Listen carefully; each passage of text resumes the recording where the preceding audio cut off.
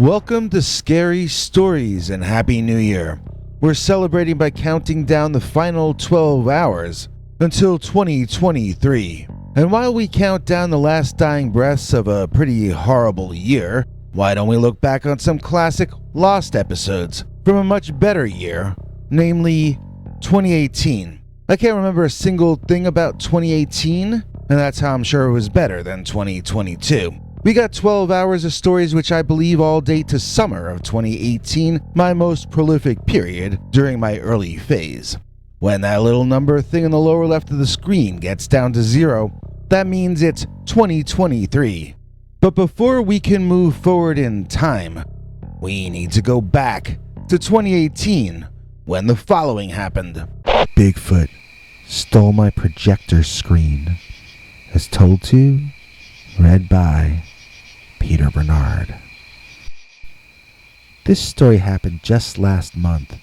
My family, which includes me, my wife, and 2 kids, moved to a new, larger home in a really nice area with lots of privacy and land all around us. A state park borders on one side of our property, so the forested areas of our land connect with much larger woods, and we sometimes get fairly wild animals here.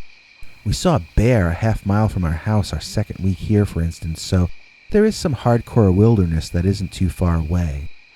Anyway, once we got set up in the new house, it was great and everyone loved it, but by the second or third day of adjusting to the larger, less personal home, we all grew a little nostalgic for our old, tiny, cramped place back in the city. I pulled out our digital projector and set up my ancient, vintage movie screen out in the backyard, and we decided to watch home movies and remember old times we had shared together. We're about 5 minutes into the show when we started to get pelted with what we thought at the time must be acorns falling from the trees above us. We thought at first it was the wind doing it, then that it was squirrels throwing them at us. After a while, we had each been hit several times, and my wife said one of the things that hit her wasn't an acorn at all. It was a pebble. I grabbed the projector and we relocated the show to our giant new living room, projecting it onto a white wall. I left the screen outside, but after we put the kids to bed and my wife went in to take a bath, I decided to go fetch the projector screen and put it away. When I got outside into the darkness, however, there was a terrible stench in the air. I mean, walking out into it was like walking into a hot, dirty, wet handkerchief that had been laying in the gutter for a month. I wondered if the septic tank had backed up. It was that horrible an odor. I stopped and gagged for a while. Then I noticed it was easier to take if I breathed through my mouth. I decided to get this over as quickly as possible, so I took a deep breath of foul air, held my breath, and jogged over to the screen head down. When I was about halfway there, I glanced up and did a double take before stopping short. There was a man in our yard, and he was messing with my projector screen. Seeing me advancing toward him, the man turned and screamed at me at the top of his lungs in a completely unintelligible manner. Besides revealing to me his immense size and remarkable lung capacity, I was also suddenly introduced to the notion that this fellow was quite savage and quite uncivilized. In other words, I might be in great danger. The incredibly tall and wide man gripped my projector screen to himself possessively. He wanted the screen. Okay, better than him wanting me. I backed off slowly, ready to give up the screen as lost if I could just get out of the situation without getting hurt. The man took a step or two in my direction menacingly. As he did so, he entered a better lit area, and I could see this man was entirely covered in hair or fur. I mean, all over, like a bear or an ape. It even came up over much of his cheeks. His face looked like a primitive man, and he looked more scared than I expected him to look. After all, he was yelling at me. I wasn't yelling at him. As he walked toward me with the projector screen, it unhooked from the stand in the back, and the screen automatically pulled itself back inside the container, rolled itself up like a shade or a tape measure does. It snapped quickly and took the hairy man by surprise, causing him to yelp and drop the screen, then stare at his finger. I guess the screen must have cut his finger as it rolled up, and the hairy man looked like he was going to cry. I would have laughed if I didn't want to cry myself. What was this thing going to do next? Go into a rage because it had a cut on its finger? I had gone from thinking of the hairy man as a he to thinking of the hairy man as an it, an animal, a force of nature I would never be able to reason with. While all this had been going on, I had been slowly, one step at a time, backing away from the monster. I was now maybe 20 feet away. I saw the creature swoop the screen up in its left hand while simultaneously leap running away from me, and I turned away and I ran too. I never looked back, and I never saw that creature or my movie projector screen ever again. So, we have put this house up for sale, and we are probably going to move out before October if everything goes well. We no longer walk outside anywhere in this area. We drive to the house, park in the attached garage, and stay inside the house until we drive away again. And in fact, we make no use of the surrounding land at all, either in the day or the night. If the next owners want to try to reclaim it, they are welcome to try. But as far as my family are concerned, this land is the domain of Bigfoot.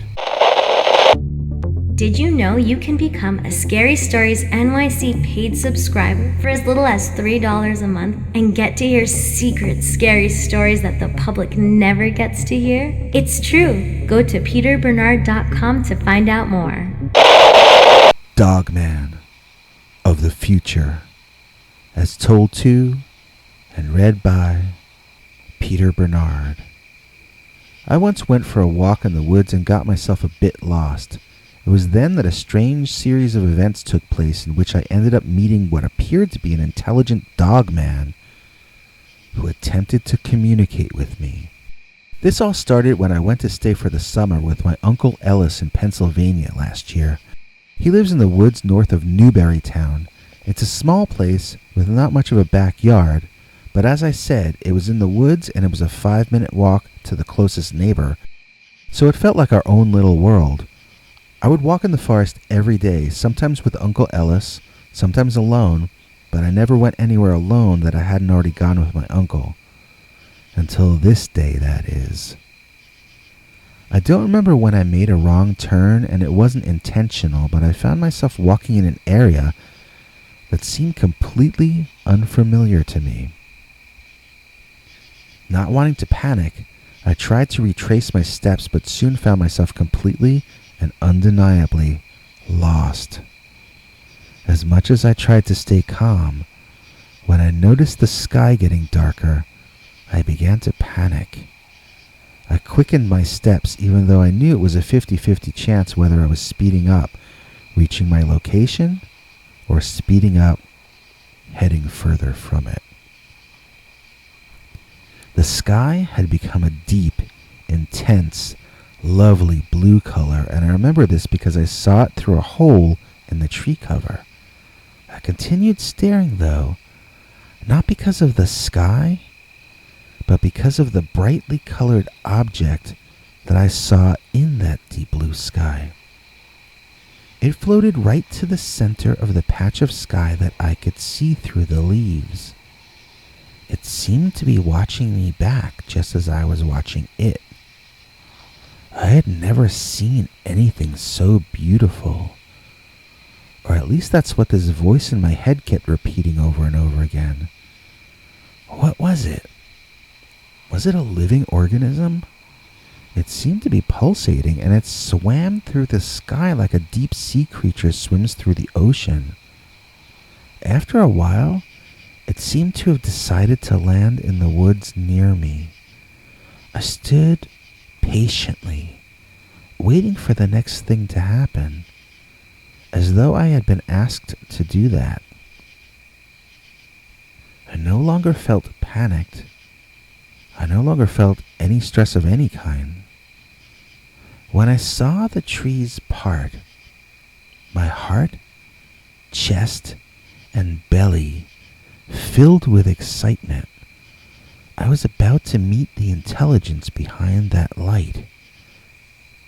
What emerged from the brush was not anything I was expecting, though.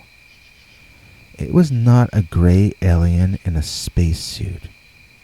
It was not a little green man. It was not a blonde Nordic alien. It was a monster. Out of the trees and growth, a 6-foot or taller creature walked on its hind legs like a human. It had a dog's head but human arms and a massive human-like chest, all covered in thick, dark fur. The arms ended in huge hands with claws as long as daggers. The legs seemed thick and muscular. The grass was high, so I never noticed if it had human-style legs, ape-style, dog-style, or what.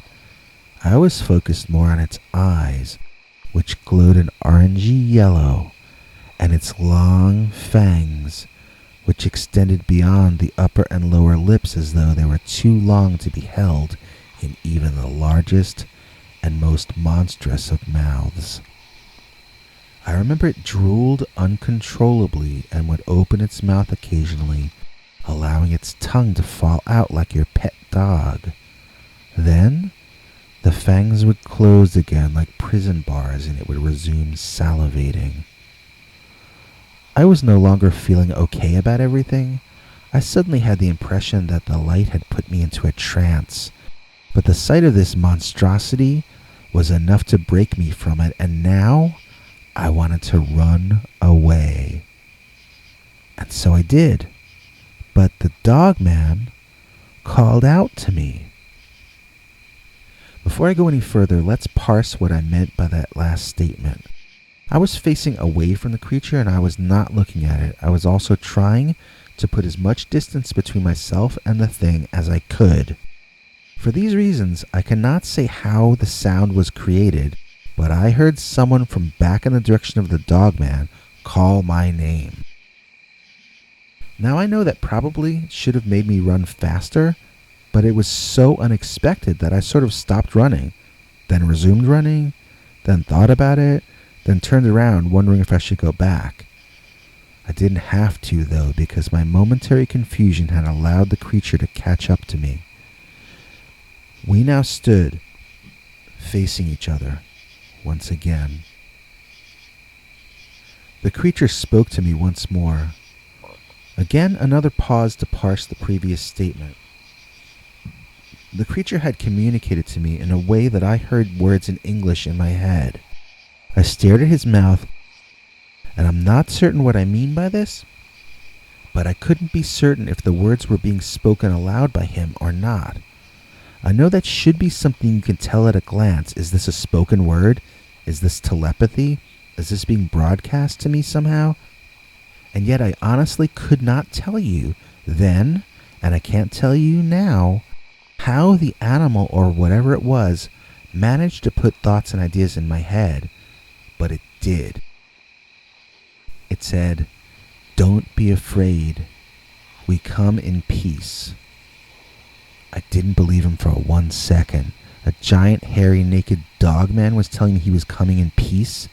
Then why not go land on the White House lawn? Why chase me through a forest at night like a jerk? I didn't say any of this, but I thought it. The dog didn't seem to react at all to my thoughts, and I wasn't sure it could read them. Maybe it could only broadcast and not receive.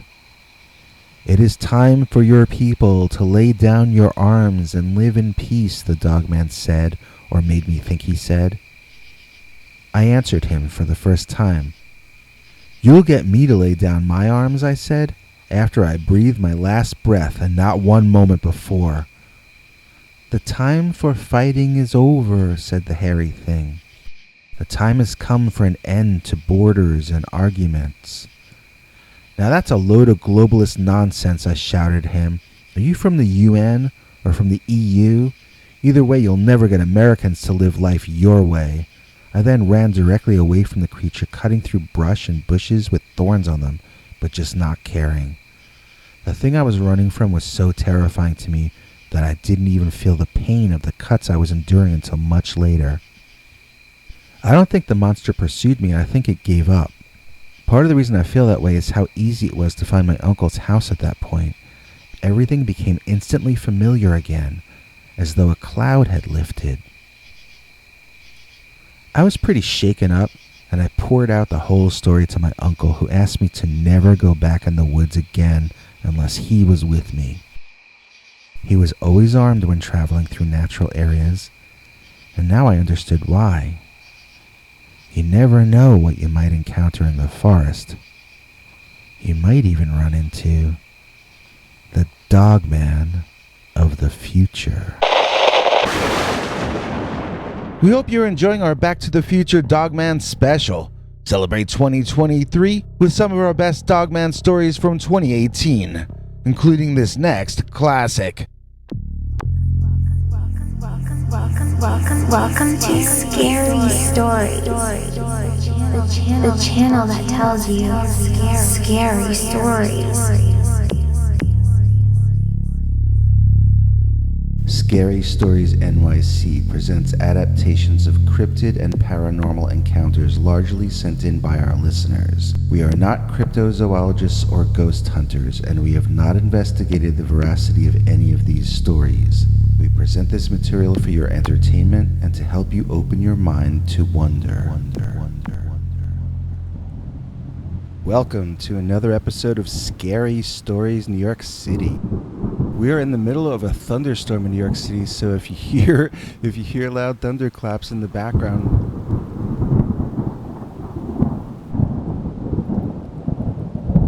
while I'm recording, at least some of those are going to be real today.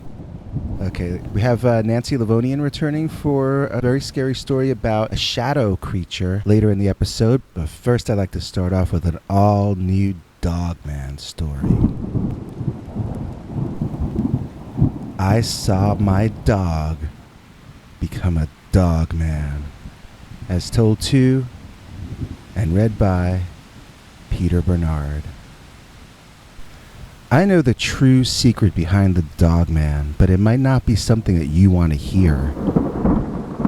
I moved from the city to the country in my mid-20s and moved my Doberman dog with me when I did so. It had seemed to make sense when I lived in an apartment because I was in a heavy crime area. People are afraid of Doberman pinschers. In the country, he got to play around outside more, but he didn't get to see the other dogs at the dog run, and I got the impression he was less happy than he had been. This made me feel bad, and I found myself thinking about him more and wondering how I could make him happier. Then, one night, he got me up to ask me to go out, and I staggered to the door to release him. I wasn't really awake, and I just thought he had to go to the bathroom. He raced out of the house with greater ferocity than usual, though, and he was growling and barking almost as soon as he'd gotten outside. This woke me up quickly, and I saw my dog racing toward what I can only describe as a giant, prehistoric, dog-headed, hairy monster.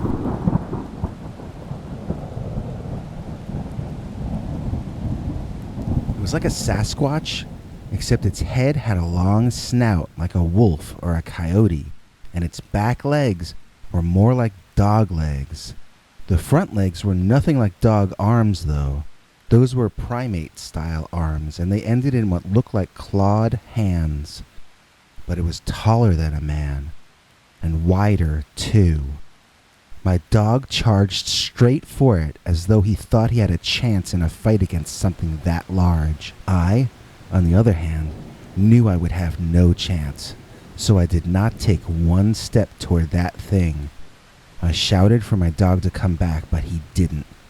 Soon, the two beasts were locked in combat. I was convinced I was about to see the end of my beloved pet, but the Dogman actually seemed to be ignoring openings he could have taken. Could have finished off my poor dog a few times, but he seemed not to want to. Then, seemingly almost in annoyance, the dog-headed ape man grabbed my Doberman and bit him hard. My dog squealed. Then the monster released him and strode back into the forest in only 2 or 3 steps. I ran over to my dog, who was licking his wound but didn't appear to be seriously injured. The monster had bitten him just to stop the attacks, not to try to hurt or kill him. So that told me that whatever that thing was, it did not hunt dogs. It may have been making a turf or territory display, but I didn't think it was something that would hunt my dog or myself. I brought my dog back inside with me and brought him into the kitchen so I could clean his wound. Then I was going to take him to the vet. I say I was going to, because while I was getting prepared to help my dog, he went into spasms on the floor and seemed to be having seizures of some kind. I never saw anything like it before or since, and it all happened so suddenly. He was gyrating all over the place, and his body seemed to be bloating up, getting larger.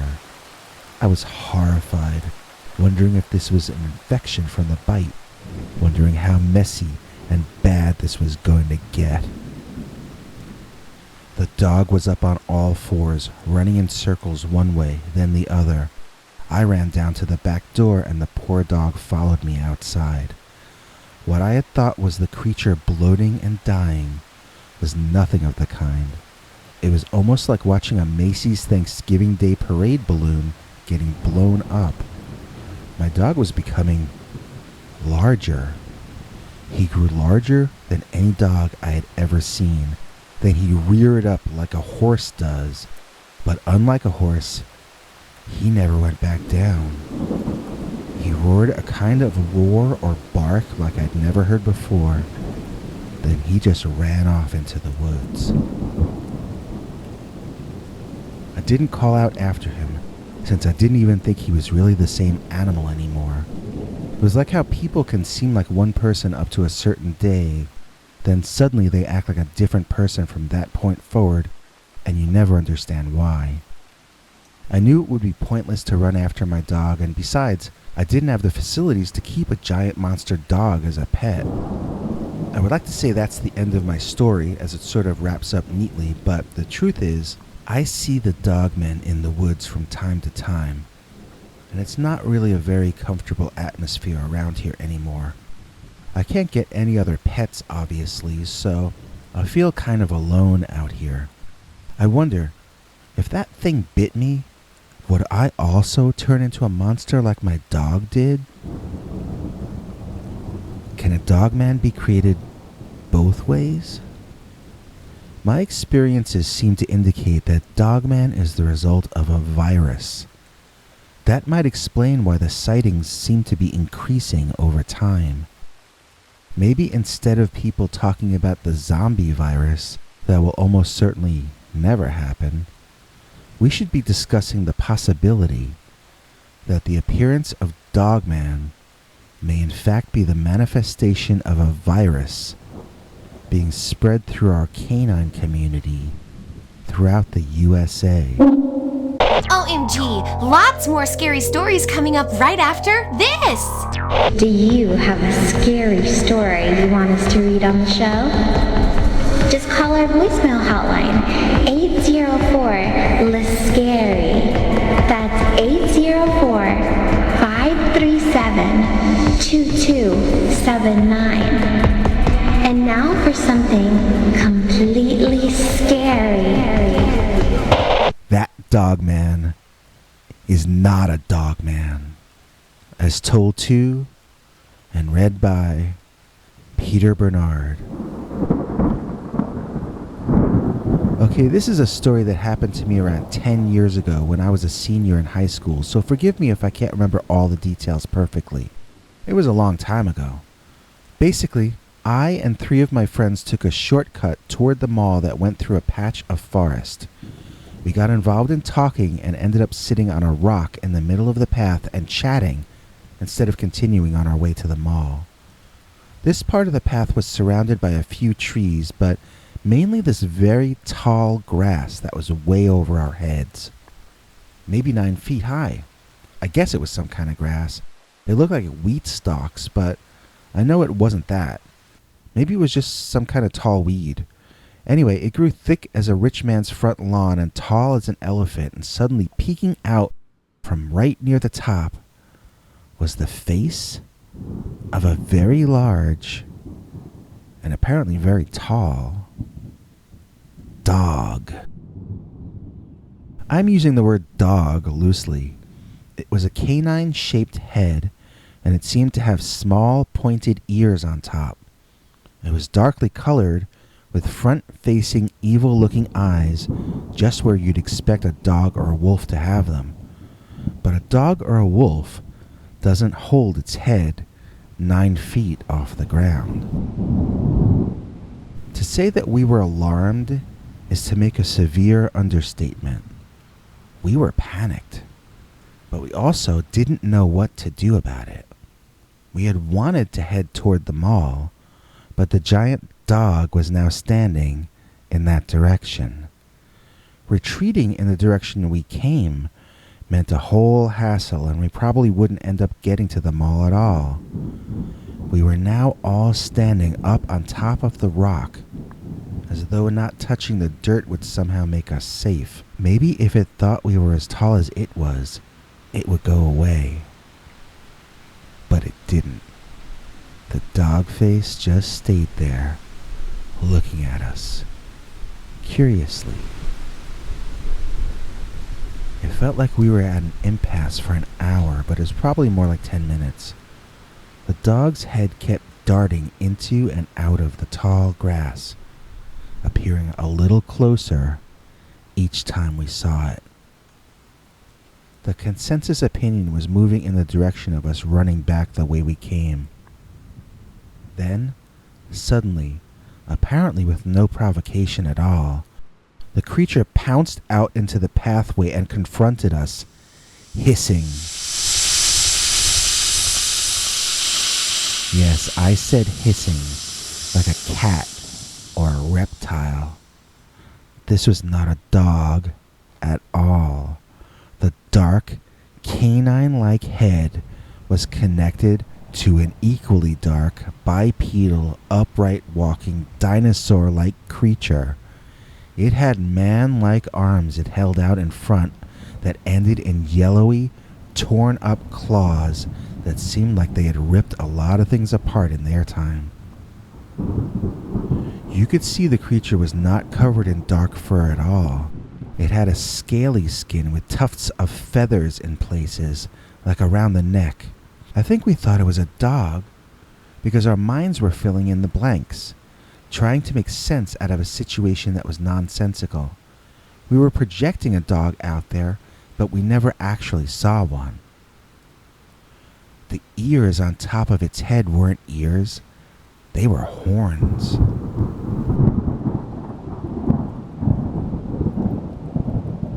I barely even saw the dinosaur, to be honest, because I did not stay to get a good look. I just ran. We all did. We ran back the way we came, which we probably should have done 10 minutes earlier. I can't tell you details about its tail or anything. I assume it had one, but I don't remember if I actually saw it. I did see its claws, and that it had powerful-looking legs. It was almost all black, but it had some areas with red striping. Don't ask me where, I just remember seeing some dark red striping. It was a sleek-looking creature. The dark coloring would almost completely camouflage it if it hunted at night, as well as concealing it from humans. Animals like this could probably exist for years in an area without even being noticed. And if they were noticed, they might get reported as dogmen. That's what we probably would have told people if it hadn't pounced out at us. We each had different memories about what happened when we ran. 2 of my friends say the monster grabbed at them as they ran, and one said he almost tripped when it swiped at one of his feet. My other friend and I were in the lead, however, and since we never looked back, we had no idea if the creature was behind us or not. It's like that old saying, I don't have to outrun the bear. I only have to outrun you. Well, we outran them. Unfortunately, they outran the dinosaur/Dogman. So you might think we never took that shortcut again, but you might think wrong.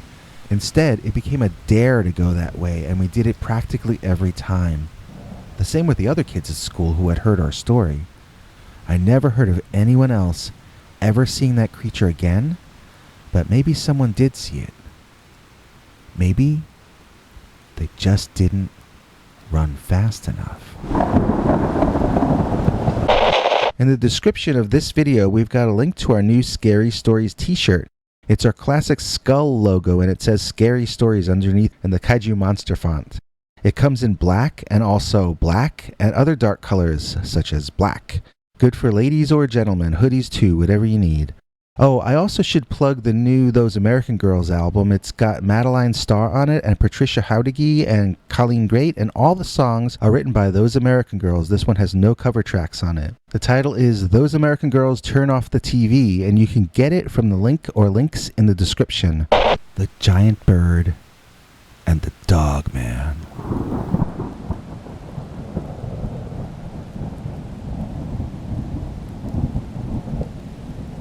My great-granduncle went insane. He had been the town doctor, but after that, he became the town drunk. The story was that it all happened one night after he saw an actual Dogman and an actual Thunderbird battle directly over him as he laid there, helpless to extricate himself or to get to safety. This is the absolute craziest story in my entire family history, and we have a pretty crazy history. There's the one ancestor who fell off a roof and onto a picket fence, piercing his heart but somehow not killing him. There's the ancestor in Harlem who killed an alligator in the sewer and had a handbag made out of it for his wife. My mother still owns the little bag, which is a handmade, original, alligator skin purse. But I'm not sure how to prove it's from Harlem. Maybe see if it likes jazz? I don't know. I wouldn't have believed the story myself, but my mother told it to me one day while we were cleaning in our attic. The way she told me made me pretty certain that, no matter how crazy sounding, there was probably some kind of real truth behind this story.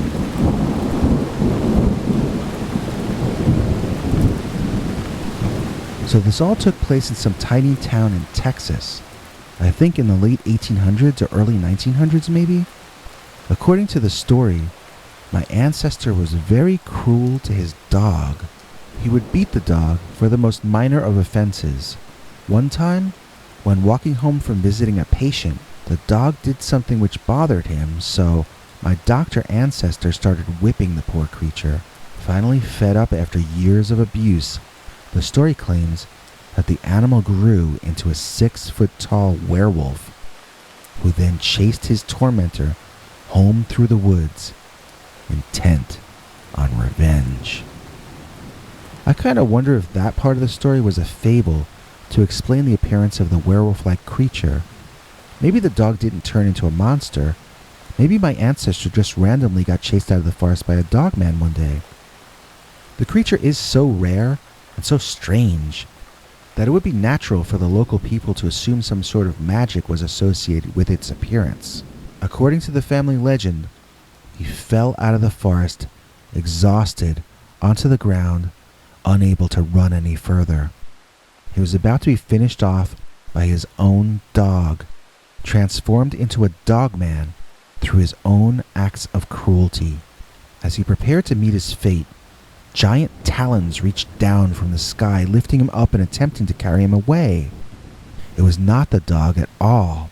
It was a giant bird, larger than any bird known to currently exist on this planet, probably a prehistoric throwback of some sort. According to the story, this bird was large enough to lift a grown man into the air and might have carried him off to be eaten if the dogman had not intervened, grabbing back my great-granduncle as his own kill. My ancestor fell hard to the ground, and the wolfman stood on him as he fought off the vicious, swooping attacks from the immense bird. My ancestor's back got all torn up from the werewolf's claws, and he lost enough blood to pass out. When he woke up, the monsters were gone, but so was his mind.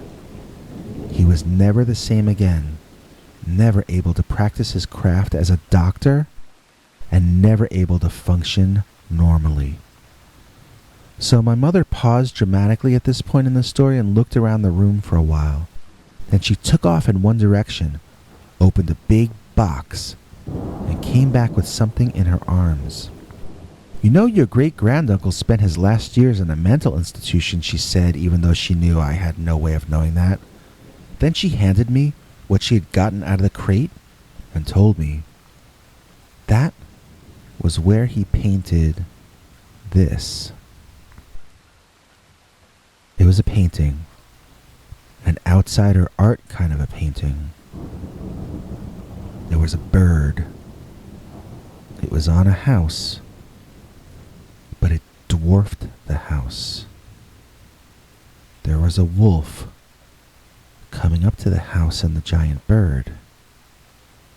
This was the story she had just told me, illustrated in front of my eyes. I guess my great-granduncle was real. I guess there really was a time when a Dogman battled a Thunderbird with one of my ancestors as the prize. Mothman attacks couple in New York City, as told to and read by Peter Bernard. This is a fairly shocking story that didn't happen to me but happened to my neighbors, and I saw the last part of it with my own eyes, so I know they're telling the truth. I'm going to tell you the story they told me, then I'll add in what I saw with my own eyes when we get to that part. I don't want to say exactly where this took place for reasons I'll explain in a bit, but I have included 3 photos of the aftermath of the event. If your viewers recognize the location, well, then I guess they'll know where I'm saying this took place. Okay, according to my neighbors, who are a young couple in their early 20s just married about 6 months ago, they were walking home from a date further south of here. So they were walking north on Central Park West just after sunset when they noticed a man standing on a tree branch. Assuming he was a crazy person and concerned that he might jump onto them, they crossed the street to get away. Shockingly, the man leaped in the air, sprouted immensely long wings from his back, and flew toward them, screeching like a giant hawk. Screaming and running, the couple then ran the rest of the way home with this sharp-clawed monster tearing at their clothes and their hair. The husband tried to beat it off with his umbrella, but the flying creature tore it out of his hands and threw it far away. When the couple finally reached the front door to our building, they fumbled for their keys under the awning out front. The creature flew down on the awning from above, scratching it up with its immense claws. The wife screamed, which is when I come into the story. I ran to my window to see what was going on outside, and at first I didn't notice anything. Then, the flying humanoid flew upward to the level of my window, and for a split second, I was level with it and could view the creature in its entirety. Even so, I have no idea what that thing was. It reminded me of a giant housefly crossed with a man. Its body was black, as in utterly black, and it vibrated the way a fly does, even though it had to weigh as much as an adult human male. I'd guess its body height was between 5 and 6 feet tall, but its wings were much, much wider than that. I don't really know, maybe 20 or 30 feet? They were flapping and vibrating much more quickly than a bird's wings flap. The entire scene looked impossible. If it were special effects in a movie, I might have laughed at the impossibility of the idea of it. I felt like our world had merged with an imaginary universe. The next half second, when that monster thing plummeted straight down, I watched it, and I saw it tearing and clawing at the red awning below. I guess my neighbors got inside after that, because I saw the flying humanoid thing zoom straight up, and I guess it flew away, because I never saw it again. There was quite a racket downstairs as the couple woke the super up, who urged them not to phone the police. Half the building was soon in the lobby or the stairs down to it, talking about what they had seen and wanting to know what the others had seen. The landlord was soon there, and he took the young couple away to speak to them privately. For some reason, he had a great interest in them not reporting this to the police. It's a pretty expensive place to live, and I guess he didn't think it would be good for business if the building became known as the Monster Building. Still, you can see the photos for yourselves. That awning was torn up by something sharp, and it was torn up by something from above. If that and the testimony of the three of us doesn't convince you that what I'm saying is true, then I don't know what will. But if you ask me in person, I will tell you it never happened. Why? Because the landlord offered me 5% off my rent for a year if I kept my mouth shut. That's why. Stay tuned, we got a new scary story from Nancy Livonian coming up next. I felt sorry for myself because I had no doorman, but then I met a man who had no scary stories, psychic Bigfoot versus savage Bigfoot paraphernalia. Did you know you could be wearing a psychic Bigfoot versus savage Bigfoot t-shirt right now? They come in white, black colors, long sleeve, short sleeve, little baby red sleeve, wife beater size, pregnant wife size. Plus, you can own a scary story, psychic Bigfoot versus savage Bigfoot hat, hoodie, journal, postcards, wall decals. All this can be yours right now by going to cafepress.com/scarystories.nyc. Link is in the description. The Man Who Was Darkness Itself, as told to Peter Bernard, read by Nancy Livonian.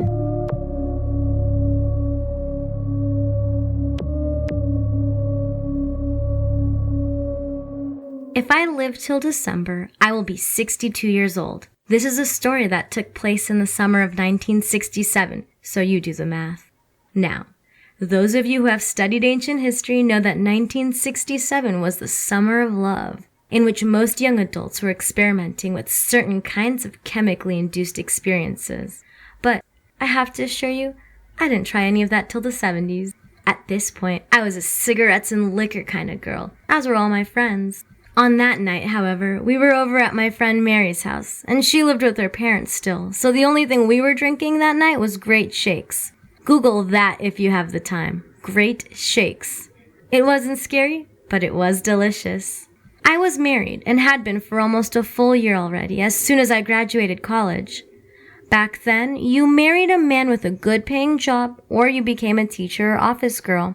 My parents sent me to college so I could marry a better educated man, not to train me in a professional field. About half of my girlfriends were married already, too. It was a different time from now, obviously.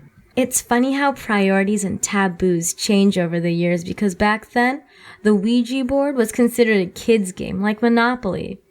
Mary's younger sister and her friend were trying to play with it, but nothing was happening. They asked us to try since we were older. Maybe we could get that weird heart-shaped thing to move. Mary's friend Sylvia and I sat down on either side of the board, and as soon as we placed our hands on the board, it started moving. It went from the letter L to the letter O to the letter V to the letter E, spelling out love. We all laughed at that and started talking like hippies in a joking way. Peace and love, man, we all said to each other and had a laugh. So I thought that Sylvia had moved the thing and she thought that I had moved it. We went back to the board and this time it spelled out, I love you. We all thought that was sweet and someone asked who the board was saying they loved. It spelled out most of my name. Then Sylvia took her hands off and gave me a dirty look. So, she told me I wasn't being funny and refused to play anymore unless someone else replaced me on the other side of the board. So Mary sat down with Sylvia, and one of the kids asked the board again who it was in love with. It spelled out my name again. Both Mary and Sylvia looked at each other with questioning eyes. Neither of them was making it move. Someone or something else was. I felt thoroughly creeped out and wanted to go home. Mary and her dad said they'd walk me home, since it was about 10 minutes away through the path in the woods and it was a nice night for a walk. We got a few blocks into the walk and I felt incredibly strange. I couldn't put my finger on it, but I'd never had that feeling before. I looked over my shoulder and I could swear I saw a shadow on a tree, then on another, then another. It looked like a shadow of a man, but I couldn't understand where the man was who was casting that shadow. It really looked as though the man would have had to been between us and those trees. And for the shadow to be that large, it would need to have been cast by intense, large light source very close to the ground. It looked like the kind of shadows you usually only see in the movies or in comic books. Really long, like those cast just before dusk when the sun is low in the sky. Only, this was nighttime in the forest. The only light was the full moon overhead. I remember it was windy because I had to hold my dress down or else it would blow up. I remember the wind rustling through those trees. Yet, the shadow seemed to hold its shape no matter how the leaves blew. It looked almost solid, as if the darkness itself could have been solid and real. I guess that's the best way to describe it. It was a real, living shadow, and it was following us. I pointed the shadow out to the two of them, but they didn't seem to be able to see it. I'm not sure they knew what to look for. I asked them to pick up their pace, but they didn't share my sense of alarm, and so we walked excruciatingly slowly back to my home. When we got through the woods into my old neighborhood, the streetlights were a welcome sight. The shadow didn't seem to follow us out of the forest. I lost sight of it and forgot about it, anxious to get home to my husband. That night, I was awakened by the bed being shaken. I remember opening my eyes and seeing the shadow of a man across the far wall. I thought it was being cast from the bedroom window, but when I looked outside, nobody was there. Where was the man casting the shadow? Was I dreaming? The foot of the bed slowly lifted, maybe an inch or two off the floor, then dropped suddenly. This woke up my husband, who told me to stop shaking the bed. When he spoke, the shadow became larger. It seemed to grow up the wall, then onto the ceiling. It was growing taller and wider, and its head was moving up the ceiling in my direction. I screamed! I screamed like I never screamed before or since. I screamed, and I shook my husband, and I pointed at that shadow until he looked.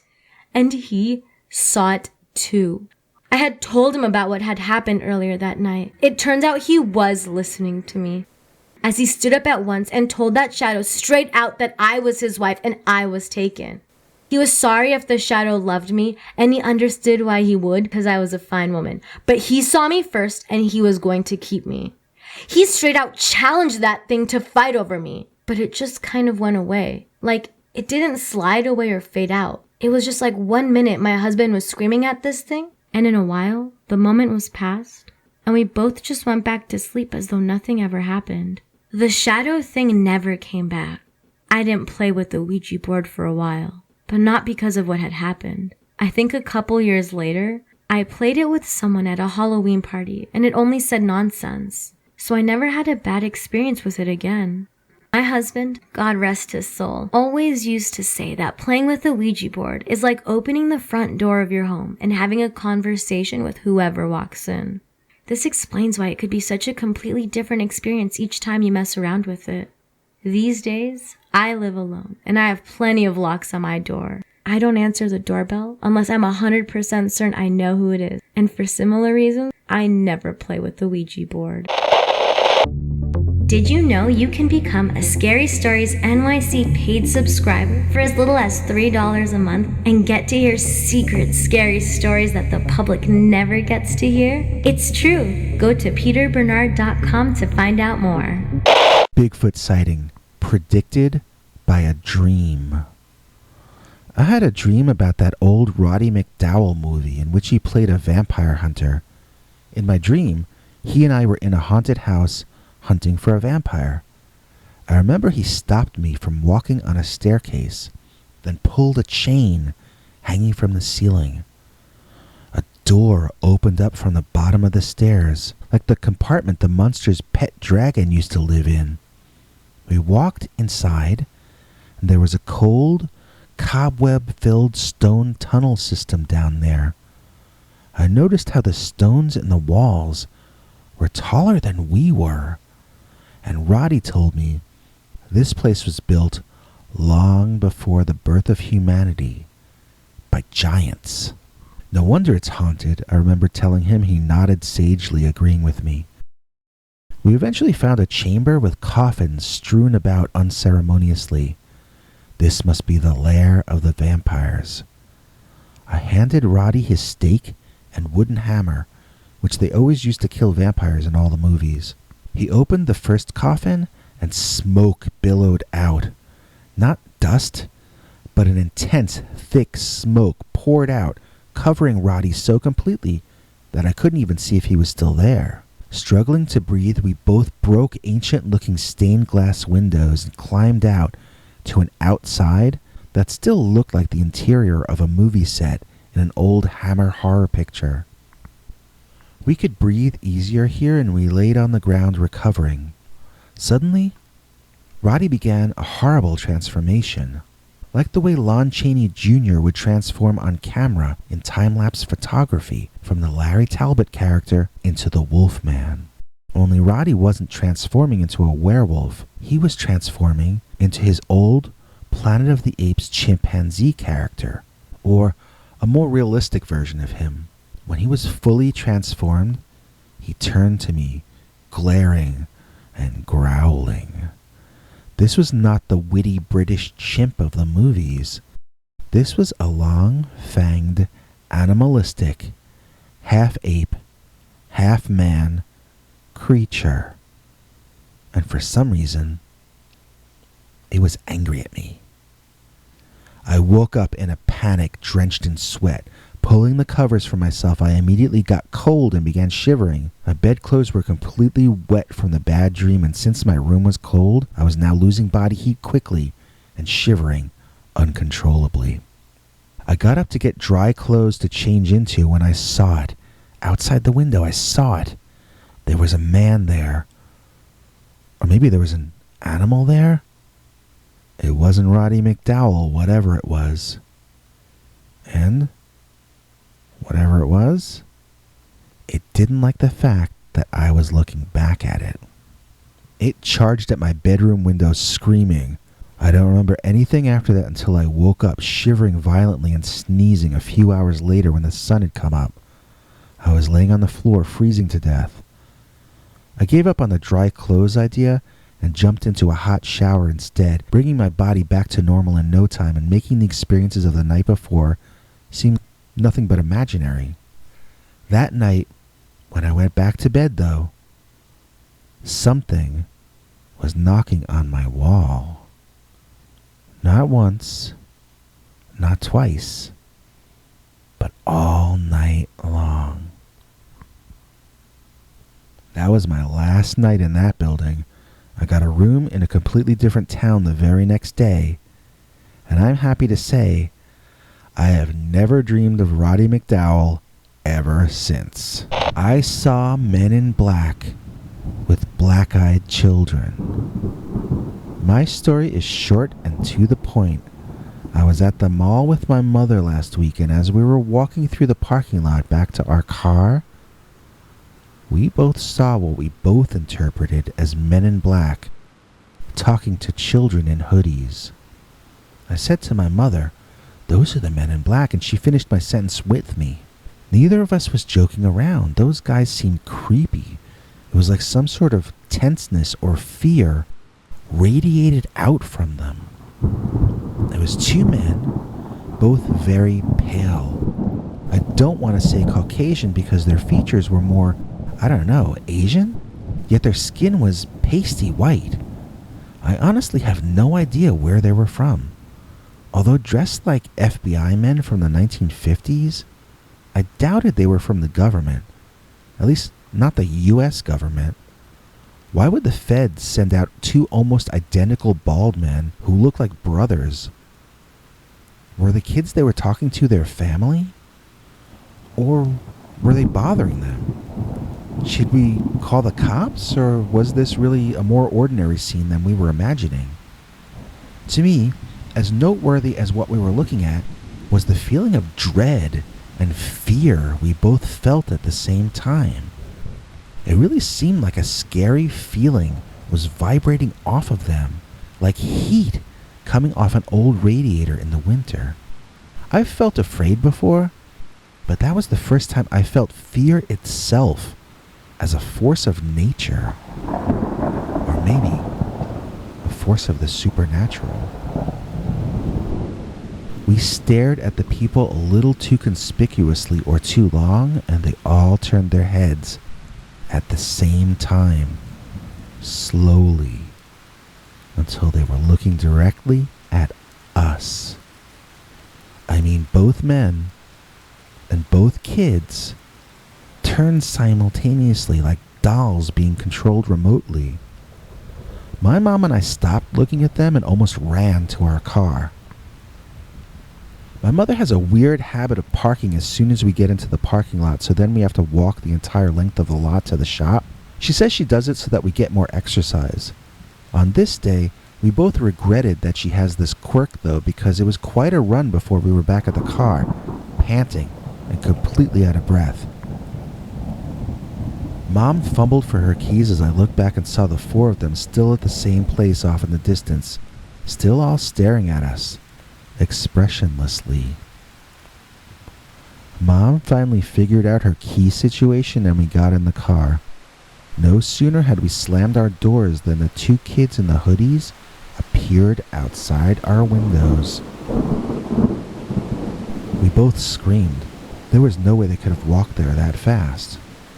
There was a kid on my mother's side, the taller one, and there was a kid on my side, the shorter one. They both wore hoodies that were completely up and hid the upper halves of their faces. The taller one tapped on my mother's window. "Hey, mister," he said in a voice much deeper than I expected. "Hey, mister, can you give us a ride?" The one on my side tapped on my window. "We need a ride home. Our mom wants us home."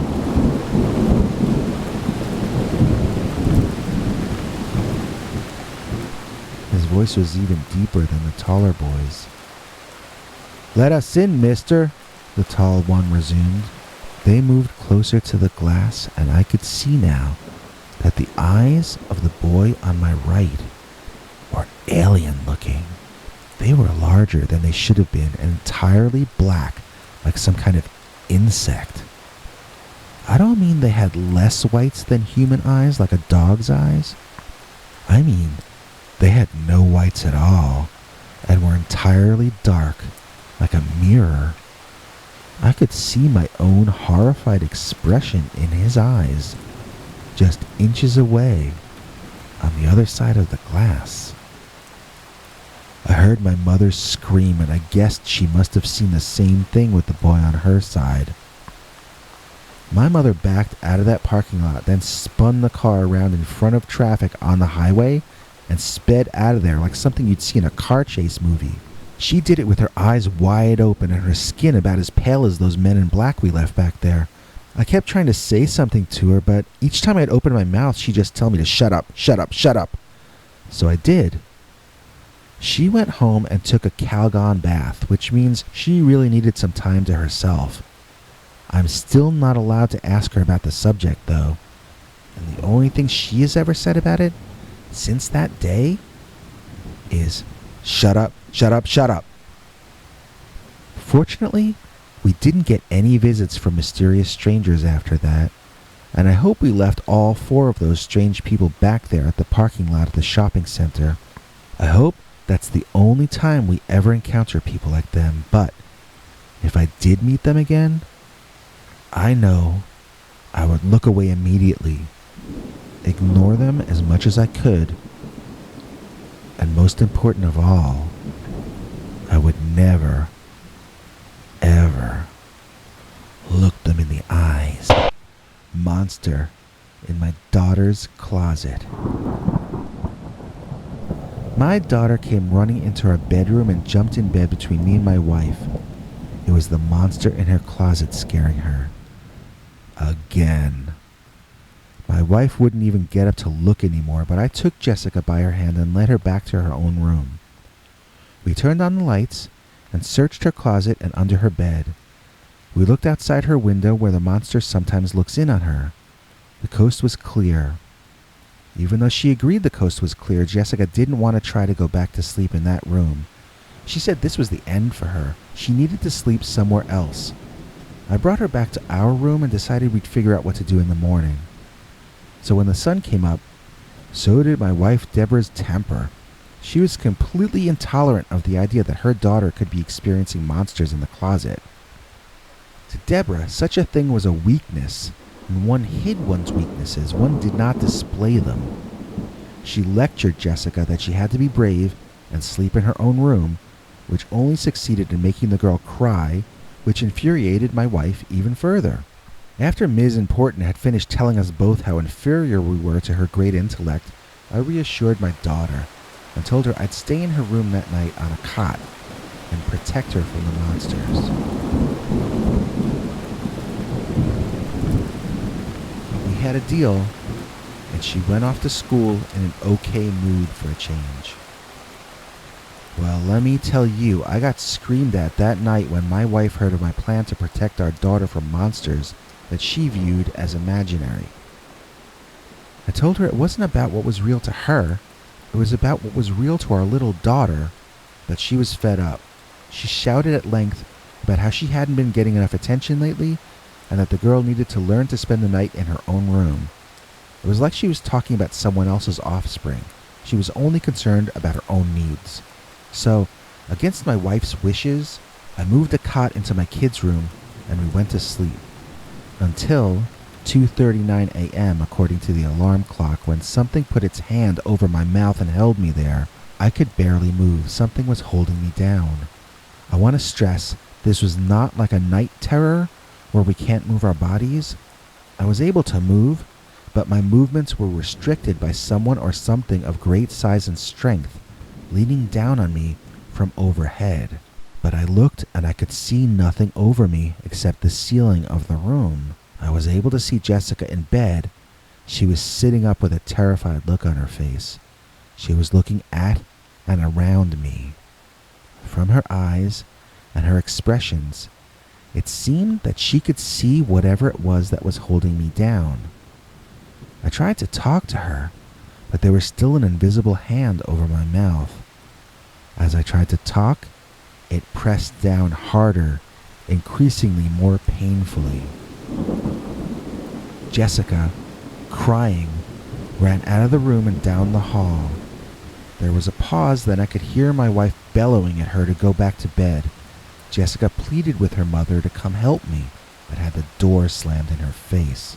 I could hear my wife lock the door, and I could hear my daughter weeping as she ran back down the hall to where I was being held.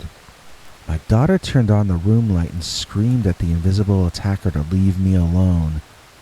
It only pressed down harder on me, making it hard to breathe.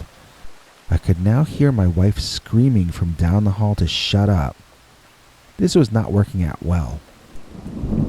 My daughter and I went through this same painful hell for another 3 or 4 hours.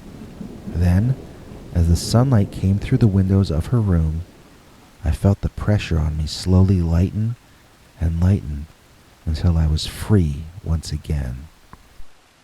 I told Jessie to get ready and pack her favorite things and that we were going to go stay in a hotel for a while. While we were getting ready to leave, my wife woke up and pitched an all-new fit about us going. We both begged her to come with us, but she attacked us with a verbal barrage so rude, hurtful, savage, hateful, and uncalled for that you would think she was an editor at the New York Times. I left with my daughter. The whole way to the hotel, Jessica insisted to me that my wife and her mother was possessed.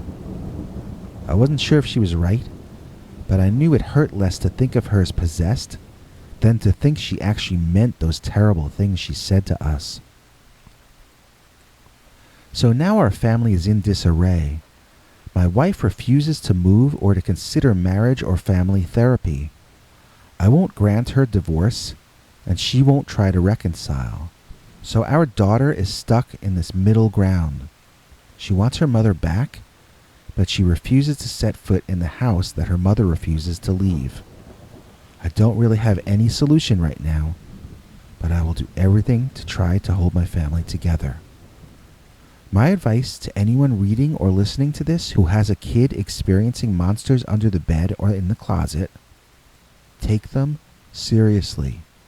It's better to overreact to your kid imagining something than to underreact to your kid actually dealing with something supernatural or paranormal. And act quickly. Don't put it off until you've lost your entire family to the monster in the closet. The ghost of Bigfoot haunts my property. As told to and read by Peter Bernard. This story sort of has two parts to it. There's a cryptozoological kind of a part, and there's a scary kind of a part. If you want to jump straight into the scary, skip a couple minutes ahead, but you might not understand it too well if you don't have the backstory first. When I was 29, my wife Doris and I bought our home that we still live in today. I just turned 71 years old, so we've lived here a very long time. It's a 2-story home with a large basement and an attic and a fireplace in the living room downstairs. Large windows we installed in the 1980s look out onto my wife's gardens and my lawn, then the forest that surrounds us on 3 sides. There are other houses on our block, but it's a winding path and none of the homes are in view of each other. It has a real fairy tale feel to it and a warm sense of privacy. At least during the day. At night, you can sometimes feel a bit cut off from the world there. If you screamed, would someone hear you? I doubt it. The crickets in the woods get loud in the dark, almost like it's the jungle. It wouldn't seem surprising to me if I saw a dinosaur walk out of that forest when I stared at it during hot summer nights. So what does all this have to do with Bigfoot and ghosts? I'll tell you. As soon as we moved in, my wife was telling me that we had Bigfoot on the property. This was the 1970s, and we had seen documentaries about Bigfoot on TV. I don't remember specifically which ones. I know we saw Mr. Spock on In Search Of. Not Zachary Quinto, I mean Leonard Nimoy, the old school In Search Of. And I could swear there was a documentary we saw or something, but we knew what Bigfoot was. She had said it in such a casual manner, though, that we had a Bigfoot on the property, that I thought she was joking around. The place did feel magical, so why shouldn't it have magical imaginary beings living on it? I sort of thought it was a cool idea, and I played along with her. When we had company over, we'd both talk about our local Bigfoot and wonder if he would come and pay a visit. He never did. Not when company was over, anyway. He only seemed to come out to visit my wife. Like I said, I didn't think she was serious about it. We had a cat at the time named Snidely, and we would both pretend Snidely was having conversations with us. When he would ask for food, we would do our Snidely voice saying, "I'm starving, please, I need some food." And when he wanted to go out, we'd do the Snidely voice asking to go out. So I thought Bigfoot was something like that, a sort of imaginary version of what the entire forest might be thinking at any given moment, expressed as a big friendly ape creature. I want to stress, we had never heard anything about Bigfoot being violent or even rude back then. The story going around in what we had heard was that Bigfoot was shy and afraid of humans. We hadn't seen anything like the legend of Boggy Creek. We had only gotten the idea that Bigfoot was friendly to humans. Looking back on it, that's such a childish worldview. There isn't anything or anyone in the world that's ever going to be friendly to humans 100% of the time. It would just be unnatural. Being that open with an omnivore as large as a Sasquatch, Seems even crazier than making friends with a family of wild bear.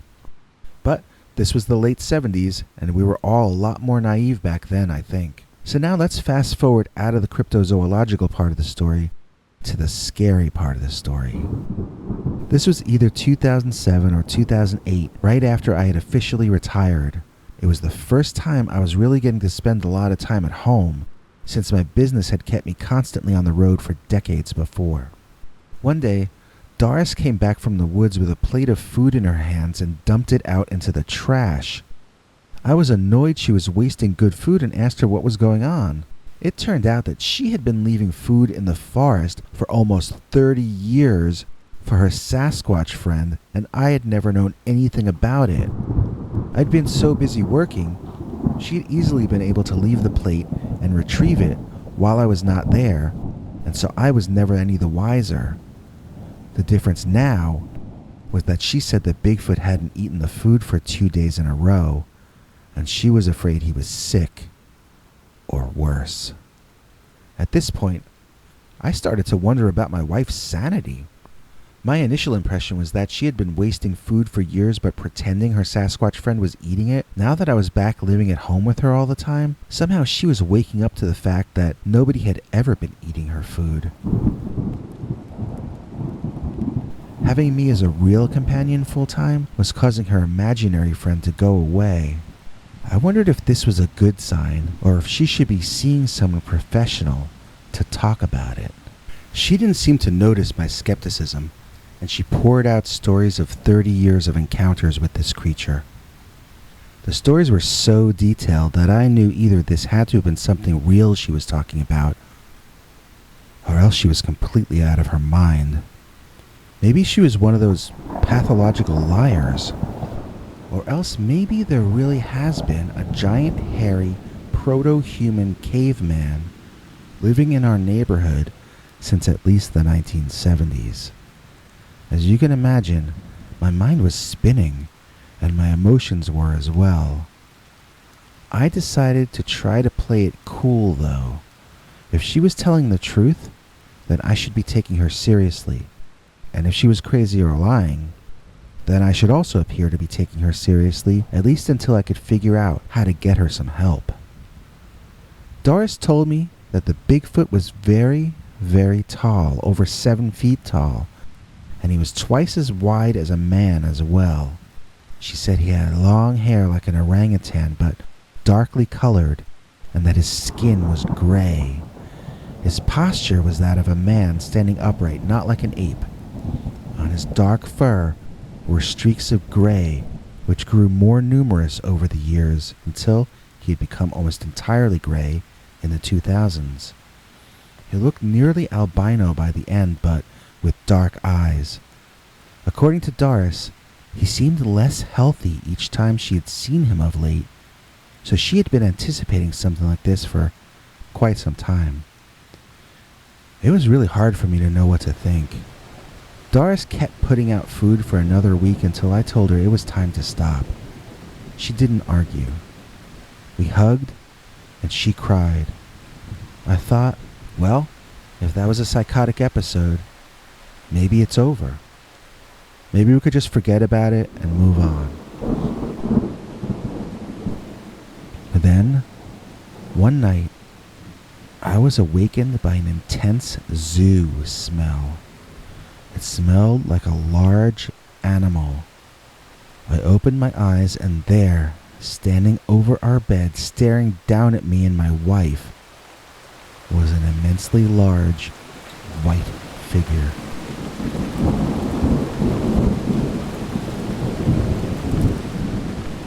It was so wide that he stood wider than our bed, and so tall that he had to bend his head down to fit under the ceiling.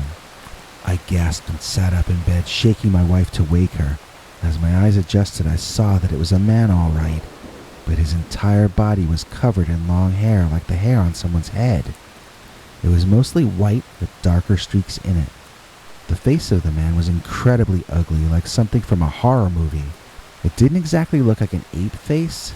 It looked like a really ugly practice version of a human face, if that makes any sense. It was like they intended this guy to look human, but they melted the mold by accident before casting him.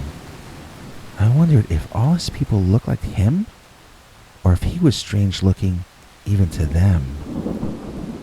My wife reached for the light, then sat up in bed, but she saw nothing. The creature had vanished when she turned on the light. I'm taking time to describe my memories to you, but in reality, this might have taken a grand total of 10 to 15 seconds to play out, including my wife turning on the light.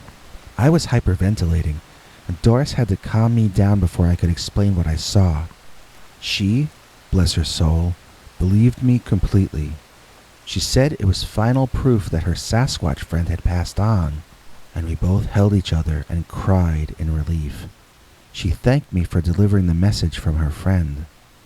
Once again, I thought that was the end of it, but it was only the beginning. On another night, I again woke up to the smell of backstage at the circus. I sat up in alarm, and this time, the squatch face that greeted me looked angry.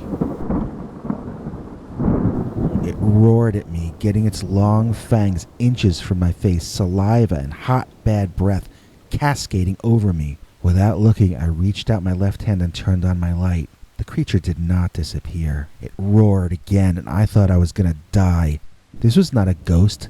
This was a real, giant animal man, and it was going to kill me. I looked at Doris, who slept soundly.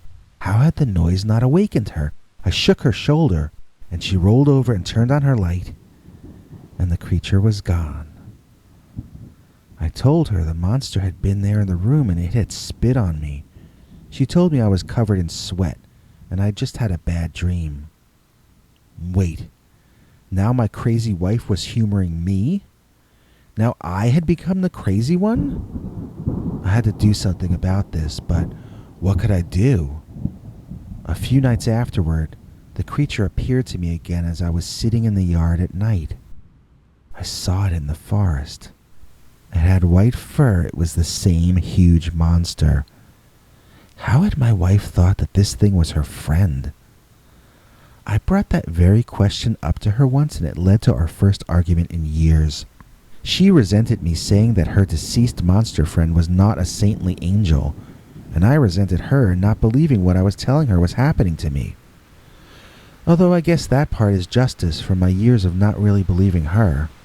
In the years since then, although our marriage remains strong, we now have topics that are taboo and we cannot discuss with each other. One of them is the ghost of Bigfoot, which now haunts me. He isn't coming back to give messages to my wife. He's just coming back to bother me. I don't understand his problem with me, but he clearly hates me more than he loves her. When he haunts me at night, my wife refuses to respond to me anymore. She doesn't turn on her light, so the monster doesn't go away. Sometimes it shakes the bed, but she still doesn't feel it. It can keep me up for over an hour on some nights, screaming at me and pounding on the mattress. I cover my head with my blanket and cry like a small child until he goes away. I don't like to be outside after dark, as I can see him, always darting out of view when I look in his direction, always just at the edge of the woods. I know he's not real.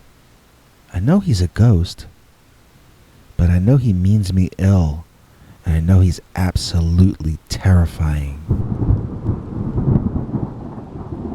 But my wife thinks I'm a bad person for being afraid of him, so I can't ever bring it up to her. I don't understand how I got into this situation. Why is she not on my side? Why am I wrong for not wanting to be terrified by this unholy monster? Why has she deified this savage animal in her mind? And why am I not even allowed to call him a savage animal in my own home? All I know is I love my wife, and I won't leave her. She refuses to consider moving from this home. So I know, for the rest of my days, I'm going to be haunted by a particularly hateful and vengeful, savage and monstrous ghost of Bigfoot. We hope you're enjoying our Back to the Future Dogman special.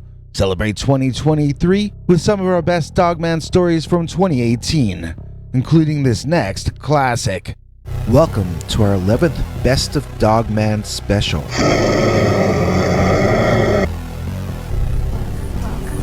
Welcome to Scary Stories, the channel that tells you scary stories.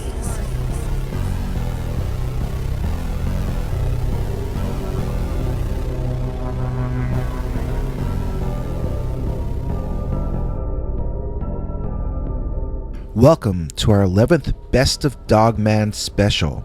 We've put out over 3 hours of shows in the past 11 days, but today we're presenting only the best Dogman stories of the past 2 weeks in this special. First up, we have a brand new story, never heard before on our show, or any show, submitted by someone local to me here, a fellow native of the Bronx, which is the northernmost borough of New York City, and the only one connected to mainland America. This is a really frightening childhood Dogman encounter we are calling The Dogman of Edgewater Park, as told to and read by Peter Bernard.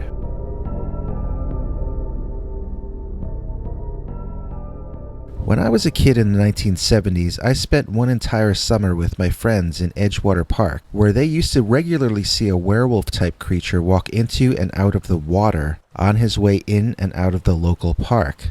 There's a whole lot of information packed into that opening sentence, and it's going to take me an entire story to unpack it all for you. My parents were having problems that summer, and I guess I was dimly aware of it. On my infrequent and brief trips home to pick things up or drop things off, I would notice that kitchen cabinets would have holes in them, and one time the TV set was smashed. But I was 12 years old, and nothing really phases you at that age other than baseball or monsters or whatever you and your other 12-year-old friends are into. It never dawned on me that's why my brother and I were staying with friends. I just thought my parents were doing us a favor or being nice for a change. Like I said, I was only dimly aware of the world around me. Edgewater Park was an area that was sort of amazing and very different from most of the New York region. It was directly on the water but located in a low-income neighborhood in the Bronx, so the property values were low and working-class people lived there. Our friend's dad was a janitor in a city building, yet he was able to afford to rent this house directly on a beach with its own short wooden pier. I can't imagine beachfront property in New York going for under a few million in 2018, but this was a different planet called the 1970s, and we didn't know how good we had it. There were crawfish there we could catch and eat, and we had these other things we called piss clams, which were clams that would somehow bury themselves deep in the sand and spend their lives there. When they needed to pee, they would shoot it up in the air and you could see water squirt up out of the sand. I didn't understand two things about piss clams. One was, how do they bury themselves in the sand in the first place? And the second was, if they're constantly demonstrating where they are by squirting water up into the air, how effective is burying yourself in the sand as a survival strategy? Imagine owning your own home and being able to fish and eat clams and crayfish that were given to you free by nature. To me as a kid, this seemed like paradise, and it was located right next to a park with a baseball field in it that we played on a lot. My friend's parents didn't impose any bedtime for them at all when it wasn't a school night, so we were allowed to stay up as late as we wanted, as long as we stayed in the basement and didn't wake up any of the adults. We would watch every scary movie on TV, and those were usually on at 2 or 3 a.m. in those days. Nobody I knew had video recorders. I don't think they even came out until a year or two after this. So when we watched a movie on TV, we watched it. It's not like now, you couldn't pause it to go to the bathroom or anything, and either you were there watching it with your eyes on the tube with your mouth shut, or you missed that moment and you knew you might not get to see it again for years. We told weird kinds of scary stories though, usually about things right there in the room. For instance, one time after watching a really creepy old black and white film called Horror Hotel, my brother pointed out that he saw a man standing in the darkness staring at all of us. I looked and I swore I could see him too. I couldn't sleep the rest of the night until dawn began creeping through the window and I could see it was some boxes with some winter coats thrown on top of it. Everyone else already knew that and had been asleep for hours already, but I saw monsters wherever I looked in those days. That's why, one night, when I saw a werewolf outside the bathroom window, I at first assumed I must be seeing something else, and that it only looked like a werewolf. It kind of looked like a hippie werewolf, like a dog with longer hair on its head that hung in its eyes. Rather than look more closely and try to understand what I was actually seeing, I decided to try to play a trick on my brother and our friends. I went back into our shared bedroom TV room downstairs in the basement, faking that I was really scared, and told them in a frightened voice, "There's a werewolf outside the bathroom."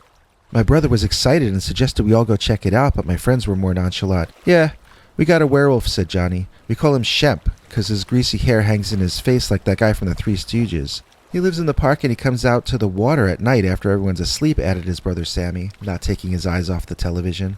Now both my brother and I were convinced they were pranking us, and we both really wanted to go upstairs and try to figure out what the joke was. When our friends were too interested in the TV movie to go upstairs with us, we both chickened out. After all, maybe it really was a werewolf. So starting at breakfast the next morning, my brother and I were peppering our friends with questions about the supposed werewolf. If he was real, we demanded they show him to us that night. They pointed out there was a good movie on that night, and we negotiated until we found a night with no good movies on. When that night arrived, I found myself incredibly nervous. My friends had never wavered that this Shemp was a real werewolf, and they didn't seem to even be aware that werewolves weren't supposed to exist. Also, werewolves were not supposed to walk into bodies of water, stay there for a while, then come up randomly afterward. I saw every Wolfman movie I could, and I had never heard of such things before. Werewolves breathed air. They should drown underwater like any other mammal. I remember asking if it was safe to be watching this creature without a silver bullet. My friend hit me in the head and asked me how safe it was to be as stupid as me. The general consensus between our friends was that if you shot this thing, you'd probably only get him angry. I asked them how we would protect ourselves against the werewolf if it came after us. I was informed that it wouldn't. It never looks towards the house. It just marches like a zombie into the water, and then about 10 minutes later, it marches back into the park. My brother asked what kind of clothes it wore, since the only werewolves we knew of were the Lon Chaney Jr. kind from old movies. Both boys laughed hard and said that in real life, werewolves are animals, and they don't wear clothes. Now my brother and I looked at each other dubiously. Naked werewolves? We were willing to accept a werewolf in the park. We were willing to accept a werewolf in the park who then walks into the water and stays there. But a werewolf doing that without clothes on? That was stretching our credulity, and I know I was pretty sure they were just making all this stuff up. I wanted to go back inside and watch bad TV when our friends went rigid with attention, looking out the bathroom window and hushed us. My brother said he saw something come out of the park, but it looked like a hippie. Actually, he said it looked like Brother Power the Geek with a long dog nose. I don't know if anyone out there would know what I mean by that, though. My friends said it was walking toward the water. I strained my neck to see around all of them, but failed. Our friends said it went into the water. I saw none of this and was furious. My brother looked like all the blood had drained out of him, but he said that he wasn't sure what exactly he had seen. Our friends cleared out of the window and let us get in front. They told us to watch the surface of the water. We'd see it being disturbed before the monster came out. We waited what felt like a half hour in kids' minutes, and nothing happened. I was saying I thought the creature must have drowned by now when suddenly we saw the water's surface rippling. Something was coming up. Unbelievably, the huge, wet, dripping thing that emerged from Weir Creek was not a man or human, but it walked on two legs. It had long hair that water poured off of, and it had ears that twitched madly and a tail that whipped around wildly as it walked up on the sand. The monster at first gave a bit of an Anubis vibe, but as I saw it pass in and out of light, I could see it resembled a German shepherd more than a jackal, or whatever Anubis was supposed to be. This thing looked like a dog, except it walked like a man, or actually like a zombie, as our friends had told us. The shape of the body was too canine for it to be a man in a costume. If I saw this thing dead or sleeping on the ground, I think I would just think it was a large dog. It didn't look like it should have been able to walk like that, but there it was, walking like that. My brother started weeping uncontrollably. This wasn't an issue at first, but then he began to wail like a baby, and we all dragged him away from the window. I held my hand over his mouth, but it wasn't doing much good. "Quiet, idiot," I whispered. "You'll attract the werewolf."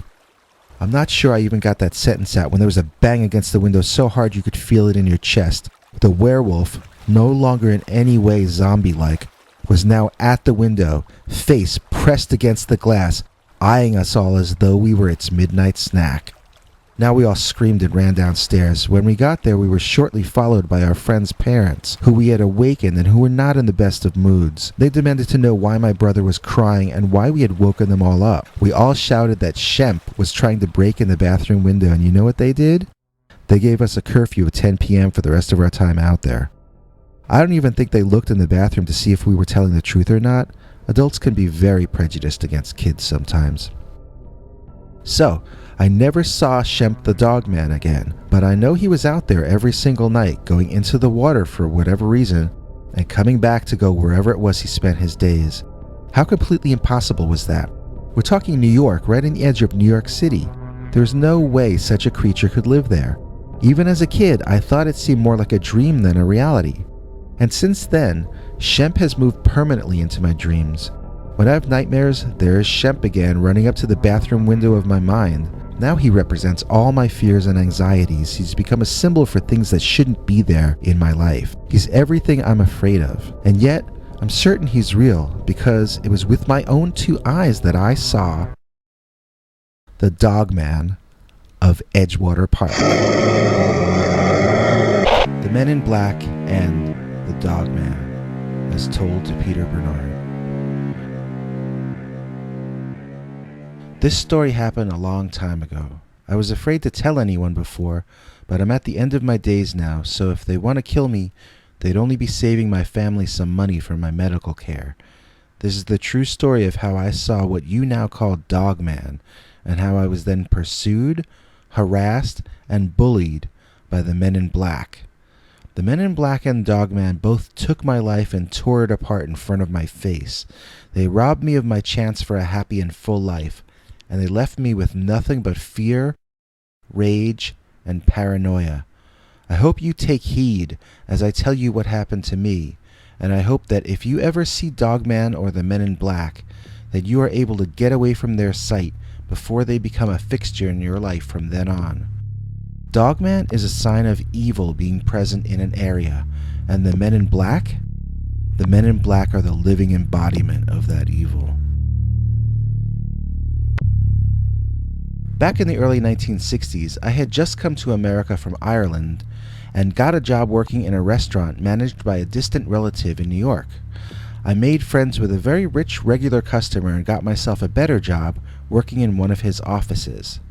This job came with a vacation, and I decided to take my first vacation camping alone in the forest. Why would a single man choose to take the first vacation of his life alone where he could not meet a potential mate? Why not go on a singles cruise or something more socially oriented? To this day, I don't know, but I had been dreaming of camping in the forest for months, and I was incredibly excited to finally have the opportunity. When I arrived at the location, which I had picked off a map like I had been there before, I was absolutely thrilled. I set up my camp and sat down to breathe a sigh of relief and roast some Italian sausage for dinner over the fire I had built. As the sun went down, though, I began to feel like a veil was being lifted off of me, and I no longer felt like it made any sense at all to be out here. I was exposed. I was vulnerable. Anything could get at me there. Why would a sane person have come to this place? These were the kinds of thoughts going through my head. I was in a state of near panic. I tried to quiet my fears, but a voice in my head was screaming at me to pack up and get back to civilization immediately. I went inside my tent and I tried to force myself to sleep.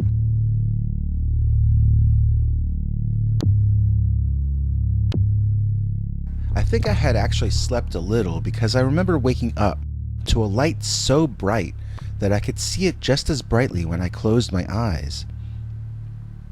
It filled my tent, seeming to come from above me somewhere. I was absolutely terrified and I just sat there frozen.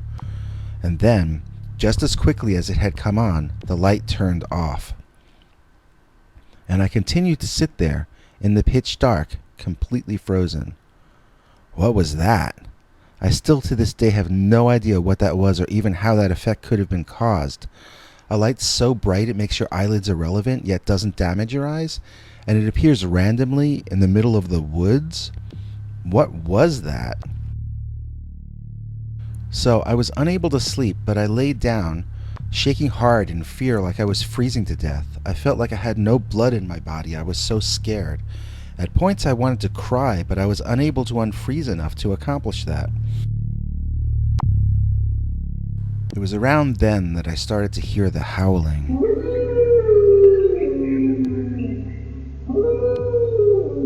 It sounded like a dog or maybe a few dogs. Maybe there were wolves or coyotes or something, but they sounded as though they were within the canine family. Again, why was I there? Sleeping out in an alley would even make more sense. In both cases, I'd be vulnerable to diseased wild animals, but in a garbage-strewn alley, at least I'd be in the city and close to police and medical attention. It now seemed really strange to me that I had dreamed of coming to this very place for months, when I never camped before, and I had never been in this woods before either. I felt like someone played a trick on me getting me out there, but that was crazy talk. How could someone else have made me dream about this place and want to come here so badly? Bam! Something hit my tent, and then I could hear it running away. No, him. I could hear him running away, because that sounded like a man. A big man, too. His footfalls were very heavy. Bam! Now something hit the other side of my tent and ran off in a different direction. There was no way it could be the same man. The second attack came too soon after the BAM! Something hit my tent from a third direction, and I realized I was surrounded. In my mind, it made sense to go outside. If they wanted to shoot me, they could do it through the tent. Maybe if I came out, I could reason with whoever these people were. Because of how quickly they ran, I imagined they were teenagers. Because of how heavy their footfalls were, though, I figured they must be football or basketball players. Nervously, I came out of the tent and looked around. I didn't see anyone, not in any direction. There was a tree line on 3 sides, maybe 300 feet away, like a small baseball field. On the 4th side was where I parked my car, about 75 feet away on the dirt road leading back to the highway. I heard a branch break and quickly turned my head to see someone moving in the trees off in the distance. I now heard sounds in multiple directions and caught glimpses of people who all seemed to be wearing the same dark clothing. Then, the most incredible thing happened. One of the people ran out of the forest at me.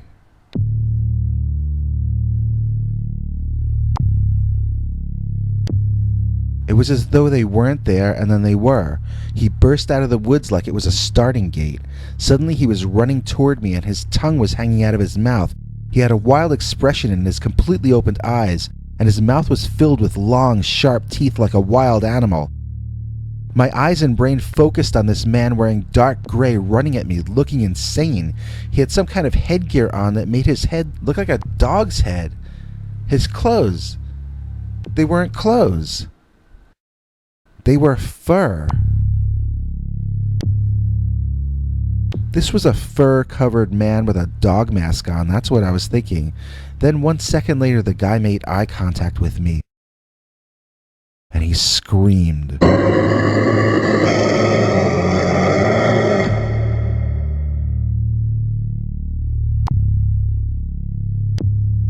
I fell backwards, so forceful was his scream, almost like a physical punch. He ran past, and I was already crawling toward my car. That guy didn't have a mask on. That was his actual head. I had to get into my car, and I had to drive. Don't look behind you. Don't look behind you. Don't look behind you. Do not look behind you. I kept repeating to myself as I ran to my vehicle. When I reached the door, though, I looked behind me. There were at least 3 dog-headed men with insane looks in their eyes, tongues hanging out, fangs flashing, running toward me faster than any human could run. My knees gave out from under me, and I think that was when I soiled myself, but I had the wherewithal to get the car key and the car door from my position on the ground and to drag myself into the car.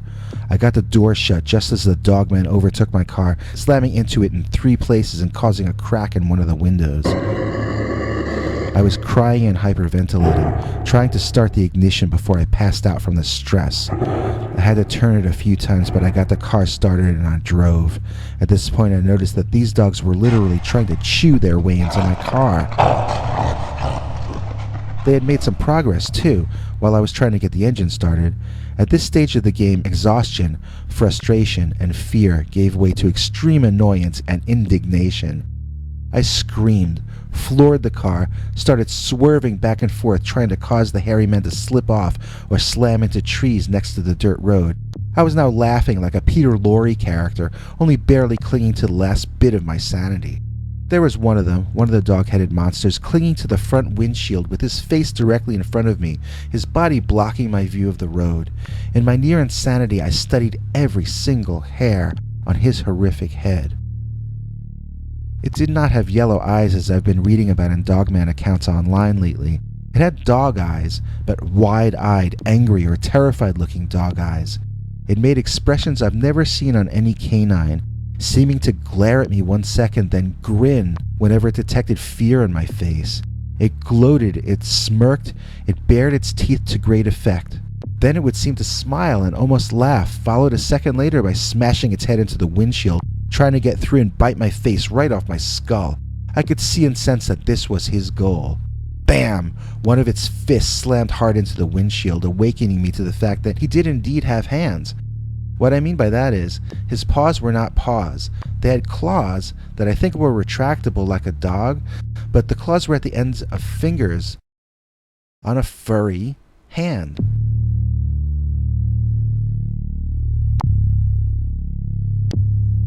When you've lost your sanity and think you're in the process of dying, time can sometimes slow down, and you languish in every single detail of the moment, which you might otherwise possibly have glossed over or ignored.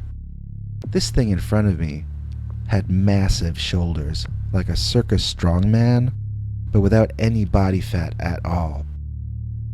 I've never seen such a magnificent creature, but its behavior was that of something crazed or possibly diseased.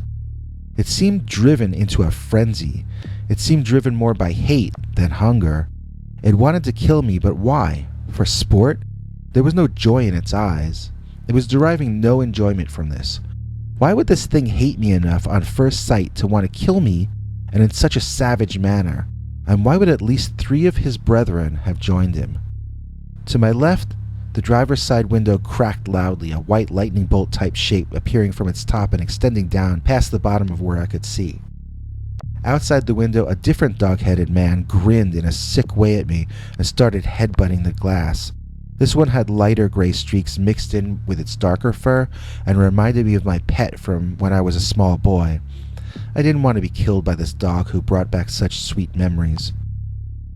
I took a hard, sharp left, and the dogman was smashed into a passing tree that also completely ripped up the finish on that side of the exterior. I laughed like a madman. No, it would be more correct to say that I had been driven mad, and that I was laughing the laugh of the truly insane. There were 2 dogmen left clinging to my speeding vehicle. One was hanging from the bumper and one was on my windshield still. I looked at that thing in the eyes. I asked it if it wanted to die. It smashed its head into the glass over and over and over and over. I decided to take that as a yes, and I slammed on the brakes as fast as I could. The dogman in front held on tight, its eyes wider than ever. The one in the rear seemed less prepared for my maneuver as inertia sent it flying forward, smashing its head hard into my back windshield, flipping over the car roof and slamming straight into the face of the dogman on the car's front hood. Both of them landed on the road in front of me, and I ran over their bodies in my attempt to escape. I am absolutely certain I did not kill them, but only stunned them long enough that I could drive off. I remember driving and crying and screaming threats at any dogman who might be chasing me. I expected to get hit from more angles, and I kept swerving the car around, overly paranoid at where the next hit might come from. When I reached the turnoff onto the highway, my heart jumped when I saw the silhouette of 2 humanoid figures there, blocking my entrance to the road, blocking my escape from Dogman Forest. I'm a bit ashamed to say that at first I hit the gas pedal, looking to slam through those 2 figures and get out of there. As I got closer, though, I could see they were not more dogmen, but 2 guys in suits. Black suits. They looked like cops or feds, and I slowed down the car, stopping in front of them and rolling down my window. They started off with an accusatory tone, asking me if I knew this was federally protected wildlife area. I said no. They asked me why I was deliberately disturbing the flora and fauna and made me produce ID. I was taken with them to their car, blindfolded, to a location somewhere, I don't know where. They held me for what must have been a few days, in rooms with no windows. I soon lost track of time, and they eventually broke me, getting me to tell them what had happened with the Dogman. After that, they started playing recordings in my room, repeating over and over again that I saw nothing. I don't think these men were from our government, at least not any part of it paid for by taxes. They told me they knew I was a foreign spy. I told them I wasn't. They said if I talked about what I hadn't seen, then they would let the authorities know that I was a foreign spy, and then I would be deported. I told them I never saw anything, and they let me go. You would think that would be the end of the story, but about 6 years later, in 1968, I would see these exact same men in black again. It was the very same men who I had seen in 1962, and they wore the same clothes and did not seem to have aged. It was the night I had proposed to my girlfriend that we get married, and she had accepted. On the way driving home back to my place, I saw the two men again, standing out in front of my home. They told me to let them into my home, and I did. They then beat me unmercifully, and when they were done, they said that was what would happen to my wife if I ever talked about what I had seen.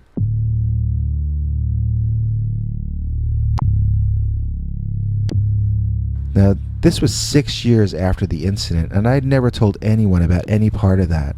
This was entirely inappropriate and uncalled for behavior. I became a nervous wreck, and it ruined my relationship with my fiancé. We eventually had to break off the engagement. I was a bundle of nerves and always looking over my shoulder. I lived alone, barely able to hold down my job and not socializing with anyone.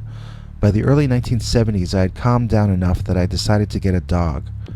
That night, I heard the dog howling, and I woke to find men in my bedroom. Turning on the light, it was those same two men in black, and they beat me again. They told me that this is what would happen to my dog if I ever talked about what happened. I gave the dog away. I couldn't deal with the possibility that it might get hurt because of me. And so I lived my entire life, never marrying, never having pets, just doing my job and going home, all in fear of these men in black who don't want me to talk about the dogman that attacked me. By the time I was in my mid-50s, I was unfit for any kind of work, and a relative out in New Jersey took me in. I helped her with things around the house, but I knew I didn't really earn my keep. It doesn't matter anymore now. The doctors say the end of my story is coming up any time. I kind of almost hope those guys come and beat me up again for telling you this. I wonder if they would still look like they hadn't aged all these 50 years since. I wonder if they would answer any of my questions if I asked them. I want to know what they are. I want to know who they are. I want to know what their relationship is with the Dogman and why they're covering up for the Dogman. But mostly, I just want to understand the facts behind the mystery that is the Dogman. Dogman crashed my prom, as told to Peter Bernard, read by Nancy Livonian.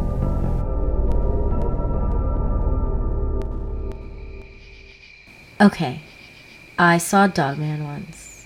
In fact, I more than saw him, and I'll tell you the entire story. This is back when I was a teenager, back in my hometown in Pennsylvania in the late 1970s. I was invited to the senior prom by a senior, and I was still a junior. I don't want to brag, but he was not the only senior who asked me to this prom that year.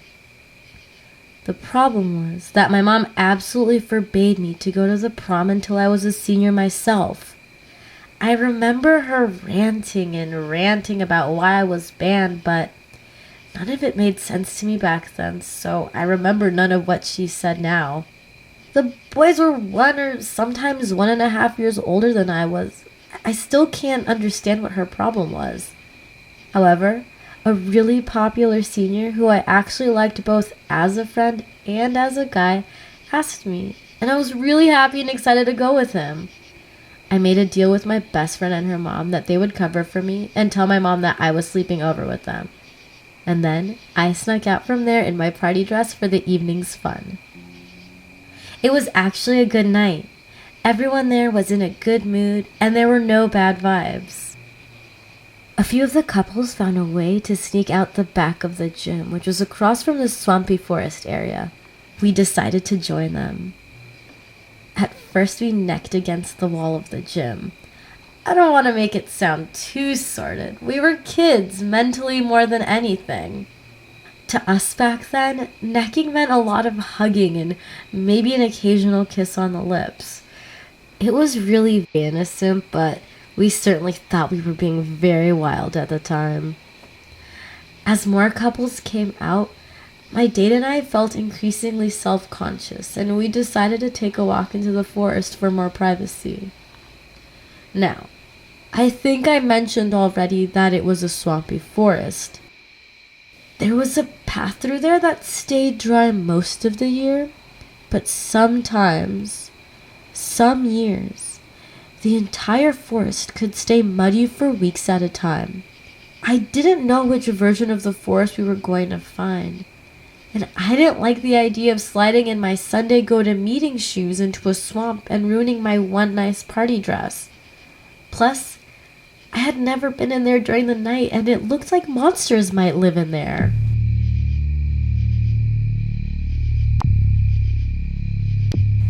So my date walked rather eagerly towards the darkness of the woods, but I focused mostly on the ground in front of me and being certain to place each step carefully in the darkness.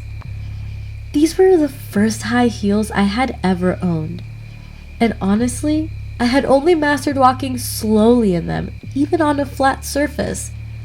After 3 or 4 unsure steps, I was already thinking this might have been a bad idea.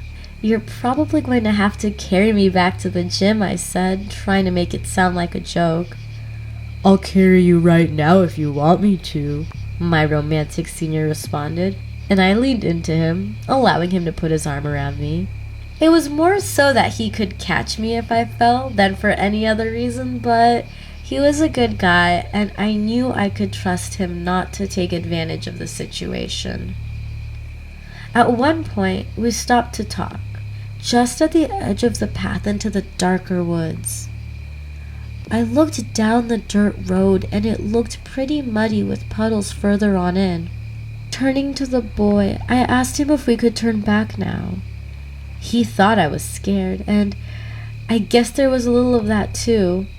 If my dress or shoes got ruined, my mother would know I had gone to the prom against her wishes. Mothers are more scary than monsters in your imagination. So the boy chuckled at my nervousness and suggested we go sit on that tree stump in the middle of the path. I wondered, what tree stump in the middle of the path? All I saw when I looked was a long, fairly straight dirt trail leading into the forest. He said, "That tree stump right there," pointing. I looked, and there was something dark, about the size of a large tree stump, and it was there, right in the middle of the path. How could it be there? I hadn't seen it just a minute before. I got chills all over, and I no longer just wanted to go back to the gym. Now I wanted to go all the way home. It felt like I was in a nightmare as the boy with his arm around me led me, step by step, closer to that tree stump in the middle of the path. Something smelled bad. "The swamp smells terrible," I said to the boy. He really couldn't argue. I could see he was experiencing the same thing. "Breathe through your mouth," he suggested. "If we do that, how will we kiss?" I asked, and we both laughed. I noticed that the closer we got, the taller the tree stump seemed to be. Then, as we got to within maybe 10 or 15 feet of it, I almost had a heart attack as the supposed tree seemed to grow out of the ground. In a few seconds, it went from 3 feet to 4 feet to 5 feet, and now had to be over 6 feet tall. Arms emerged from the sides, and the trunk differentiated into limbs. Legs. It was a scarecrow that had grown out of a tree. That was my first thought, that it was a scarecrow.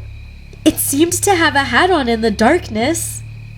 Then, the scarecrow took one step back from us, into a sliver of moonlight, and I could see it better. It was a hairy Bigfoot, but with deer legs and a devil dog head. It was what you talk about all the time on your channel. It was a Dogman. We didn't have that word then, so we just took in the details and thought, this is a monster. I think we took a step back. I remember we didn't run, and it didn't run, but we all seemed frightened by each other. I could hear the thing growling at us, and I know by then that I was crying. I was walking backwards to get away from it, but trying to go slowly. I wouldn't take my eyes off the thing. I was afraid to look away from it. We were in this odd standoff, with both sides sort of backing off each other in slow motion. Then, completely taking us by surprise, the Dogman thing growled louder. He took a threatening step toward us and I screamed. I fell and the boy caught me. When I looked up, I saw some trees swaying, but the creature had run off at the sound of me screaming. We staggered out of the swamp and were met by some of the other kids. The boy told them there was a crazy man in there. I said it was a dog, and the boy changed the story to include a dog with the crazy man. I got the hint and shut up. I didn't want everyone to think he was crazy, and I didn't want to draw attention to the fact I had been alone with him in the swamp at night. So I never really talked about the story with anyone until writing you this note. I've done some research, and there are stories of Sasquatch behaving this way, but not Dogman. I think many Bigfoot reports may actually be Dogman sightings, and I think there may be some overlaps in some of their behavior, but I'm no expert. And I've never seen any strange creatures again since that night. All I know is when I see tree stumps while standing outside ever since then, I look a little more intently at them before walking in their direction. You never know when they might, in reality, be a Dogman.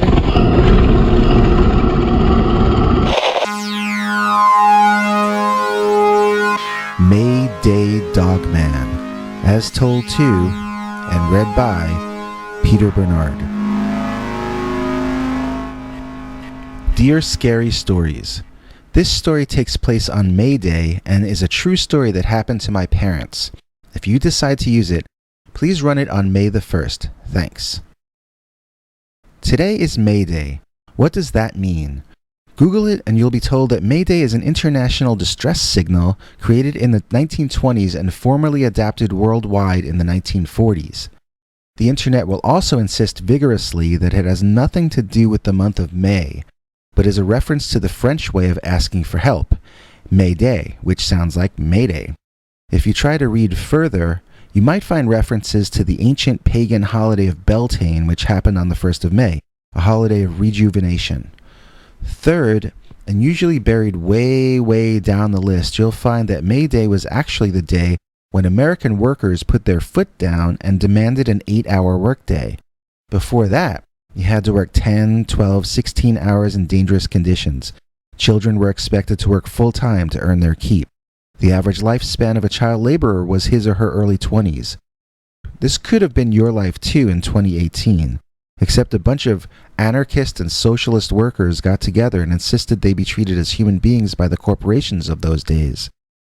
In other words, the only reason we have 8-hour workdays now is because people who disagreed politically back then came together and united against the corporate class. They didn't smear each other all day on Twitter. They didn't call each other dehumanizing insults. They joined forces. And that's why now May the 1st, or May Day, is International Workers' Day. If you work for a living, today's a holiday for you. My mother was an anarchist and my father was a communist. They both worked for Nabisco, the National Biscuit Company, and they both took May Day off every year in honor of workers everywhere, and also to have their first picnic of the spring. The one year when Mom was expecting me, 1964, They drove up to Bear Mountain to picnic, and that's when all three of us almost had our lives taken away by the Dogman.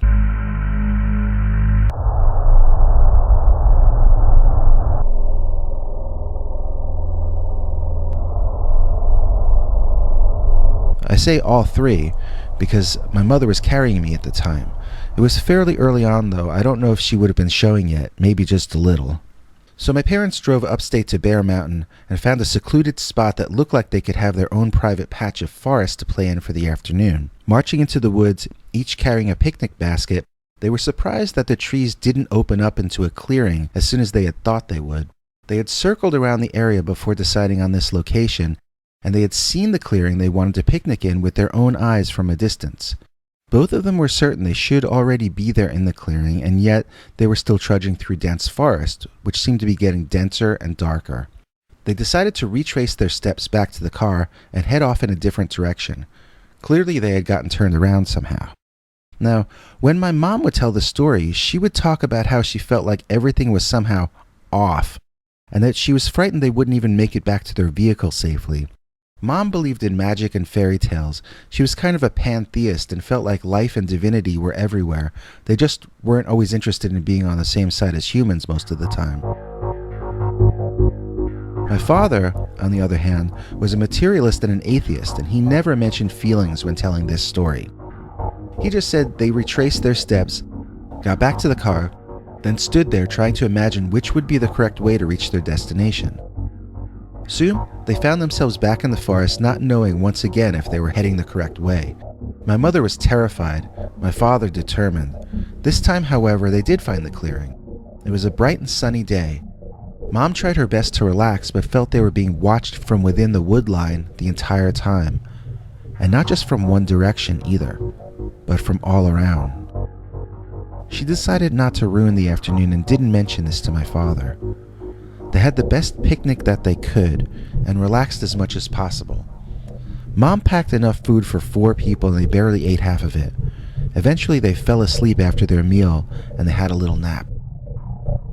When they awoke, it was beginning to get dark and they realized they'd better make the long drive home.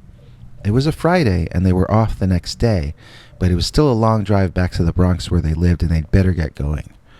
Sleepily, they packed up their leftovers and headed back into the woods toward their car. Or so they thought. After about 5 minutes, they both began to wonder if they were heading in the right direction. It was a lot darker in the forest than in the clearing, and it was only going to get darker as the sun went further and further down. Mom was starting to panic, and she was convinced she was hearing other people walking through the woods. Dad wanted to go back to the clearing and get their bearings and start over, but Mom just wanted to alter their direction and walk faster. Dad compromised with Mom and did it her way, but he chose the direction. Then she chose the next direction. Then he chose the third. They had no idea if they were getting closer to their destination or further away. This was years before cell phones and GPS, and the tree cover eliminated any ability to see the sky and hazard a guess based on the stars. At some point in their panicked trek, Dad started hearing someone else following them too.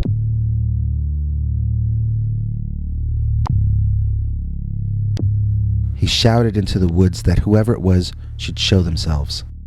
There was silence for a few seconds. Even the crickets seemed to stop chirping. Then leaves rustled, and in the distance they could see trees moving side to side as something was advancing toward them. Something large. Both of them gave the exact same description for what came out of the woods. It was a giant, prehistoric, werewolf-type man monster. Both of them used terms like prehistoric because they felt this was a real creature and that it could be defined by science. They saw this as an earlier version of humanity, maybe evolved from dogs instead of from apes. I don't mean by ancient aliens, they were both Darwinists. They both were able to discuss the possible development of such a creature, and they both were able to describe the feeling of certainty that they were both about to be killed and eaten by this living nightmare. And so they ran. And the Dogman ran after them. My father admitted he was afraid that this is more frightening than escaping the enemy during the war. The creature toyed with them. It could have overtaken them any time if it wanted to, but it didn't. Mom was a mess, crying and shaking. Dad was having some trouble keeping it together himself. Suddenly there it was, in front of them. Even though it wasn't that cold a night, they said they could see its breath in front of it, as you would on a freezing night. The Dogman looked like a demon from hell, breathing heavily in front of them and glaring at them furiously. Mom and Dad, convinced now this was the end, studied the creature. It was like a man in most ways, but a man standing on the balls of its toes. Its legs appeared like a dog's legs because the back of the foot melded into the leg much more than a human's would, and was held off the ground. The arms were like a man's arms, held to the side, not in front like a dog's arms would be held. It did not look like it ever walked on all fours. It looked as though it always walked upright like a human. It was dark gray according to Mom, but brown according to Dad, so let's say maybe it was a warm gray. Neither of them mentioned the color of its eyes. They mentioned the intensity of them, staring at them intently like they were under a microscope. Then Dad said that Mom did something remarkably brave. Mom said she didn't even remember this part of the story at all. Apparently she walked forward, slowly, toward the Dogman. Then, bending down slowly before him, she placed her picnic basket on the ground in front of him. And she got up slowly and walked backwards and resumed her place next to her husband. Dad says the Dogman now looked at him expectantly, and he repeated the procedure, handing over his lunch to the big bully, then walking backward and waiting to see what happened next. According to Dad, the Dogman picked up both baskets in one huge paw or hand, then stepped aside as though allowing them to pass. Dad said he had no desire to walk past that monster, but he could see that the creature wanted him to. He grabbed Mom's hand and the two of them walked slowly, carefully, past the huge hairy dog monster who continued to glare at them and growl lightly as they passed him. Dad said he smelled like the monkey cage at the zoo, and his breath smelled like death. Mom has no memory of any of this part of the story. Her mind has blocked the trauma of it entirely. And so, off they went, past the Dogman, having no idea where they were headed. The trees parted, and there was the car. Dad said that Mom fainted at that point, probably from relief, and he had to carry her back and then drive home. After that, their May Day picnics were always held in the park near our house. That's where I remember picnics being held when I was a kid. I never got to see the Dogman myself, but every year on May Day, after dinner and over some toasted marshmallows on sticks, they would tell me the story again of the May Day that almost ended everything for all three of us. The May Day when my parents got stalked by the Dogman. Do you have a scary story you want us to read on the show? Just call our voicemail hotline, 804-LIST-SCARY. That's 804-537-2279. And now for something completely scary. Dog-headed swamp monster, as told to and read by Peter Bernard. I grew up near Fouke, Arkansas, home of the famous Boggy Creek monster. We grew up both scared of Bigfoot and weirdly proud of him since he attracted tourists to the area and they spent money. But hardly anyone around here actually sees a Bigfoot. When I was a teenager, a bunch of us got brave one night and went out searching through the swamps at night for the Fouke monster. What we found instead puts the old monkey man to shame. What we found, or what found us, was the most frightening thing I could ever imagine. It was some sort of freak of nature, both a wolf or hound and a human being at the same time. I still to this day have never seen Bigfoot, but I almost got my life ended by a swamp-dwelling dog man. The thing my friends and I called the dog-headed swamp monster.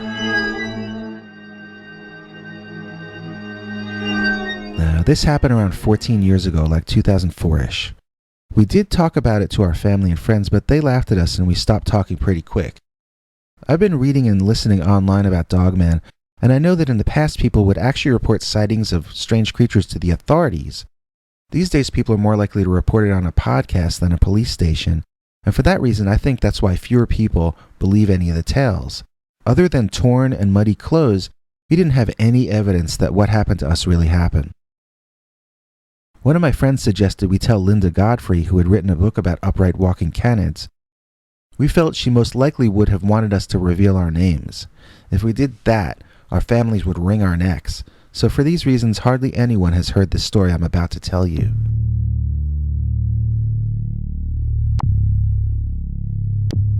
We felt we were super prepared for the evening because we had a video camera with us that had green night vision on it. We were so certain we were going to return from Boggy Creek with actual footage of the Falk monster that we were celebrating on the way there. By the time we climbed on my buddy's raft and started poling our way deeper into the swamp, we were in full-on party mode. We were having a hard time not falling off the raft even before seeing anything scary. Now, there's a place in the Ouachita National Forest where Lake Ouachita and the Ouachita River sort of meet, and you're never really sure if you're in one or the other, or a tributary of either. So that's the best I can tell you about exactly where this took place. I was not on the deciding committee, I was just sort of one of the guys along for the ride because I had a video camera. The main mastermind behind this genius excursion told us we had to be quiet from now on or we'd scare the creature off before we even got close to it. So we turned off anything making sound and turned off all the lights and tried to be as quiet as possible, hoping to catch the Boggy Creek monster by surprise. The swamp was really loud, with crickets, frogs, owls, and anything else that lived by night all at full blast. I found this frightening, but I should have found it soothing. Why? Because if the smaller animals are being noisy, it means they don't sense any predators in the area. We all learned that lesson shortly when that exact thing happened. It got really quiet. Spooky quiet. We couldn't hear anything but the water lapping at the sides of the raft and our own breathing. So quiet, someone said, and someone else immediately shushed them. It took hours for the next few seconds to go by, all of us becoming unnaturally frightened. Another thing is, it started to smell really bad, like garbage or something. "Let's go," I whispered. I was shushed, but at the same time someone else agreed with me and grabbed a pole to start pushing us back where we came. "Just be quiet," said our self-declared leader. "We've come so close. Get your camera ready and start shooting at everything that happens until you run out of space." So we all stood there. After a few minutes, fearless leader and another guy grabbed poles and prepared themselves to push us deeper, further into the depths of the swamp. That's when we all heard a growling coming from somewhere in front of us and slightly to the right.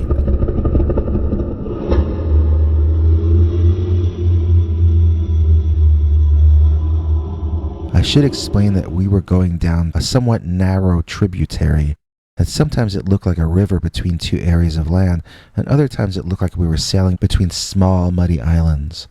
All outcroppings of land above the level of the water were covered in trees packed too thick to see into at all, not even with the night vision. I had been zoomed in, looking around, and all I was getting footage of was trees. I was the only one with a camera. This is 2004, and I think our phones might have taken photos. I'm not sure, maybe not even that. I don't even know if we all had cell phones. It's amazing how much things can change in under 20 years.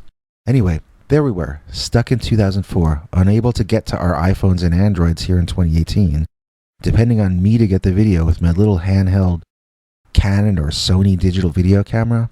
I heard my friend screaming and looked to see where he was looking. I focused my eyes on the camcorder on the most incredible thing that I have ever seen. It was a dog's head. Just its head. And it was floating on top of the water. Kind of like a very large German shepherd dog with dark fur. My blood ran cold. It was such a freakish thing to see. Its tongue was not hanging out, and it was not panting, so I couldn't tell if it was alive or what. Then it started floating, slowly at first, then with increasing speed, toward our raft. It was the most unsettling thing I can ever imagine seeing. At the moment, I wondered if it were some kind of ghost dog or a disembodied head of a dog haunting this area. Then I thought it might be a crazed local pulling a trick on us. I had no idea what to do, and bedlam was breaking out on the raft with everyone cursing and literally rocking the boat. When the floating dog head rose up, and we all screamed in unison like little kids in a kindergarten class, it was not a disembodied head. It was connected to the body of the hugest, most muscular, and smelliest man I have ever encountered. I saw it from the tips of its dog ears on top of its head down to where the navel would have been if it were human. It was entirely covered in long, dark, wet, smelly hair that had little things stuck in it all over. I literally gagged from the odor of this guy. I was pretty sure that had to be a dog mask on the body of a weightlifter wearing a ghillie suit when the dog-headed man screamed at us. A few of us jumped off the raft and swam to shore right on the spot. I stayed as steady as I could and kept filming the guy. He grabbed the edge of the raft, and even though I think there must still have been 3 or 4 of us on top of the thing, he easily tilted it up and spilled us into the water. I don't know how to swim, or I didn't back then, so I panicked. I just wanted to keep my head above water and make it to dry land. Once I achieved that small feat, I wanted to run. But then I remembered the video camera. I must have dropped it in the water. I looked back and I couldn't really see much in the darkness except my buddies fleeing in all directions and the dogman standing waist deep in the water. He turned and looked directly at me, and I swear that dogman grinned at me, or he bared his teeth maybe. Either way, I gave up on that camera and I hightailed it into the woods. I was convinced that either he was following me or that there were other dogmen throughout the area because I could hear people all around me running. I just ran myself, terrified. After I got out of the woods both literally and figuratively, I found a campsite and I called out to the campers asking where I could find a ranger station or something. They gave me directions. The rest of the story is boring. None of the guys really stayed friends with each other after that. Everyone was mad at me for losing the video, which was the only thing that would have made what happened worthwhile. We had all seen each other at our worst and most frightened and cowardly. We all knew that none of us were Batman, and we could never feel cool or manly in the presence of each other ever again. We got turned from brave young men to crying little brats by the dog-headed swamp monster of Washita River. Coming up, we have a story submitted by one of our listeners about how they first became a werewolf. Before I became a confidant and student of this old lady, I used to be very close friends with her granddaughter, who we will call E for the sake of this story. E tends to avoid me now, which causes me a lot of emotional pain and really feels like a hole in the center of the fabric of my life. I can't exactly blame her for her feelings, however. I'll tell you the story about how this situation came to be, because it's also the story of the first time I transformed into a lichen. That's the Lichen's Perspective, coming up later this month on Scary Stories read by Nancy Livonian. The Dogman of Belfast, as told to Peter Bernard, read by Nancy Livonian. Before I even get started, let me make it clear this is not a story about Ireland. This is a story of Belfast, Pennsylvania, or at least the area around it. I used to work in a magnet store north of town, and I knew 2 boys who worked in an auto shop named for Belfast, but not actually located there.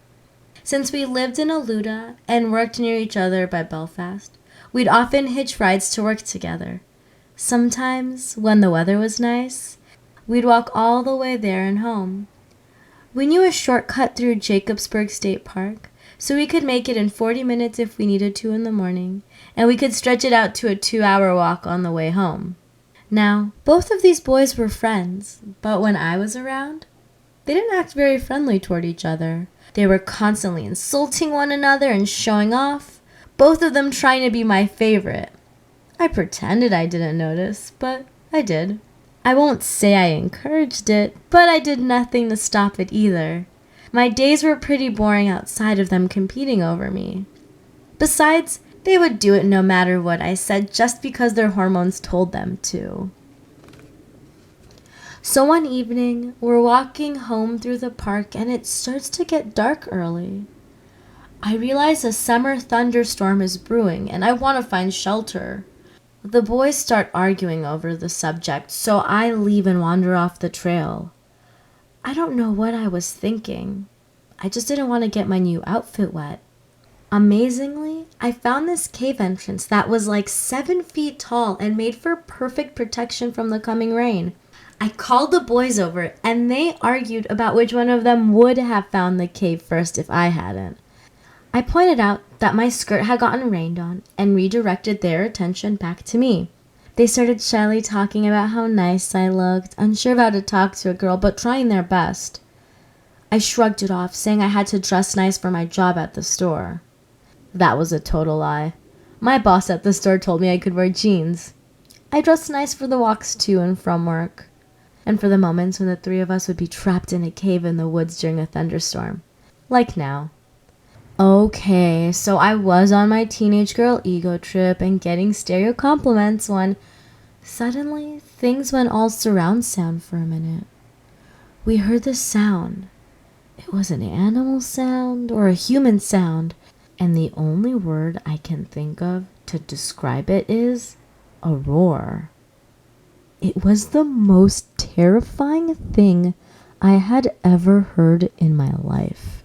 All conversation stopped and we scanned the forest, wide-eyed, trying to understand what was happening. Then, something burst out of a patch of trees to our right and came to a thundering halt, facing away from us. We could see it from behind, but I don't think it had seen us. It was as large as a bear and as muscular too, but somehow leaner and faster as well. It had a tail, long and shaggy like a dog. It stood on its hind legs and it had a butt like a man. It had broad shoulders like a man as well, and arms so thick I don't know if I could wrap my arms around them. He was breathing heavily, catching his breath from exerting himself. He was about to turn around. He was about to see us. Both boys ran. I'll say that again. Both boys ran.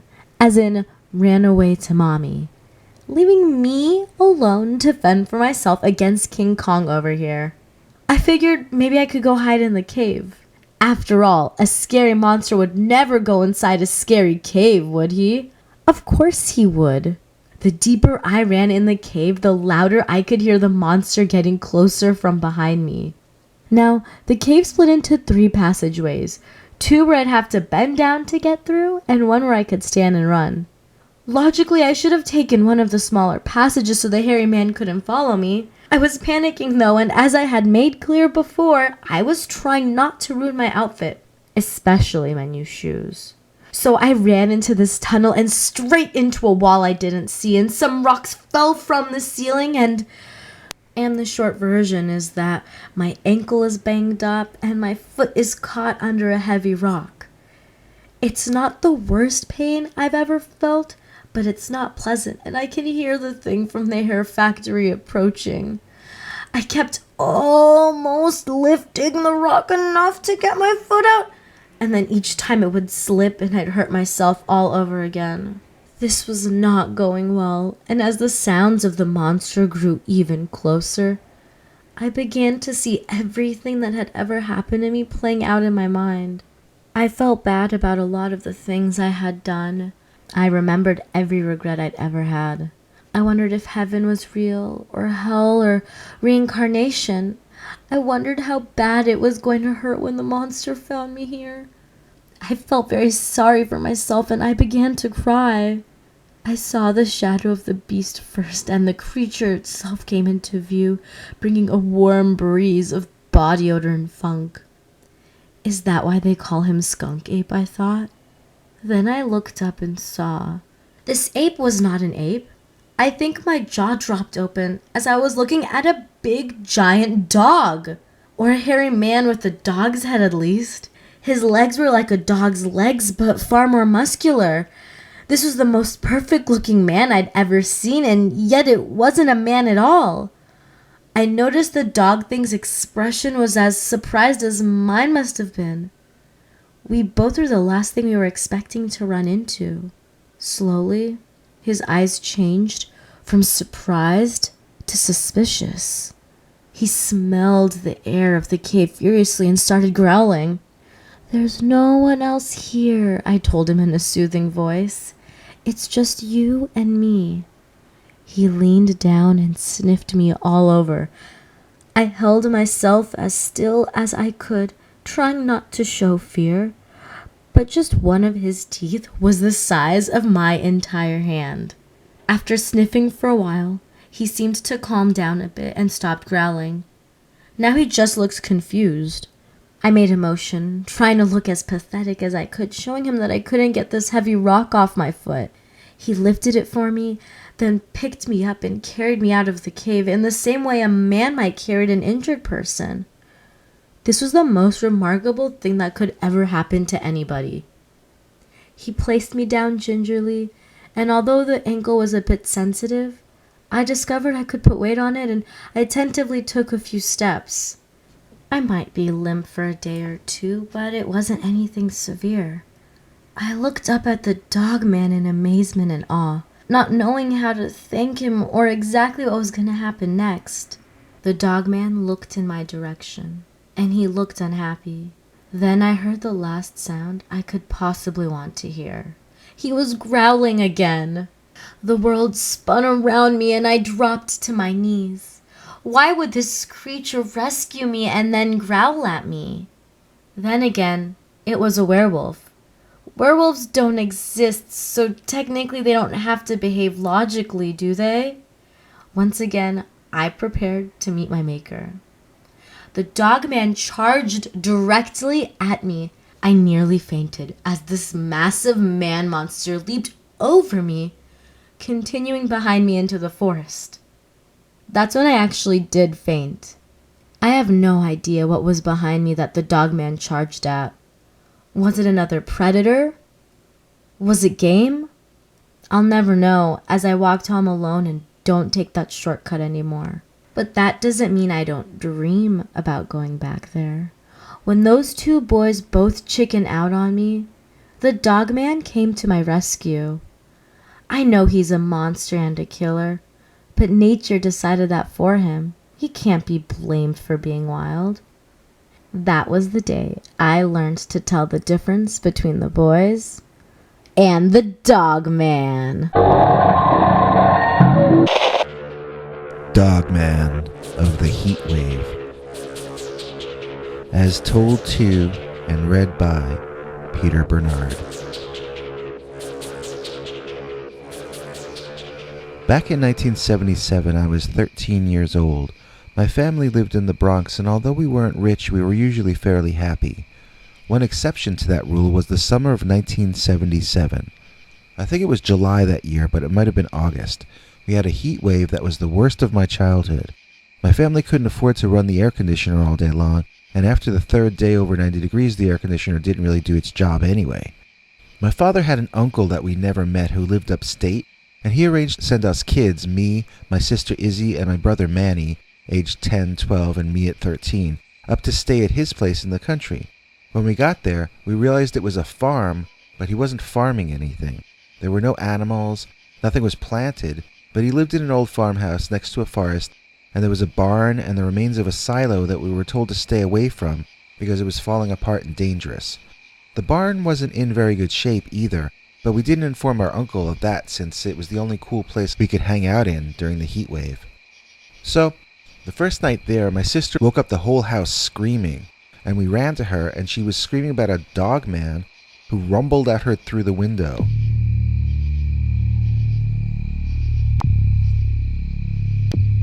Manny and I looked out the window, and there was a relatively flat roof area out there. It would have been possible for someone to actually be there, but we saw no sign of anyone, and we couldn't see any movement out in the yard or in the adjacent forest. My uncle and his wife were very annoyed and told my sister she was only dreaming, and that it was impossible for anyone to be outside the window.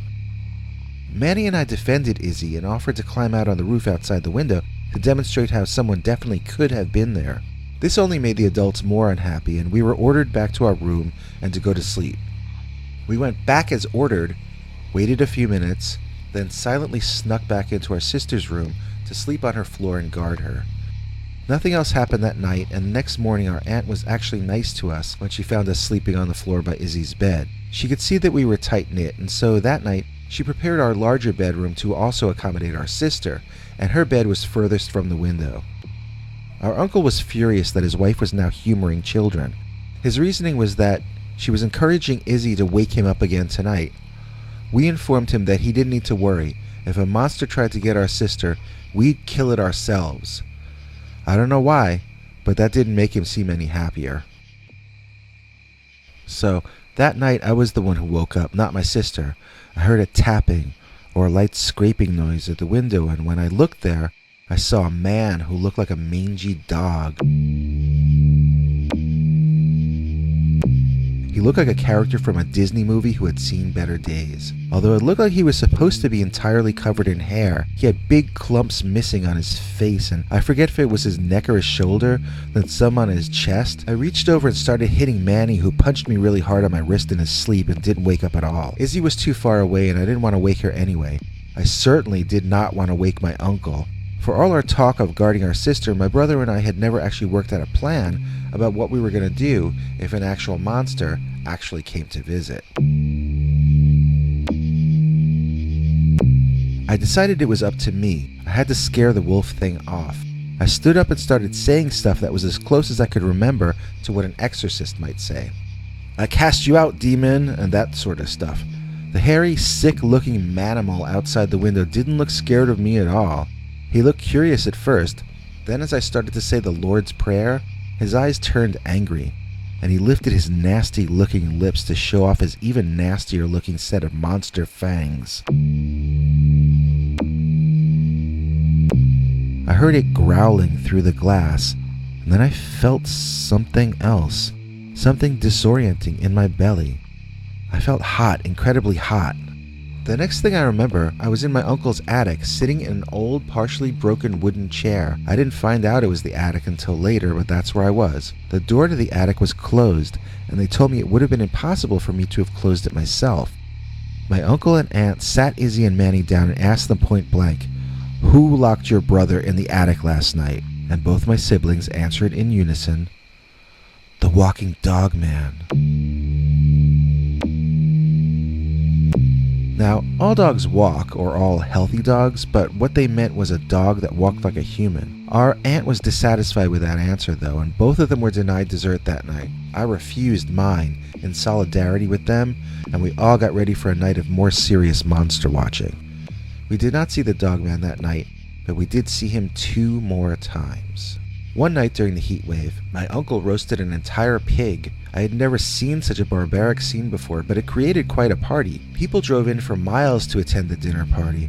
I met a girl my age that night, whose name I won't mention. She and I liked each other in the innocent way 13-year-olds do, and we wandered off into the forest a bit just to chat, the sounds of the party off in the distance. It felt a little more private, but still close to the action and definitely not in a dangerous place. Sometimes feelings can be wrong. There was a howl.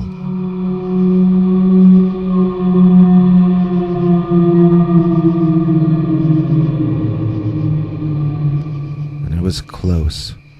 The girl held her hands over her ears. It must have been much louder for her. Then out of nowhere, that same man thing from the other night came running up just so fast. He was definitely not a she. Some parts of his fur were longish, and others short, with mange spots here, there, and everywhere. Its head was like a wolf with a long snout and ears standing up on its head, but somehow also not like a wolf. Its eyes looked like an animal's eyes, yet somehow seemed intelligent, like a human's. It was taller than us, but not crazy tall. Maybe 6 feet, maybe 6.5 max. It was a lot bigger than we were, and it was frightening. And when it bent over to scream in our face, it became threatening. The girl screamed, but just for a second. Then a glazed look came over her. I could hear the monster growling and wondered why she looked so calm when this sort of wild dog ape thing was growling inches away from her. I saw her jaw go slack, and then the Dogman turned to look at me, and I jumped a step backward. I felt the rumbling and spinning tickling me from the insides again, and I guess I went to sleep, because the next thing I knew, I was in a very dark, very dry, very soft place. I tried to get up and I banged my head. Where was I? It smelled like an old storage closet. Suddenly the room filled with light and I heard a woman screaming. It turns out I actually was in a storage closet containing soft rugs and rags and also cleaning equipment, buckets, mops, cleansers. This closet was not located in my uncle's house though. It was in a house located over 2 miles away.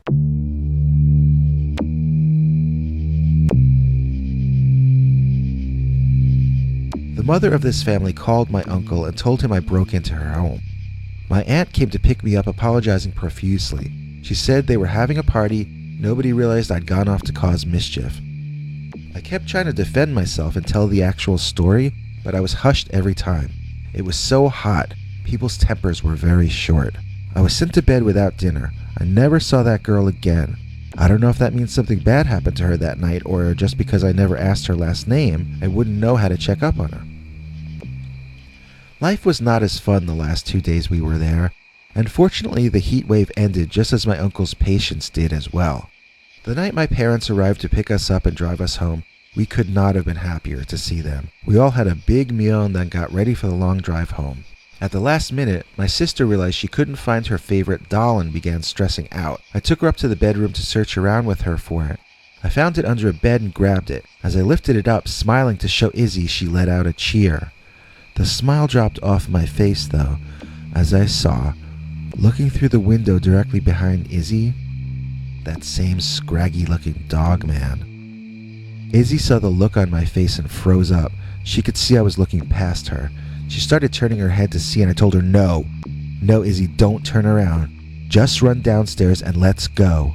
She looked for a second like she was going to listen to me, but then, suddenly, with one quick movement, she turned around and looked at the window. She let out a short scream, then I saw her start to go slack again, and I could hear the Dogman growling. Oh no, not again, I thought as I ran up and dragged my sister out of the room. I was going to drag her down the steps with me too, but she woke up and asked me what I was doing and told me to stop. I handed her the stupid doll and ran downstairs. She followed, and we never saw that ugly monster thing ever again.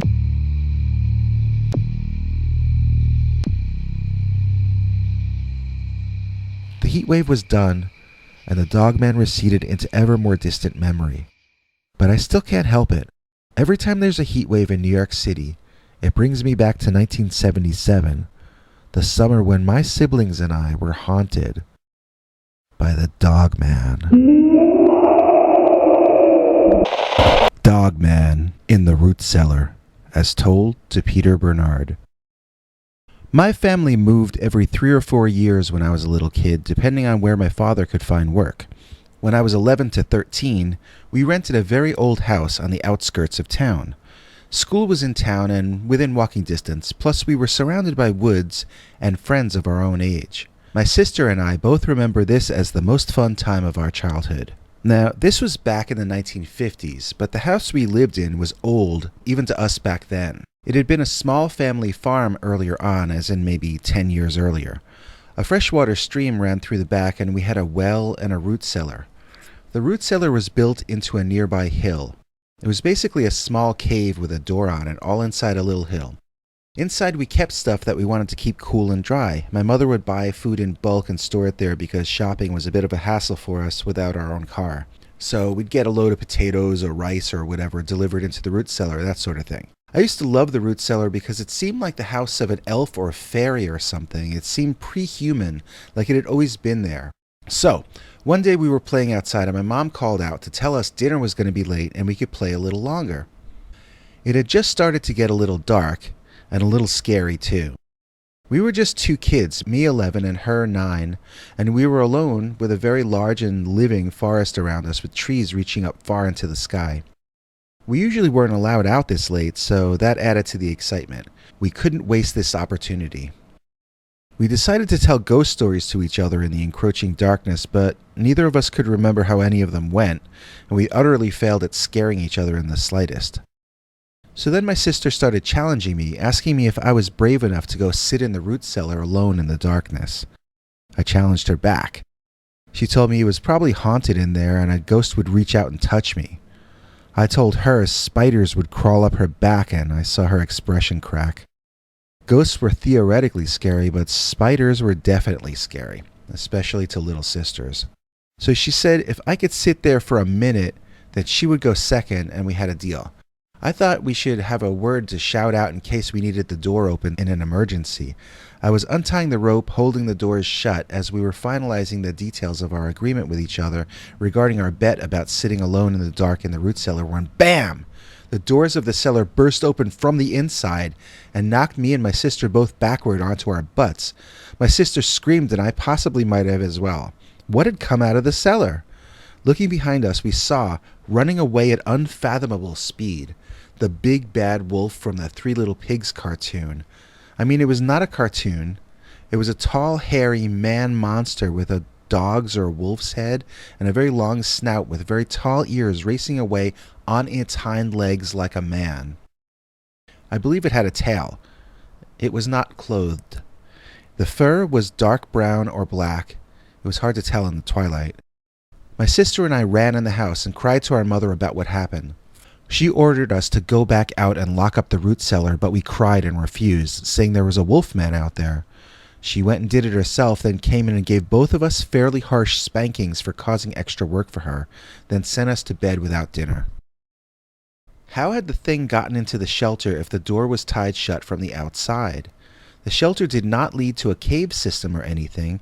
It was a hole in a rock in the ground that someone put a door on. It had no tunnels leading off or other rooms inside. How could this werewolf man have gotten in there? It remains one of the great mysteries of my life. Whenever things start to seem mundane, I think back on the time I got knocked on my butt as my root cellar got evacuated by Dogman. 30 years with Dogman. As told to and read by Peter Bernard. Dear Scary Stories, I am one of a growing number of people being stalked by a dogman. The stalking is not a normal hunt, it's some weird attachment, and it lasts for your entire lifetime. It is not a sign of honor, though, as the dogman does not look up to you as its leader, it looks down on you as its property and turf. It's one of the worst things that can happen to a person, and is literally the curse of the dogman. My story of being haunted by this thing began in 1988 when my parents moved out of our family home and left it to me.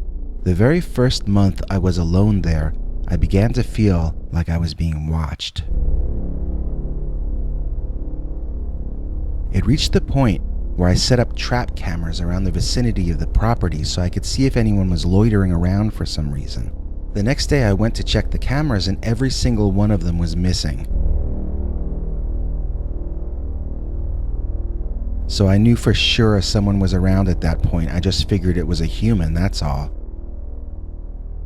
Then the door to the basement was broken into one night when I stayed in town with my parents. A lot of frozen meat was taken out of the freezer and thrown all around, breaking things and creating a huge mess. I had to have this guy come out and put in a new door that would be harder to get into and had a lock on it. I also hired a security guard to hang around all night so I could relax and get some sleep. The security guard quit before he got to his second week and he wouldn't even tell me why. He just said I had a bigger problem than I thought I had.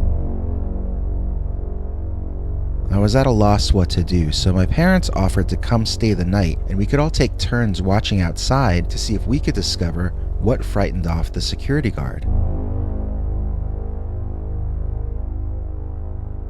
We took turns standing guard, but the only result was we were all pretty tired and extremely cranky and headachy by breakfast time.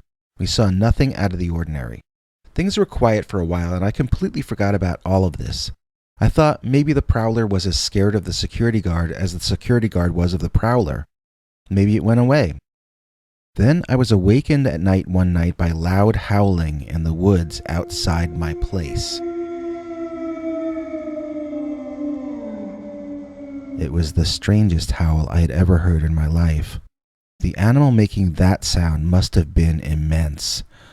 I tried to go back to sleep, but the sound grew louder, and I was certain that the wolf or a dog or whatever it was must be getting closer. I got out of bed and looked out the windows, hoping to catch a glimpse of whatever it was. I looked around, but it was dark and I couldn't see very much at all.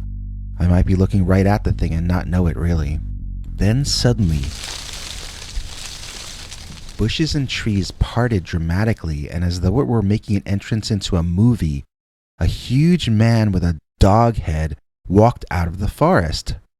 I gasped and it immediately jerked its head to look directly at me. Then it screamed.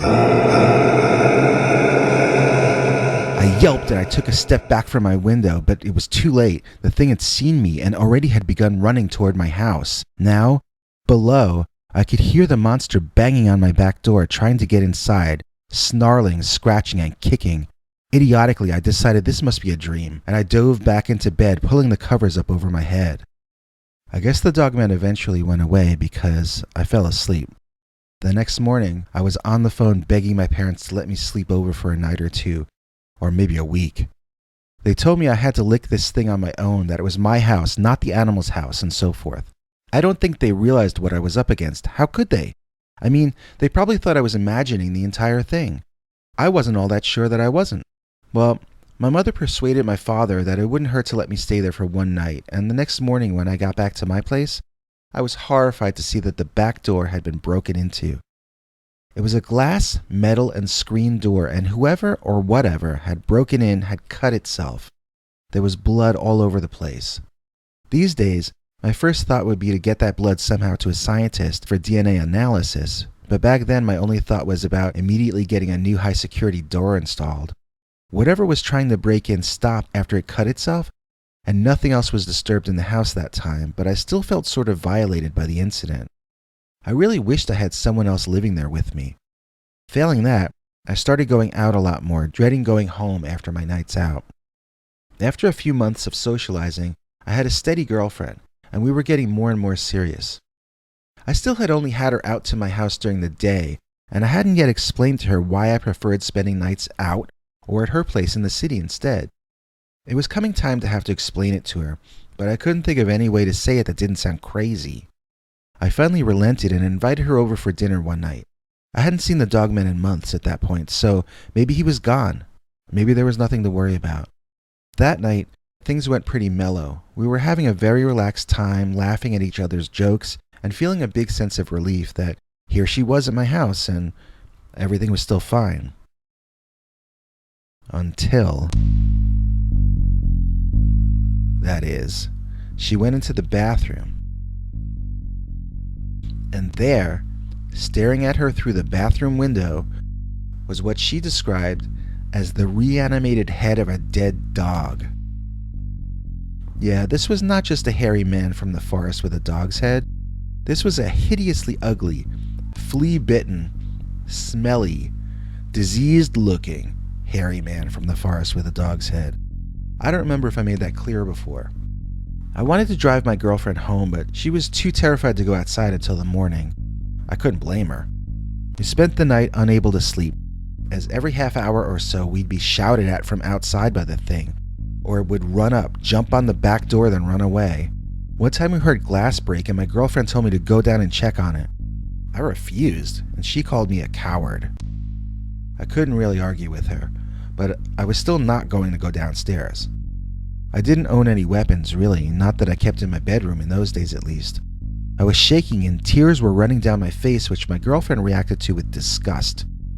She could now see, thanks to the Dogman, that I was not going to be her knight in shining armor.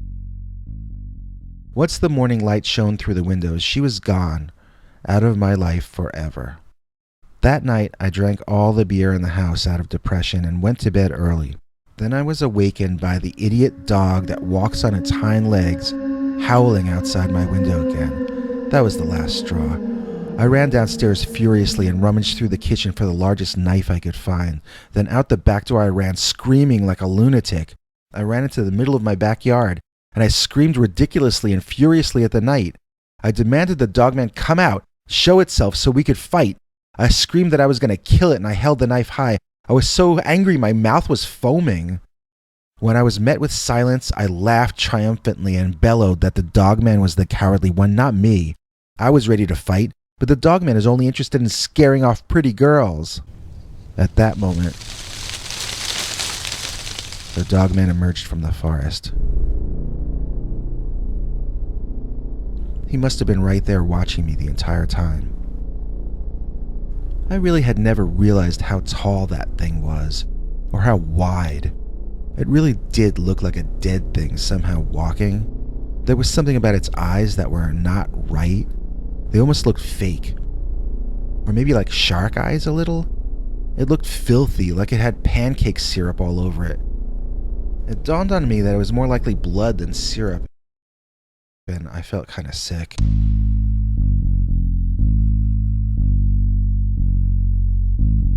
The monster took a step toward me and I dropped the knife on the spot and ran. I ran back in the house. I triple locked the back door. I ran upstairs to my bedroom. I locked my bedroom door. Then I ran into my closet and I hid under my dirty laundry, ear to the floor, to hear if the creature had gotten inside. It never did. And I fell asleep in the closet, waking up with a huge pain in my neck and a worse one in my back. I went to my parents that day in person and told them I had to sell the house. I couldn't live with the Dogman anymore. I was scared for my life. My father looked really concerned. He sat me down. He explained to me that what I was claiming was going on just was not possible. He said I had a prowler break in once, and I had been imagining the rest since then. If the Dogman was real, why had it never come by the house until he and Mom moved out? Why had they never seen it? Why was I the only one to see it? I told them about my girlfriend who had seen it, and they laughed. They not only didn't believe I was haunted by a Dogman, they didn't even believe I once had a girlfriend.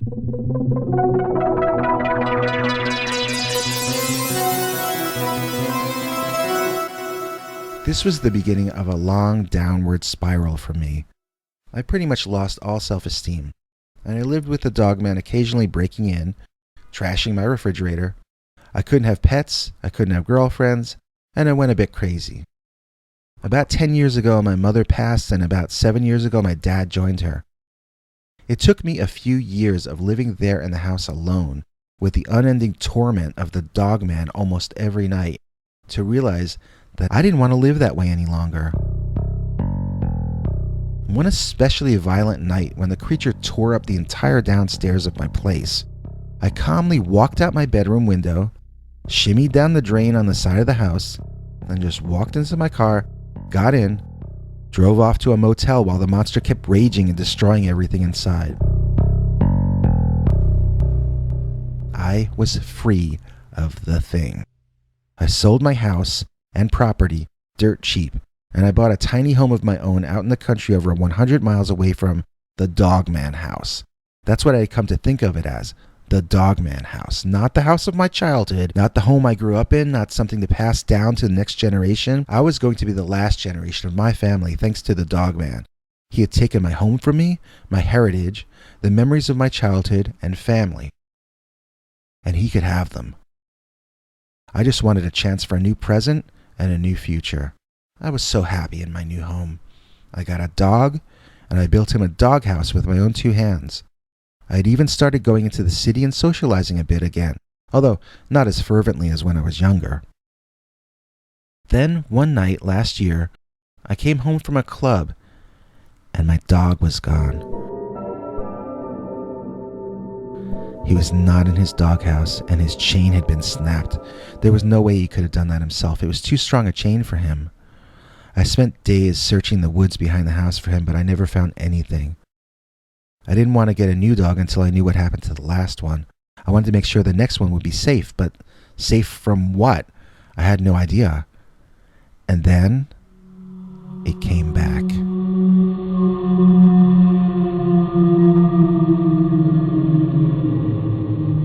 The howling, waking me up in the middle of the night. The howling came back. Once again, I was right back to being a nervous wreck. Even when the howling didn't come at night, I couldn't sleep anyway. I was afraid it might come. Was this what or who I thought it was? Had he found me? Or was this just a random pack of coyotes out there? I decided I was being ridiculous, and I got myself some sleeping pills.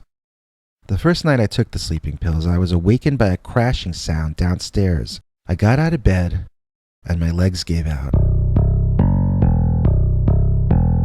I wasn't really awake due to the sleeping medication, so I was sort of panicked with my heart racing, and at the same time incredibly groggy and unable to clear my vision or gain my balance. I eventually gave up trying to walk, and I crawled out of my bedroom to look down the stairs and see what was making the racket. When I looked downstairs, I started laughing. I saw something so funny. It was just hilarious. I rolled on the floor laughing. What else could I do? I couldn't stand up. I laughed so hard because you know what was downstairs? That same Dogman, the dead-looking, blood-covered, reanimated corpse of a Dogman, the Dogman who took my girlfriend away, my dog, the Dogman who ruined my life. He was downstairs throwing a lamp into my TV set. He looked the same as he had before, except now there were big patches of fur missing from his back, and the exposed skin looked unhealthy. I'm not sure what to call it other than that. There were pimples of various sizes and colors, and the skin reminded me of chicken's feet in its texture. It folded all over the place, but not the way it looked like it should fold. I could see a chunk was missing from one of the animal's ears and that one of its eyes was bloodshot. This thing had seen better days. It looked like the only thing keeping it going was sheer anger and hatred that it apparently traveled 100 miles just to deliver to me personally. If there could be a living embodiment of pointless fury, this thing is that. In fact, pointless is a good word for this thing. It pointlessly invaded my life, home, property, pointlessly kicked me off my own family's land, then pointlessly trailed me 100 miles to pointlessly wreck my life all over again. This was the personification of the lose-lose scenario. When this Dogman is in the picture, everybody loses. But on this night, I couldn't be upset about it any longer. I couldn't be angry. I could only laugh. And laugh and laugh and laugh. I'm pretty sure I had kind of lost my mind there. I guess the Dogman must have heard me laughing, because the next thing I knew, I was looking directly up from the floor at this thing. Its drool fell from its mouth and landed on my forehead. I couldn't just hear the thing growling, I could feel it growling. Then the strangest sensation took over my body, and I didn't understand what was happening to me. It felt like I was flying, but how could that be happening? Colors and shapes blurred past me, but none of them made any sense. Then pain, so heinous I don't want to remember it, took over, and a white light grew large in front of me, and that's the last thing I remember, until I woke up the next morning, bruised and bloodied, laying on the floor in the middle of my utterly trashed new house. I tried to get up, and I found that was more difficult than I would have imagined. I was unable to get to my car and drive myself to the hospital. I couldn't find my cell phone anywhere. I found the landline, and fortunately it wasn't completely out of charge, so I got a call out to 911 and passed out again. I woke up in the ambulance crying. I knew I had to move again, and I had to find a place the Dogman could never possibly go. And so, these days, I live in one of the larger cities in New Jersey. I had to go back to work as my inheritance was used up with all this drama and hospital time. I work as a security guard on the Jersey Shore. It's not the worst job. Other guys tell me they find going on patrol terrifying. You never know if you're going to meet a thief, a murderer, a junkie, you never know. I laugh at the other guys when they say stuff like that. I don't care if I run into any of those kinds of people. They're just people.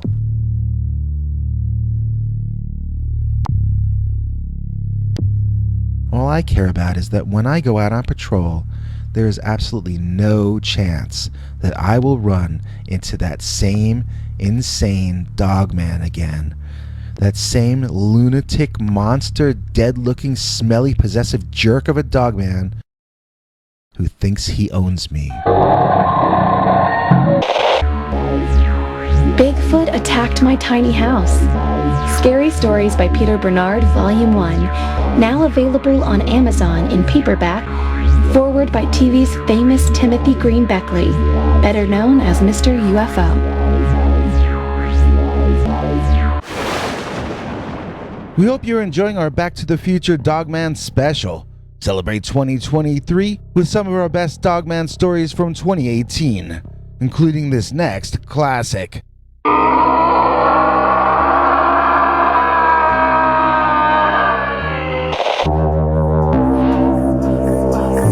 to Scary Stories, the channel that tells you scary stories.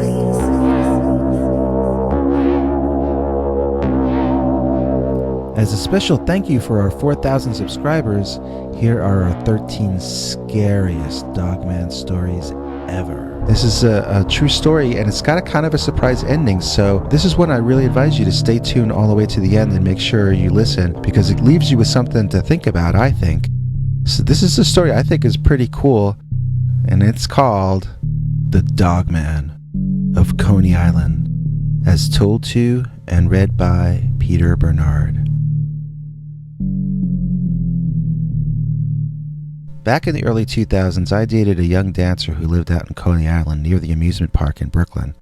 I would spend a lot of time there sleeping over when her uncle wasn't home. I also had some of my clothes stashed at her place so I could spend the night at the amusement park, then come back and sleep after her uncle went to work. Then I could take a shower and change into clean clothes and go party all night till dawn again. It was a fun time for the most part. Sometimes my girlfriend, let's call her Luna, which was not her real name, and I would go walk over by the water and just hang out with each other. I'm talking about if you go down Garrettson Avenue to the end, you can watch the water and check out the island across the way. It's a different side of Coney, and some nights it seemed really romantic. We were right by the forest, yet on our other side were private homes. Standing by the water, it was like being nowhere and everywhere all at once. One night, Luna started telling me there was a monster in this forest here next to us. I laughed, but she stayed serious, telling me that she used to come out here when she was a kid with her friends and wait for the monster to come out. I asked her why, if there was a monster here, she would bring me here. Did she want me to get attacked by a monster? She said she felt safe when she was with me, and she wanted the monster to see that. Crazy girl, right? On another night when we were there, I heard movement in the trees. It didn't seem like wind, so there must have been some kind of animal in there. I asked Luna to tell me more about this monster she used to see. What did it look like, for one thing? She told me that she had only seen it in silhouette, but it was not a man because it had a tail and pointed ears. Her friends, who claimed to have seen it full on, claimed it had the head of a horse with ears standing upright on top. They said it did not have a horse's body, though it had the body of a caveman covered in hair. I looked at her like she was bonkers. A hairy caveman with a tail and a horse's head, I asked. Is that all? Oh, she added, the horse had fangs. Really long, nasty, ugly, scary fangs. Then she went back to making out with me just like that. She wasn't acting like it was a joke, she was acting like she really meant it. I found it hard to pay attention to anything but those sounds coming from the woods, and eventually she got annoyed with me and went home. After that, instead of spending nights in the amusement park, sometimes I would spend my night over on Garrettson looking at the water and the island. More and more frequently, however, I'd be looking at the forest. One night a guy came over to me, and I was concerned he was going to cause trouble. He asked me why I was always hanging out there. He was thinking I was probably casing his joint since his house was to the right. I said, no, I was just there on a dare because I heard there was a monster in those woods.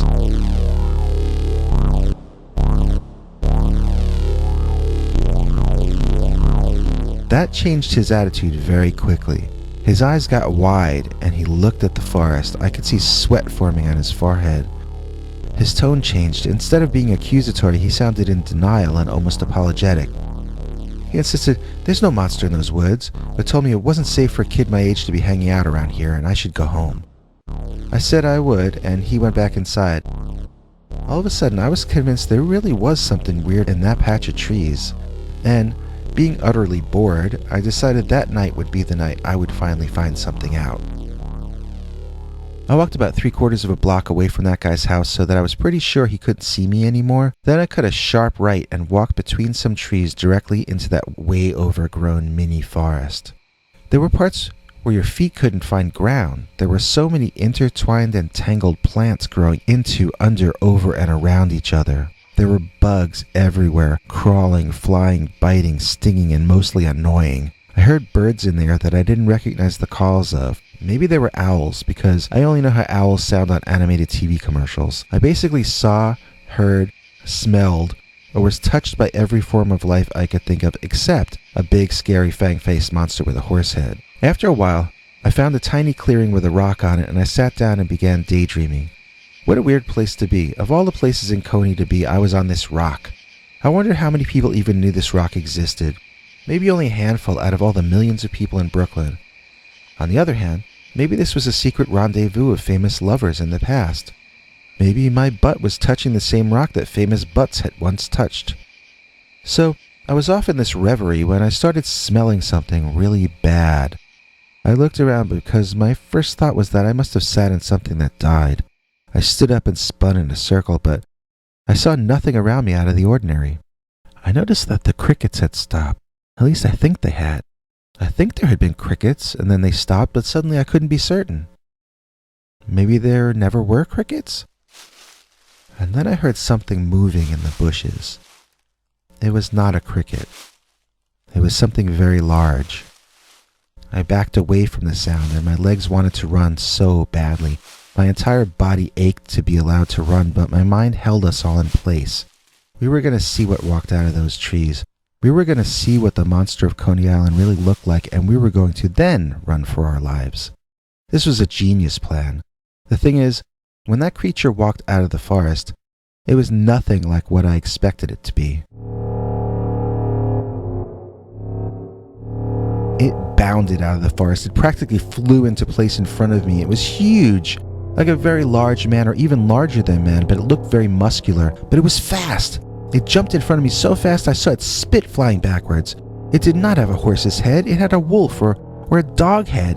It was a werewolf monster. Its snout was so long and so large that I'm certain it could have bitten my face right off. The thing was so unfathomably powerful and fierce looking that I blacked out. I didn't see my life flash in front of my eyes. I didn't plead for mercy. I didn't try to run away. I didn't try to bargain. I just fainted dead away. I suspect that Dogman is not a scavenger and does not eat unconscious or dead prey because I woke up entirely intact the next morning. The girl and I broke up soon after that, and my days at Coney were over. I didn't think about any of this for a few years, but the other night I had a dream about that dog-headed man in the woods, and it all came back in an intense flash. I thought about writing it up as a book, but I don't think it's enough of a story for an entire book.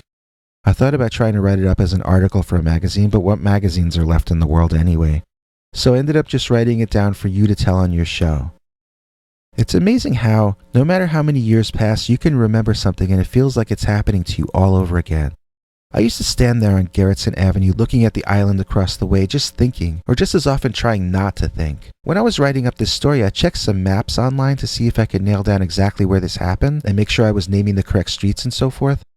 I was really shocked to discover that the island I was staring at was actually Plum Island.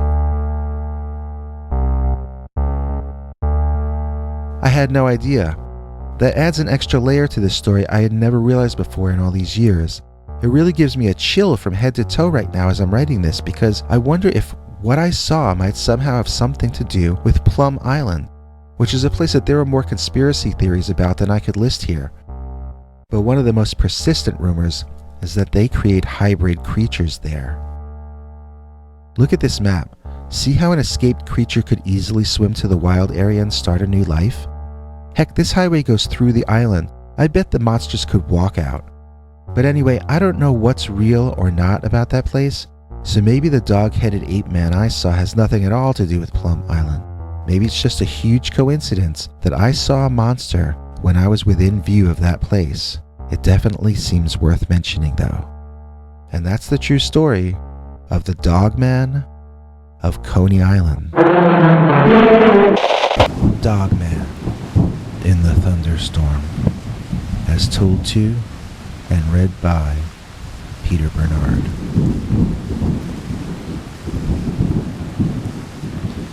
One of my favorite things since I was a kid was sitting inside during a big summer thunderstorm, watching scary old movies on TV. I say was because now thunderstorms genuinely unnerve me. What happened to change things? What happened was that I actually saw a real, living Dogman during a thunderstorm. And ever since then, the fear for me is very real. Now when it's a thunderstorm, there is no place I can go to feel safe. I think I might have some form of post-traumatic stress disorder, which I know is not something to joke about. When there's thunder and lightning going on now, I lock myself in my room and pull the covers over my head like a little kid. I know that doesn't make sense, but nothing makes sense to me since that night when the Dogman tried to get in at me.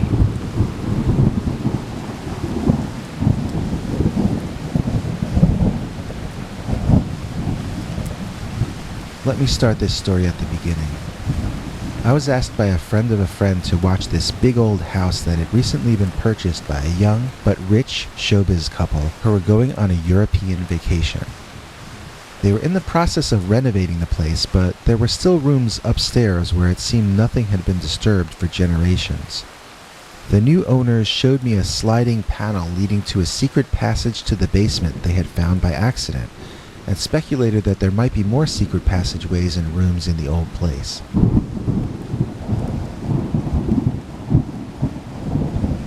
They told me it was alright to poke around, but I should be careful. They weren't going to get around to purchasing house insurance until they got back from their European vacation.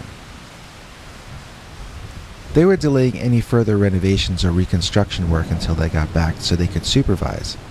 Therefore, I was left completely alone and had the run of an entire old Addams Family type mansion. The backyard was, I'm not exaggerating, a small lake and a forest. Like imagine Central Park as your backyard.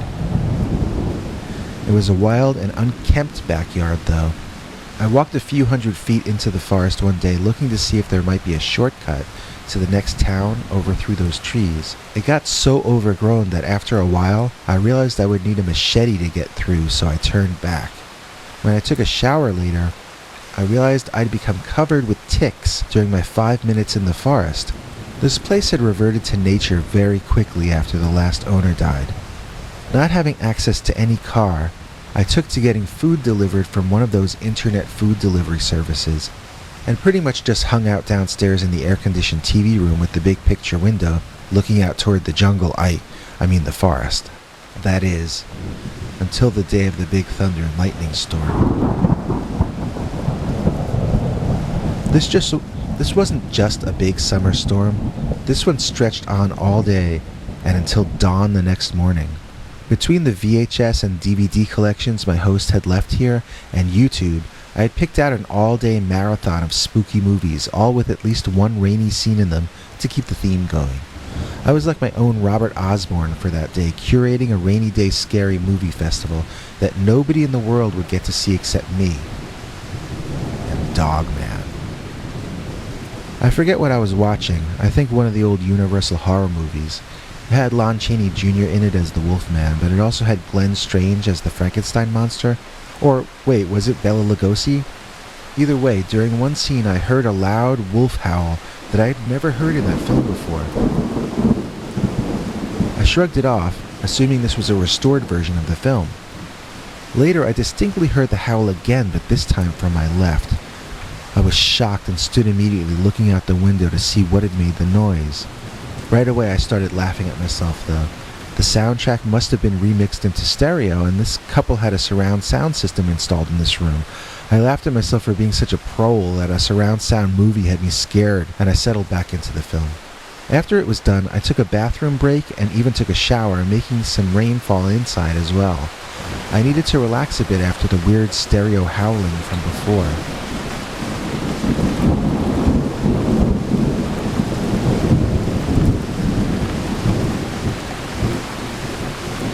The shower made me feel human again, and I said a silent thank you, grateful that the only dangers I had to worry about were the ones manufactured by my own imagination. After shampooing, I used one of the homeowner's fancy, expensive-looking hair conditioners. It said to rub it into the hair, then wait 5 minutes before rinsing it out. While I was waiting, I watched the rain pour and the lightning flash outside, and I listened to the thunder. The water was pouring down so hard it was hard to make out any details of what was behind the house at all. It sure did look, though, like there was a man standing there, looking back at me.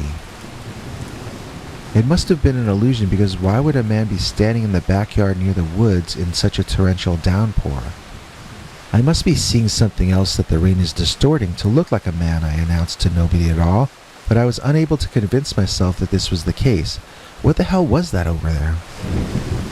After my shower, I walked around to different rooms in the mansion, trying to get a better view of whatever was out there. Finally, I found myself on the ground floor looking through the picture window with the homeowner's binoculars pressed to my eyeballs, and still only able to make out a silhouette. I was about to shrug my shoulders and give up, deciding to wait until the rain was over to go look tomorrow, when suddenly, the dark figure moved.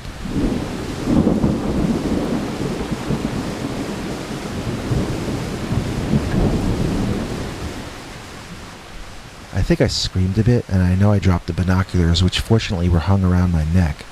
I backed up a few steps and tripped on the edge of an old rug, landing backwards on my butt and banging the back of my neck on an armchair as I fell. It really hurt, but I got back up in a second, fear blotting out the pain. Even without the binoculars, I could see that the figure was running toward me. The picture window in front of me started about 1.5 feet off the ground and went up to only a few inches from the ceiling. It must have been 10 feet wide or wider.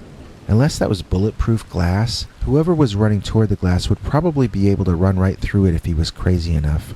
I wanted to go upstairs, and at the same time I wanted badly to see who that was. I wanted to know why they were standing out in the rain. Were they crazy? Were they going to hurt me? I had my answer soon enough, but it was not any of the possibilities I had been considering. The figure emerged from the gray of the rain and plastered himself against the glass, arms splayed to the side, face and body pressed against the glass, screaming in a sickeningly deranged kind of fury. It was a hairy devil monster. It was not a man, but it was definitely male. It was a dog, but not a normal one. This thing was angry in an unnatural way. It either must have had a brain disease or it must have been demonic or evil somehow. It looked right at me, and it seemed to be trying to push itself through the glass to get to me. Its eyes were so wide, like it was in a state of shock, but its fangs were bared and it slobbered all over the glass. It had the head of a dog, but other than that, I wouldn't know what to compare the rest of it to. It was very tall and more muscular than me, but not a bodybuilder as I hear described in a lot of your stories. It was sort of like a mix between an athletic man and a dog. By athletic man, I guess I mean halfway between a swimmer and a basketball player. I don't want to call him thin, but it was not fat. It seemed very wiry and capable of quick, matic movements. I remember seeing bugs all around me that I swung at. I thought this was a demon bringing flies with it, but then I realized the flies weren't real. I was just blacking out. Darkness filled the edges of my vision as I tried to run to the stairs and get to my bedroom. I woke up later, face down on the staircase. I guess that's how far I made it before passing out. Everything was dark, and I could hear the heavy, unending downpour of the rain continuing. At once, I remembered the Dogman and turned quickly to see that he was no longer at the picture window. I breathed a sigh of relief and got to my feet, resolving to make myself a sandwich and calm down. I contemplated calling the police, but what would I tell them? I was watching a Lon Chaney movie, then I was convinced I saw a real werewolf out the window, so then I fainted like a lady from a corny old movie. I was sitting at the kitchen table eating my sandwich when I heard what sounded like someone walking up the basement steps to the kitchen door. I raced over and bolted the door. I noticed that it had 3 more locks on it, which seemed especially strange for a door between a basement and a kitchen. I took advantage of their presence, however, and locked every lock available to lock. When something large hit hard against the other side of the door, I shouted in surprise and took a few steps back. Someone was in the basement, and they were trying to break into the kitchen. I ran out of the kitchen and upstairs, and I could hear what sounded like furious snarling or growling down there. I had no doubt it was the creature that had somehow gotten into the basement. I ran into my bedroom and locked the door behind me, realizing I had left my cell phone downstairs. Fortunately, there was a landline in this room, so I called the police and told them there was an intruder who had broken into the basement and was trying to get into the main part of the house. They said they were sending someone out and made me stay on the line with them but it was uneventful. Around a half hour later, the cops finally arrived and I went down to let them in, terrified the entire time and jumping at everything. One of the officers stayed with me in the TV room while some others went down to the basement. They came up a while later saying nobody was down there. They advised me to get a lock for the basement door and basically were just going to leave it at that. I asked if someone couldn't stay here on duty in case the thing came back, but I got dirty looks and a lecture about what their job was and how many people they had to protect. They also told me there was little chance the intruder would come back now that he had been rousted. He was probably off looking for some other place to get out of the rain by now. They sounded like they knew what they were saying, so I was lulled into thinking they were correct.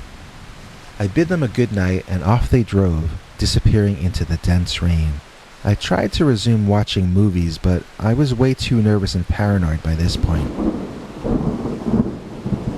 I went upstairs to the bedroom again and locked the door, even though it felt stupid to do it. I pulled out my Kindle and tried to read a book, but my mind kept wandering. What the hell was that thing I had seen? It was a monster man with a dog head. What the hell was that doing in this reality? Had it come from the lightning storm itself? That sounded really dumb, but I was trying to understand what had just happened. I heard scratching and I froze, all senses at attention. I moved my head from right to left until I could tell that the sound was coming from the next room. Maybe it was mice. I put on my shoes so the mouse couldn't bite my feet if I accidentally stepped on it. I unlocked the door and I tiptoed quietly to the next room, trying not to let the mouse know I was coming. I opened the door, peeped inside, and nothing. As in, there was nothing in this room at all, not even old stuff being stored there. My guess was that this room was scheduled to be renovated next once they got back, so they cleared everything out and cleaned it up in preparation. Then I heard the scratching again.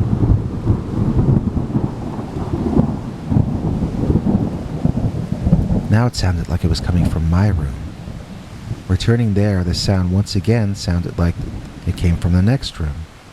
It dawned on me that the sound was actually coming from the wall between the two rooms. Something was inside the wall making this sound. My heart dropped as I suddenly remembered the secret passageways in this old house. The secret passageways that led to and from the basement. I grabbed the phone and called the police again. Once I got through, I explained who I was and that they had just been out to the house. I then told the dispatcher that this old house had secret passageways, and now there was some sort of werewolf-type creature in the walls that was going to come out and eat me. And once I realized that sounded idiotic and I tried to rephrase it in a less crazy way, when I saw the walls slide a bit. Someone or something was inside the wall, trying to get out into this bedroom. The dispatcher on the phone was now mocking me. So the werewolf is going to come out of the secret passageway and eat you all up, is that it, darling? I realized that I had worded it poorly, but asked her if that was a crime that merited a death sentence. She laughed at my dramatic speech, and now the wall jerked quickly a few inches to the left. Now I could see a face trying to push itself through the space it had opened up. It was a wild-eyed, dark, wet dog head baring its teeth. I dropped the phone and ran into the bathroom, locking the door behind me. I jumped into the tub and curled into a fetal position, weeping uncontrollably and preparing myself for a most unpleasant death.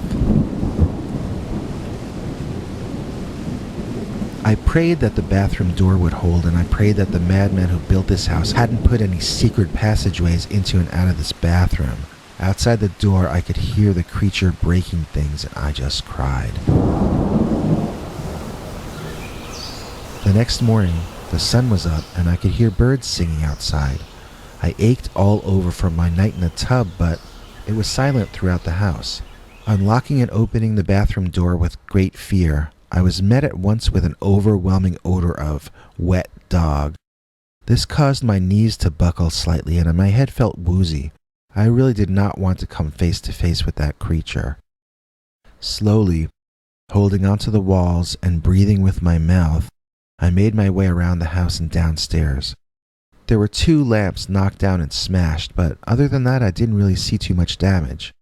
When I reached downstairs, I found my cell phone, which still had a 30% charge left on it. I called Uber and arranged to be picked up and brought to the train station. Then I plugged my phone into my laptop so I could recharge a bit before I got picked up. Looking in the kitchen, I saw the door completely busted from the inside, as I guess this was the way the creature exited the building.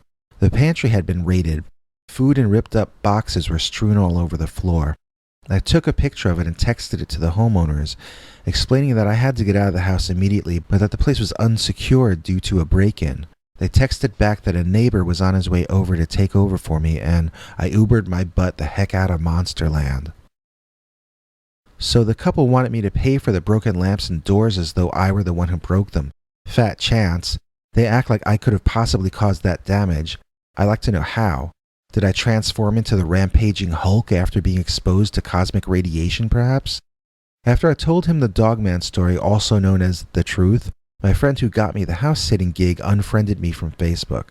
I'm told the bunch of them now have a new crazy house sitter meme they pass between themselves based entirely on a cruel straw man version of myself.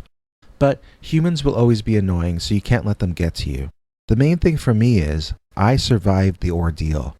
I don't care if I lost the job, I don't care if I lost friends, I don't care if the jerky rich homeowners really do sue me like they say they're gonna do. The only thing I care about is that Dogman tried to attack me, and I survived to tell the tale. And that's something nobody will ever be able to take away from me.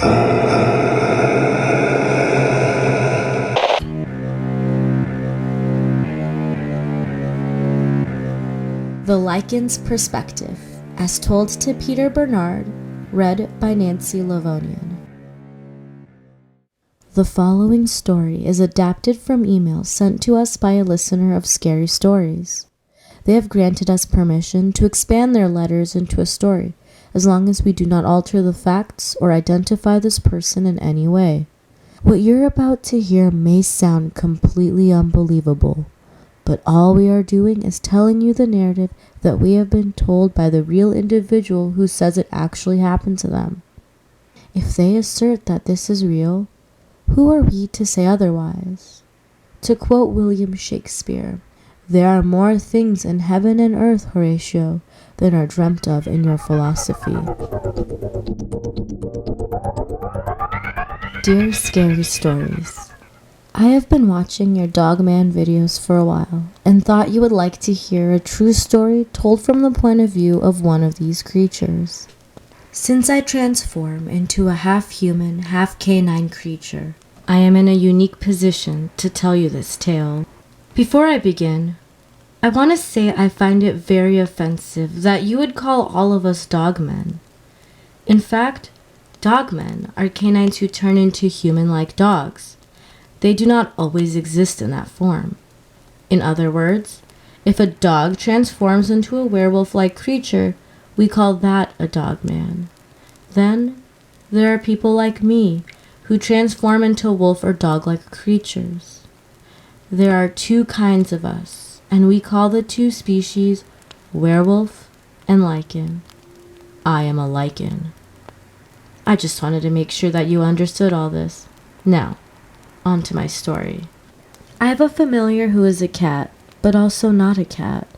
I refer to him as a Sith cat, but I think the original Scottish or Irish pronunciation is cat she. These are powerful spirits taking the form of cats, capable of creating magical events, both the good kind and the other kind. The way I came to be partnered with this particular familiar is that one of my normal cats mated with a cat she who lived with a particular old lady I'm close with here in my small town. This cat's mother rejected him almost completely as a kitten, so I took him and raised him. This lady told me the cat was meant to be with me because I also am out of the ordinary, both blessed and cursed with something that is simultaneously a gift and an affliction. Before I became a confidant and student of this old lady, I used to be very close friends with her granddaughter, who we will call E for the sake of this story.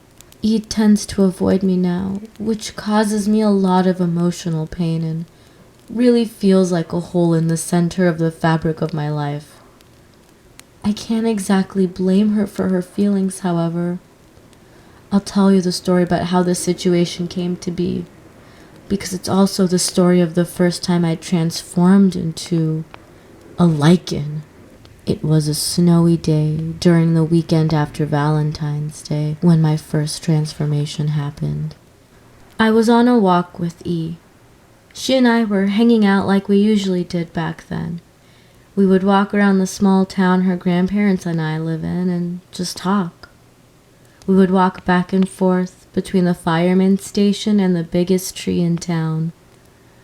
It might sound dumb, but I really appreciated those walks. And it's painful to think of how and why I lost that friendship. So anyways, after a few hours of walking and talking, back and forth between the tree and the fireman's station, I started to feel like I was melting from the inside out. I swear, it felt like my blood had just turned to lava. I then began to feel extremely hungry, which was strange because we had lunch before going out. The combination of things I was feeling simultaneously set off alarm bells inside me. I tried to remember if I had ever felt anything like this before. Well, I had felt hungry before, but I had never experienced the strange sensation of my blood feeling like it was boiling inside of me. I'm not sure what causes this sensation, since if my blood actually boiled, I imagine I would quickly die. Nevertheless, whatever I was experiencing felt to me like all the fluids inside my body were overheating and boiling over. I understood for certain that something was happening, but I didn't know what. I was 13 years old at the time, so I never thought I might be having a heart attack or a stroke. I know that they can happen to people of any age, but it just never occurred to me that that might be what was going on. My mind raced, and I felt so panicked that the panic was almost worse than the actual experience that was happening to me. In fact, it's sort of hard to separate the two, which was the event and which was the panic resulting from all of this. I felt myself falling to all fours, and I wondered if I was going to be ill in front of my friend. Almost instantly, however, I realized I was not nauseous in the slightest, and in a flash, I felt instinctively that I understood on a deep level what was happening. I was becoming my true self. I was shedding my childish form and taking my mature one. I was erupting from my cocoon as an adult, but an adult who in no way resembled what they had been as a child. From down on all fours, I told E to run as fast away as she could from me. I saw the confusion on her face as she was torn between a desire to help her friend and the fear of me screaming at her to run. She backed off, but E only went a few meters away, keeping her concerned eyes on me the entire time. Being that this was the first time my wolf instincts were kicking in, I had nearly no control of myself, and I instinctively started running after E. I remember running after her more than I remember the end of the transformation. I remember running past closed stores and thinking that this was a strange forest indeed. My stomach growled at me that I needed to kill and eat or die. The horror of hunger consumed me, and I could smell my good friend E's fear as she ran. I could smell it, and it smelled delicious. In fact, I realized the smell of her made me salivate, and I understood I was no longer human. Consciously exerting my will over 1,000,000 years of primal instinct, I started to gain control, and I forced my body to stop moving. E was backed into a corner between two buildings, on the floor, weeping uncontrollably. I tried to talk to her, but talking was very hard, as hard and unnatural as thinking had become. When you are your natural self, you no longer think in words, but in actualities. You become free of the semantic confusion and pain of the humans, and so you become free of original sin. My attempts at communication through human concepts and words came out first as a long and very guttural snarl. E sobbed even more pathetically, as I must have sounded very threatening. I thought hard about what I wanted to say to E, and said in a voice that was deep and growl-like, I've got control of myself, E. Run if you want to live. I said it that way because I could feel my instincts taking back control. I told E to run again, and I'm glad that she did. Because if she didn't run back to her grandparents' home, I don't know what would have happened to her. Like I said earlier, this happened years and years ago when I was around 13 years old. I am almost 17 now and have grown into mature acceptance of who and what I am. I fully identified the exact subspecies of lichen I am, but I need to leave a few details out of this account to protect my privacy. As for E, she has been distant. So distant that the only time I see her is from a distance at the state fair. We never talk. If I try to get near her, she'll run from me. I have tried to say sorry to her so many times that it wouldn't even be considered funny anymore. Those of you who think people like me are evil, please know we didn't ask to be like this. And please understand that although we are gifted with great power, it comes at the price of extreme pain and great loneliness. The Dogman and the Strange Boy, as told to and read by Peter Bernard. When I was a kid, we lived in a small city in Ohio, but my parents would usually send me to stay with my uncle in the summer. He lived about a half-hour walk from us, or out just past the edge of town, down a dirt road into the forest. My parents reasoned that if I was out in the country with my uncle, I'd be kept away from drugs and crime in the city. These days, Mom is in her 90s and a big fan of David Paulides. She apologizes for sending me out to the woods, saying she didn't know how dangerous it could actually be. She'd feel even worse about it if I ever told her this story, but my uncle swore me to secrecy when he told it to me. I'll call him Uncle Amos, which was not his real name. Amos is gone now almost a decade, so I don't think he'd mind me passing his story on and keeping his spirit alive in the process.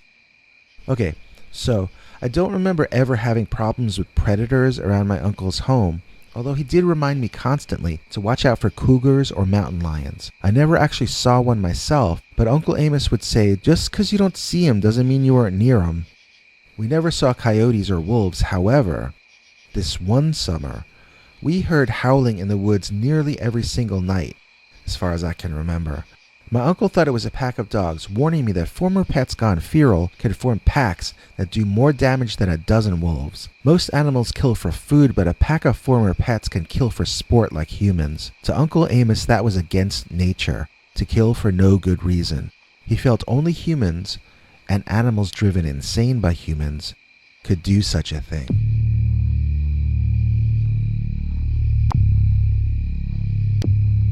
The idea of these dog packs terrified me, but in honesty I never saw them, and I'm not sure they were what was causing the howling. Now, old Uncle Amos was a drinker of the full-time variety. He'd be drunk before he made me breakfast, but he was always fun to be around. He had no problem drinking in front of me. Remember, this was the 1970s. The funny thing was, though, that when he wanted to smoke a cigarette, he would go outside because he didn't want me smelling of smoke when he gave me back to my parents.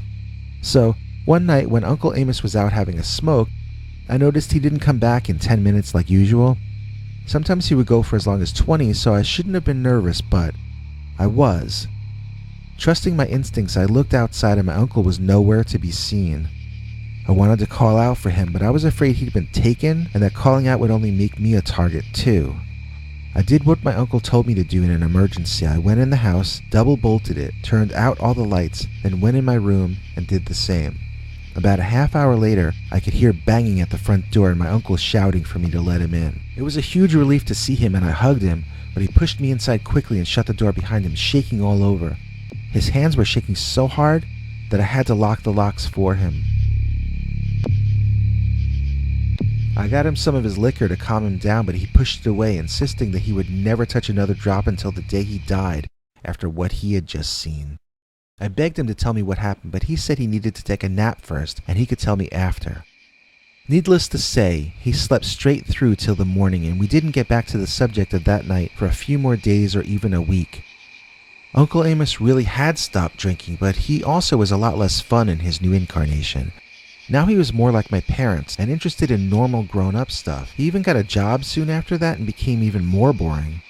So anyway, when I finally got him to tell me the story of what happened that night, when he took the hour-long cigarette break, he was clearly still very shaken up by whatever it was. We hadn't heard any howling since that night, and that's how I got the conversation back to it. I asked him if he knew why the howling was gone, and if it had something to do with the story he still hadn't told me about that night. It took him a while to get going, and he never made eye contact with me the entire story, staring downward instead. At a few points his voice cracked and he had to stop and regain control of himself. I never before or since ever saw him so unhappy to have to be talking about something. So here's what he said happened.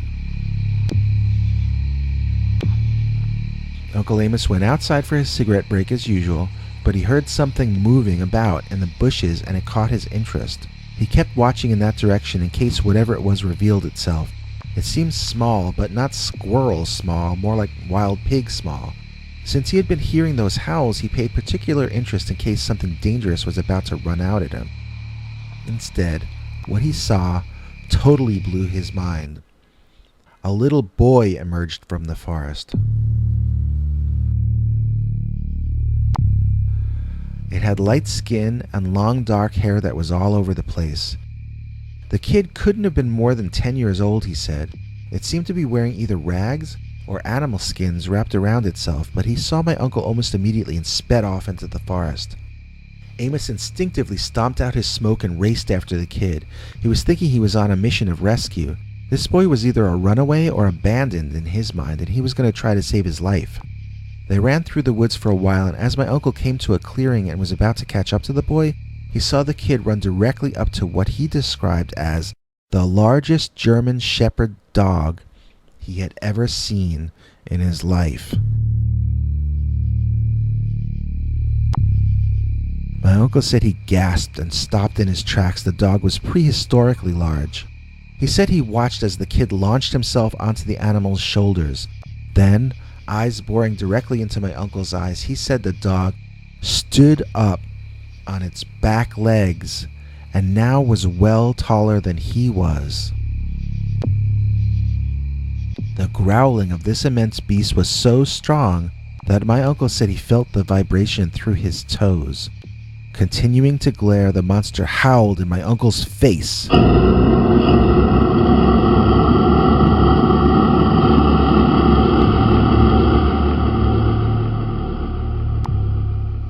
Then the dog ran away on its hind legs with the boy riding on his shoulders.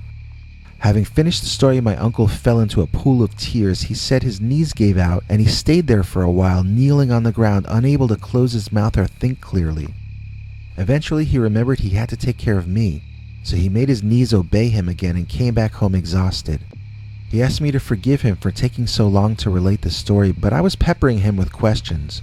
He told me none of it mattered anymore because they had moved on and we didn't have to worry about them ever again. I asked him how he could be so sure. Uncle Amos told me that the two of them thought they were safe here, and then they were discovered, so now they were off somewhere else they hoped would be safe. I hoped they were safe too, and I wondered what that boy's life must be like. That to this day is a fantasy I live with. What would life be like if, instead of my parents and family, I was a kid who grew up with Dogman? Mother's Day Dogman, as told to and read by Peter Bernard. My family is not exactly tight-knit. In fact, I couldn't convince anyone I was related to that they should join me in visiting my mom for Mother's Day. I tried to do the right thing and look in on her, but fate rewarded me by thrusting me into a dangerous face-to-face encounter with a feral dogman. Let me explain the context this occurred in. So, after my parents got divorced, my mom went a bit mental and left the family to go off and live in a tiny 2-story house in the middle of the woods, while my dad went on to turn the business he and mom had started into a multi-million-dollar successful enterprise. Both my sisters went to work with dad, and soon I was the only one in the family who still even acknowledged that mom existed. My sisters had become cutthroats and saw our mother as weak for giving up and going into hiding. They saw my father as strong, but I saw him as a bully who took advantage of my mother's talents until he didn't need them anymore, then threw her away like a sock with a hole in it. These feelings made my sisters see me as weak also. My father didn't see me as anything. He seems to have forgotten he has any relatives other than his 2 darling executive daughters. That's the last I will discuss any of that part of my family in this story. The rest of this is about me and my mother. And, of course, Dogman.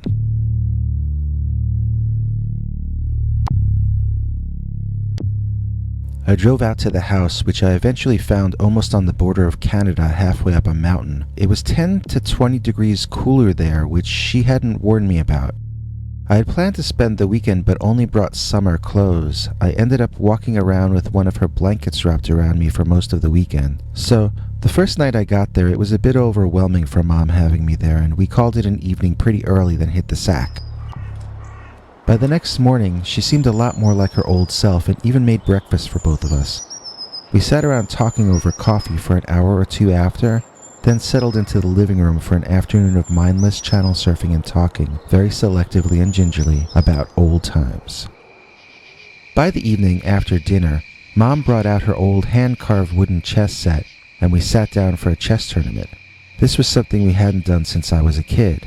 Mom pointed out that the house had a fireplace and suggested I go get some firewood from outside so we could have a fire. I looked at her like she was crazy. "What do you want me to do?" I asked her. "Chop down a tree?" She laughed, and it was good to see finally. She informed me that there was a blue tarp on the side of the house by the trees, and under it, hopefully still dry, was a stash of firewood already chopped up into fireplace-sized logs. So I had one of my mother's hoodies on, open because it was too small on me, with one of her blankets wrapped around my shoulders, with my combat boots on my feet but not fully tied, and I went shuffling around the side of the house looking for something that was blue which had wood under it. As I took a left around the back of the house closest to the woods, my field of vision was suddenly filled with the color blue, and I knew I had found my destination location. I was about to bend down and lift the tarp up when I saw a man walking toward me.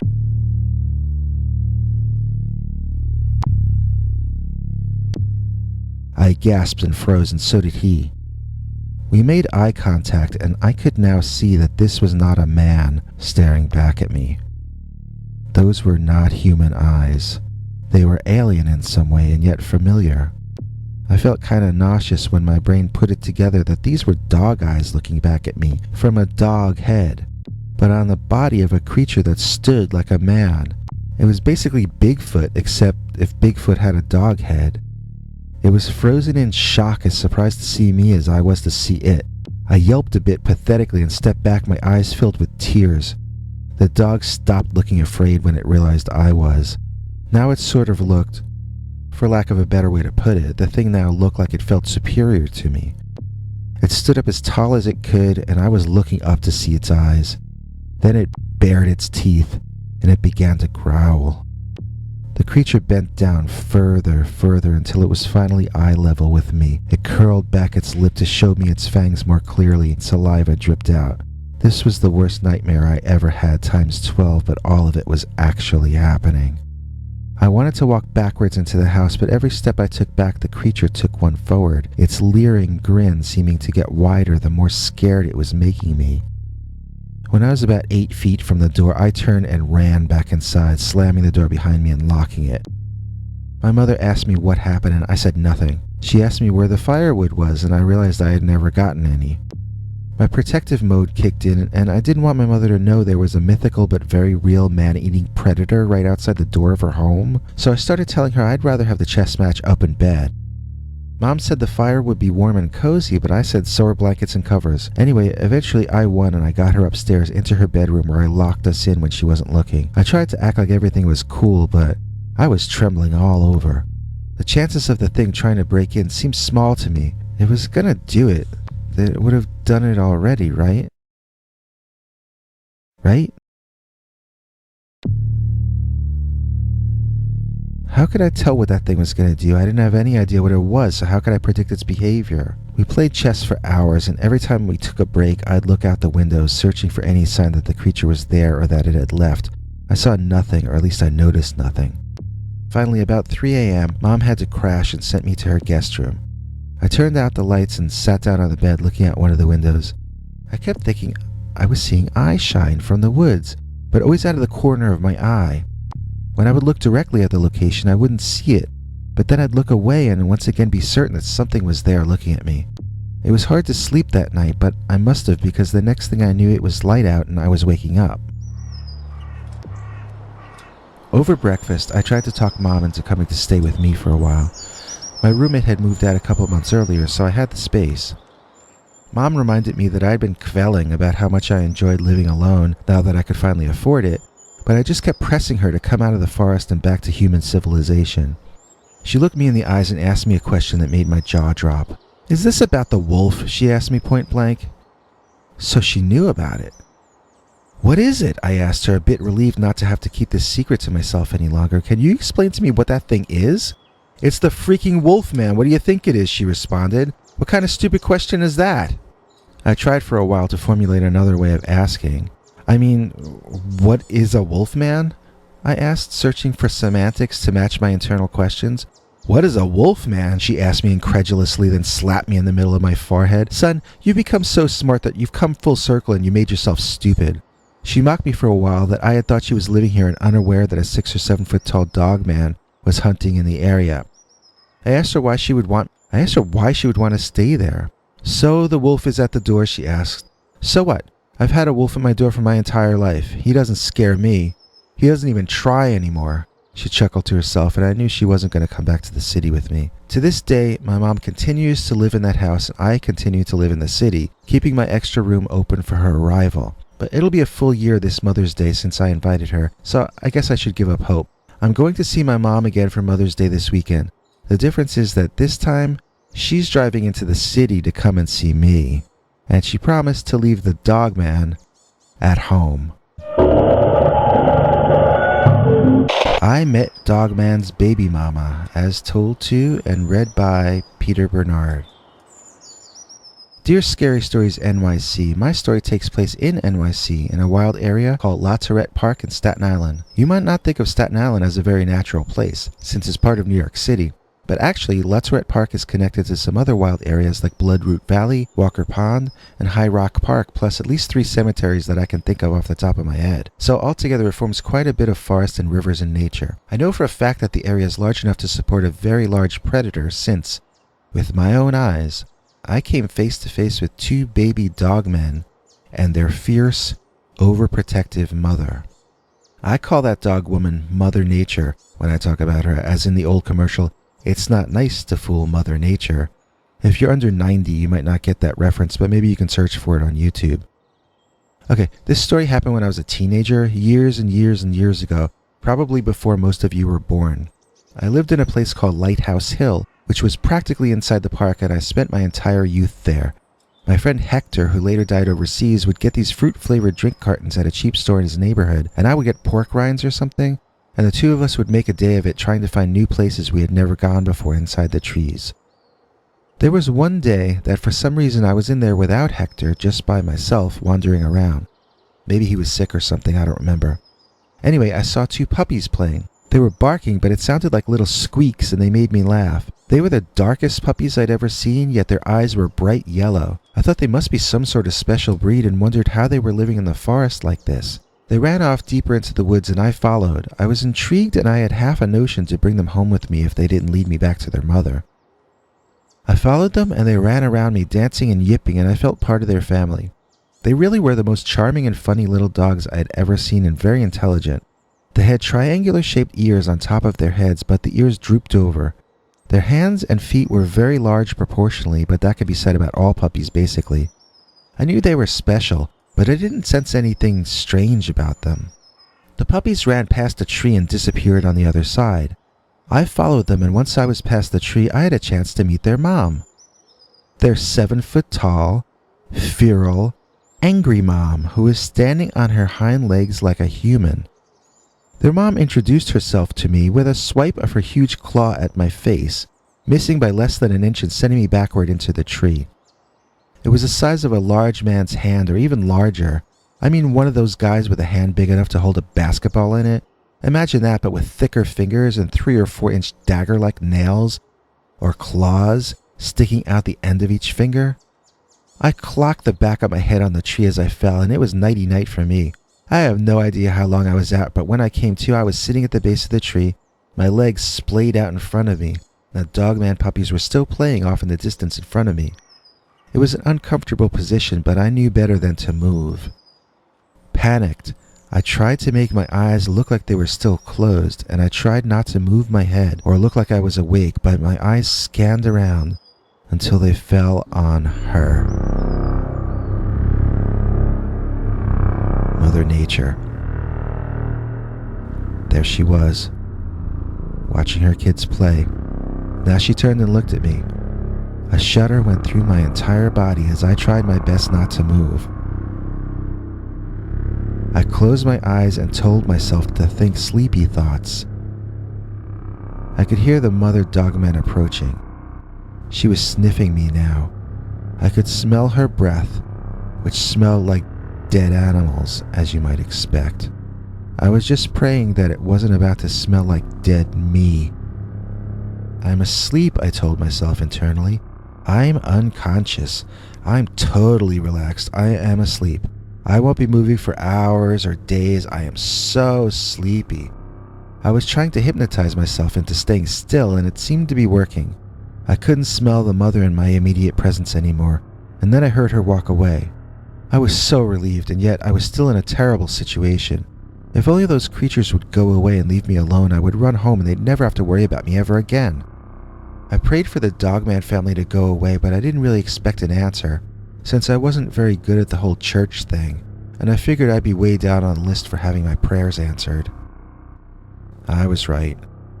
Instead of going away, the puppies started playing on me. They climbed up on me, tickling me all over. These were tiny little puppies. One of them started licking the salty tears off my cheek, and the other one took the other cheek, and soon I couldn't pretend to be asleep any longer. The mother stood her ground, just watching her puppies playing with me and on me. I could sense that she saw that her offspring were comfortable with me. I hoped that she sensed that I should no longer be considered a danger or a threat.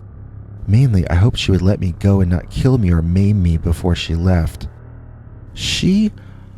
Mother Nature, unlike her offspring, had brown spots mixed in with her black coat. Her hair was very close to the surface, very short like a greyhound, but more the colors of a German shepherd. Nobody's ever going to believe me, I thought, even if I live long enough to tell them about it. The puppies pranced and the scene became more relaxed. One time, when one of them accidentally flipped sideways over the other one, I even laughed out loud. Well, okay, I chuckled. The mother seemed to be cool with me, and a lot of my fears started going away. After a long while, the mother stood up on her hind legs, and I totally got the vibe that she was finally ready to move on. The puppies got the message too and started prancing off in a direction taking them deeper into the woods. The mother looked like she was about to follow them, and I started wiping the dirt off my clothes so that I too could finally go home. Apparently taking me brushing off my clothes in the wrong way, the giant mother Dogman whirled, and in a split second, she was in my face, snarling and growling. I screamed and I cried. I started begging, saying, "Please, please, please," over and over. The mother Dogman stood up to her full height and regarded me, sniveling on the ground beneath her. She took a few steps toward her offspring, and my crying grew more intense. She turned again and she roared.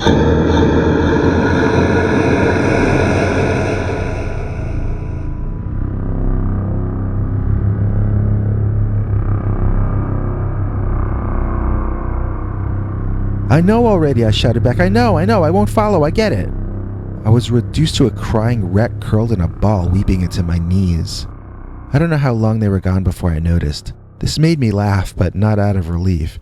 It was a sort of nervous laugh, an unhealthy laugh, like a crazy guy in an old movie would laugh. Even as a kid, I felt like crazy was a choice, so I arrested myself from laughing in that way, and I decided I was going to cut myself some slack and take it easy and realize I'd been through something traumatic that nobody would ever understand. Puppies in the park that have a mom the size of a bear who stands on her hind legs and looks like a werewolf. That wasn't even something I could tell Hector about, let alone my parents or anyone else. This was a cross I was going to have to bear alone, and that was that. I would like to thank you, Scary Stories, and the listeners of Scary Stories for allowing me this opportunity to get this story off my chest and finally share this teenage trauma with someone. Every time I listen to a Dogman story online, it makes me feel just a little bit less crazy than I felt the day before. In my defense, if there were ever anything that could drive a man crazy, it would be the American Dogman. The Dogman of New York Mills, aka the Dogman of Mockingbird Lane, as told to and read by Peter Bernard. Okay, before I begin, let me make it clear that New York Mills is not in New York, it's in Minnesota. And what this story is about is the Minnesota Dogman. This happened when I was 19 through when I was 20, when I had a girlfriend, let's call her Lily, not her real name, who lived on a road actually called Mockingbird Lane for real. That's why my alternate title for this is The Dogman of Mockingbird Lane. However, we never saw the Dogman there. We would see it around the corner from there or over by the groves in the small forest next to them.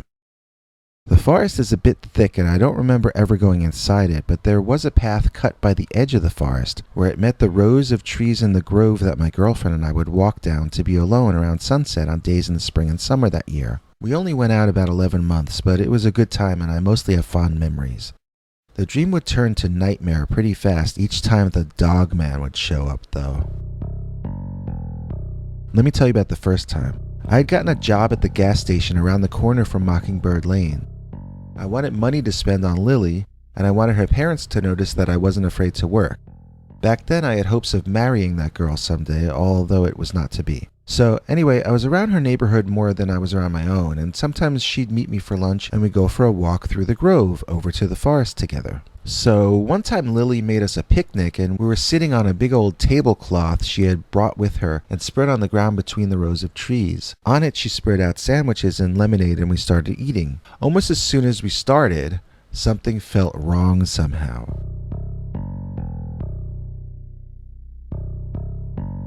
I felt a change in the atmosphere as though the pressure of the air had suddenly gone up. I was starting to get a headache and a neck ache, and I began stretching and massaging my neck and temples. I noticed Lily looked unhappy somehow as well. That's when we both heard, something that sounded like a growl. Looking around, I couldn't see anything out of place, and I couldn't tell where a growl could possibly be coming from. "It's jealous," Lily blurted out suddenly. At once I felt a strong wave of an idea. It wasn't like someone was talking in my head, but it was as though someone was giving off a very strong vibe to the effect of, "Your sandwiches aren't so great. I could kill a male buck and eat it anytime I wanted." Lily and I met eyes and I knew she had heard or felt or sensed that same thing I just did. She suggested we leave the food here and go. I argued strongly against this idea, stating that if you don't act like the boss with a wild creature, then it will think it is the boss of you. Just then we heard a howling scream. And I realized without one doubt that this thing, whatever it was most definitely the boss of me. We ran as fast as we could out of there, leaving everything behind for whatever had just bellowed at us. When we got back to the gas station, we told my boss about what happened and he said it was the Minnesota Dogman. Now, I was born in Michigan and raised in Wisconsin, then moved to Minnesota when I was 13, so Dogman has always been something I'd heard about. I don't think I ever knew anyone who claimed they saw it, but I knew a number of people who said they knew somebody who saw it. To be honest, before it screamed, I was thinking it was a stray dog or maybe a coyote or something. I was more concerned that whatever it was might turn out to have rabies than that it might be a mythical beast that some claim is real. So, you would think a girl like Lily would be upset that the Minnesota Dogman was hanging out and stealing picnics around the corner and down the block from her home. But Lily, as I mentioned before, lived on Mockingbird Lane and she loved monsters. So, to her the idea of some huge Bigfoot with a dog head living in her hood made her sort of a star in her own mind. The weird thing was, other kids our age suddenly saw her as a star as well, and she had a Dogman party one night. All the kids gathered at her parents' place, and there was food and music and games. Then at midnight, we'd planned to walk down the road all together as a group and peer into the trees with flashlights at the spot where Lily and I had our sighting. The strangest thing happened, though. Around 11:20 or 11:30, the electricity in the house went out. Her father went to the basement to see if it was a blown fuse, but said there must be a blackout. He turned on his emergency battery-powered radio, but there was nothing yet about a blackout. Everyone got in their cars and went home, and we never got to walk down to the forest. It turned out Lily's parents' house was the only one that lost its electricity. The electricians the next morning said wires had been torn out of the back of the house, but had no explanation of how it could have happened except vandalism, since there hadn't been a storm or anything of that nature. So that was an odd thing to have happen, but there certainly isn't enough evidence to say how that might have happened. There was a night after the party when one of our mutual friends claimed they were driving down North Broadway Avenue by the trees there around midnight, and a deer came bursting out of the woods, almost running directly into their vehicle. They managed to bring the car to a halt, but were now parked sideways in the middle of the road. The car engine sputtered to a stop, and the driver was about to restart the engine before any traffic came by and slammed into him. Suddenly, he said something ran out of the woods in pursuit of the deer and literally ran over his hood in its hot pursuit.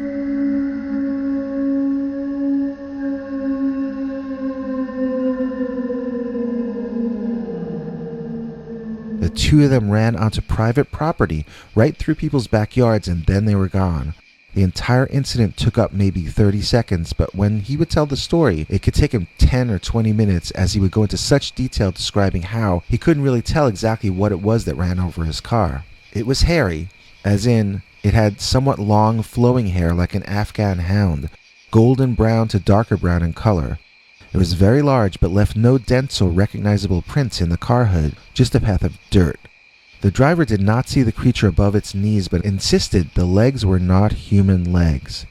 It had to be the devil himself, or it was the Dogman.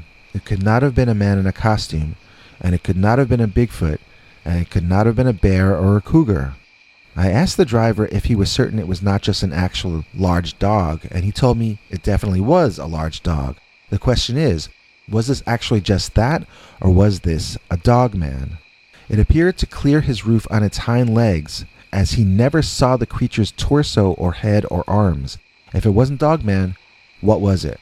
And why was it walking on its hind legs? I only saw the thing once, and that was the night before Lily and I broke up. It was around Halloween, I think early November. I was hanging out behind the gas station, overwhelmed in depressing thought, and suddenly felt that weird pressure change again. I swallowed a few times, but the air still felt different somehow. I looked around, and there behind the tree, I saw two eyes looking back at me. I got the overwhelming sense of something telling me, "You better not be here so much anymore. You better go away." And then I saw it walk between two trees. It did it slowly, so I could be certain to see it. This was a giant man with minotaur legs and a dog head. That was the impression I got in those few seconds it revealed itself to me. I got an intense sense of danger and malice from it, but at the same time, also a sense of its own regality. This was not just an animal. This was some kind of intelligent, if not benevolent, humanoid being. A real chill went through me, and I quit my job that day. Like I said, Lily and I were done by the next night.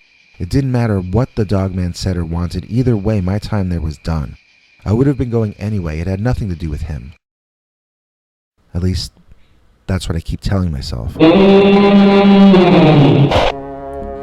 Sunday go to meeting Dogman, as told to and read by Peter Bernard. Every Mother's Day, I think back on a particular Mother's Day of my youth. It was unremarkable in most ways, and I only remember it because of something that took place in just a few minutes. But those few moments completely changed my life, because that was the day that I came face to snout with what I called a monster, but what I think you all now call Dogman.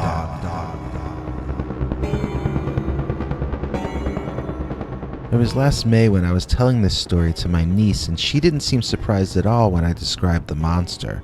She said, "Oh, you saw Dogman, that's cool." And then she changed the subject and talked about Mr. Slender or something.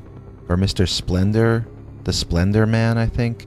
But her comments sent me to my phone's search engine, entering Dogman and finding all sorts of interesting tidbits. The work of Linda Godfrey particularly interested me because my sighting occurred not all that very far from the center point of her first book about the Dogman, Bray Road.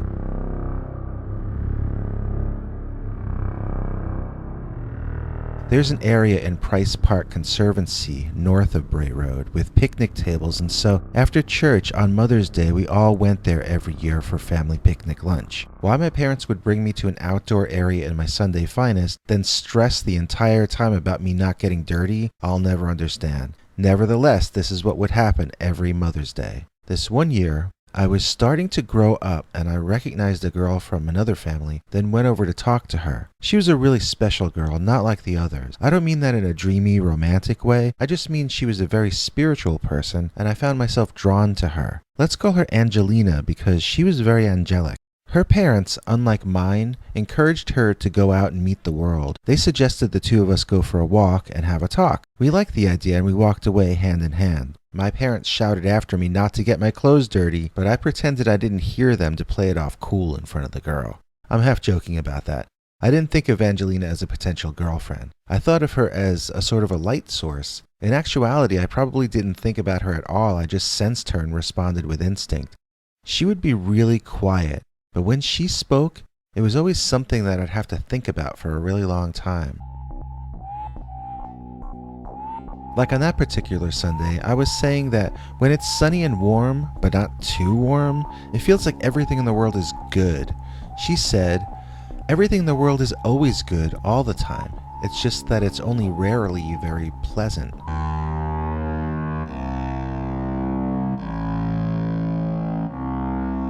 I asked her how something unpleasant could be good, and she said good isn't subjective, while pleasant is very subjective. So, in other words, I thought out loud, everything is always good, it's just not always good for me personally, is that it?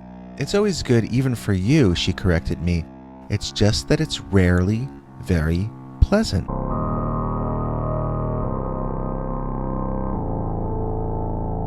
I'm paraphrasing from memory, but those were the kinds of conversations we would have every time I ran into her. When I was younger, I tried to be a writer, and every story I wrote was about her and her weird ideas and semantics. I was fascinated with her for years, but like I keep saying, I never thought of her as a girlfriend. So she turned around and started walking back to camp, and I asked why. She said something about how it might turn very unpleasant very quickly if we went any further into the woods. That completely intrigued me, and I wanted her to explain further. Was there a mountain lion down the path? A coyote? A bear?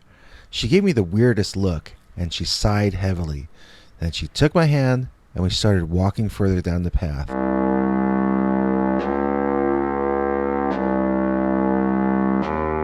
"I thought you said it would get unpleasant down this path," I asked her.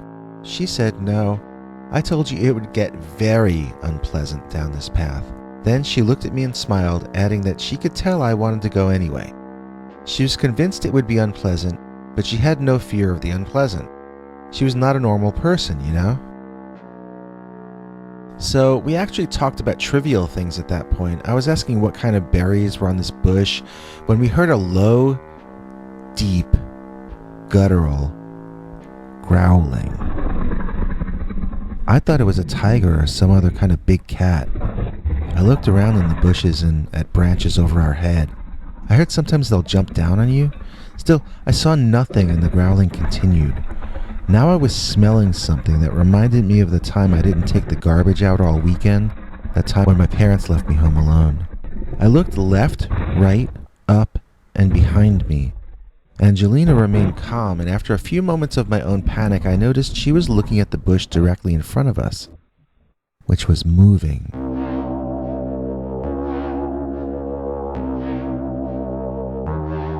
It felt to me like the entire world stopped spinning and the inside of my head started as I watched this hairy, ugly thing rise up from behind the bush.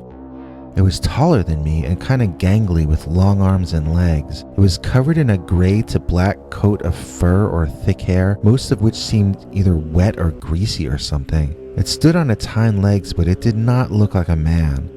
It looked like a huge dog. I don't know how it balanced on its hind legs, but it did. It looked like a dog doing a stupid pet trick, except it wasn't wobbly, it was very sure on its feet. The front paws were held together in front like it was begging. It did not have hands like I sometimes hear on your channel. It had very big paws with big claws, but they were not hands. Its head was a dog head with ears on top. I don't remember details about the ears or the eyes because this thing was snarling and showing off its huge fangs. Once my eyes went up that body to that large, slobbering, angry-looking predator mouth, I only saw anything else in the periphery. I was imagining how many bites it would take that thing to get to the chocolatey center of me when it screamed.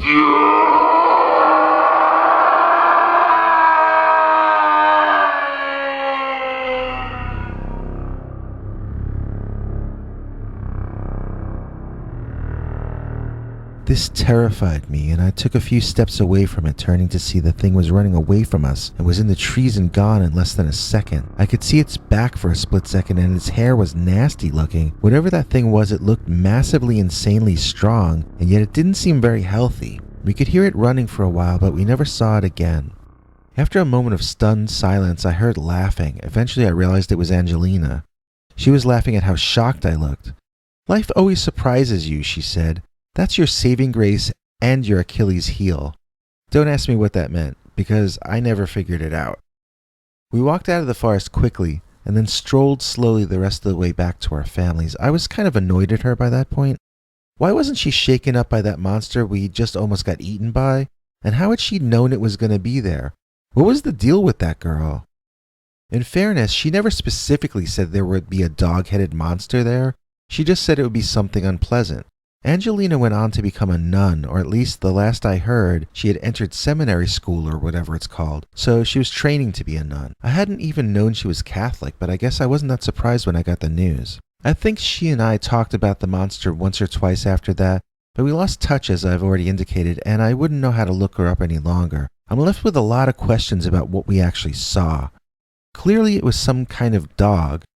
Did it walk on its hind legs normally? Or is it possible that one or both of its front legs were injured, and it had no choice but to run around in an upright fashion? It did not look unbalanced or unnatural, though. It looked as though this was how it was born to move. The front paws seemed normal, as I've said, but I wasn't really studying them at the time. I suppose it's possible they might have been injured or weakened by disease and I might not have noticed. After all, the entire incident happened in less than 30 seconds, probably less than 20. Was this a sick or injured wolf or large dog with mange? I didn't get a clear look at the ears, which might have helped narrow down the species. I do think I remember them standing up, but I don't know if I remember them being pointed or being rounded, if the edges flopped over or stood up or what. I can tell you that the teeth were fangs, and they seemed unnaturally long and sharp. I suppose that could be because of gum disease, which would pull the gums back, exposing more of the teeth and therefore making them appear longer. On the other hand, this possibly might have been a new species altogether, one unknown to science. It did not seem to me like a man with a wolf head exactly, but more of a wolf that walked, if that makes sense. I learned a big lesson that day, though. I learned that if you are warned something will be unpleasant, walk in the opposite direction. That's the advice I live by to this day, and maybe that's why I've never seen a Dogman again.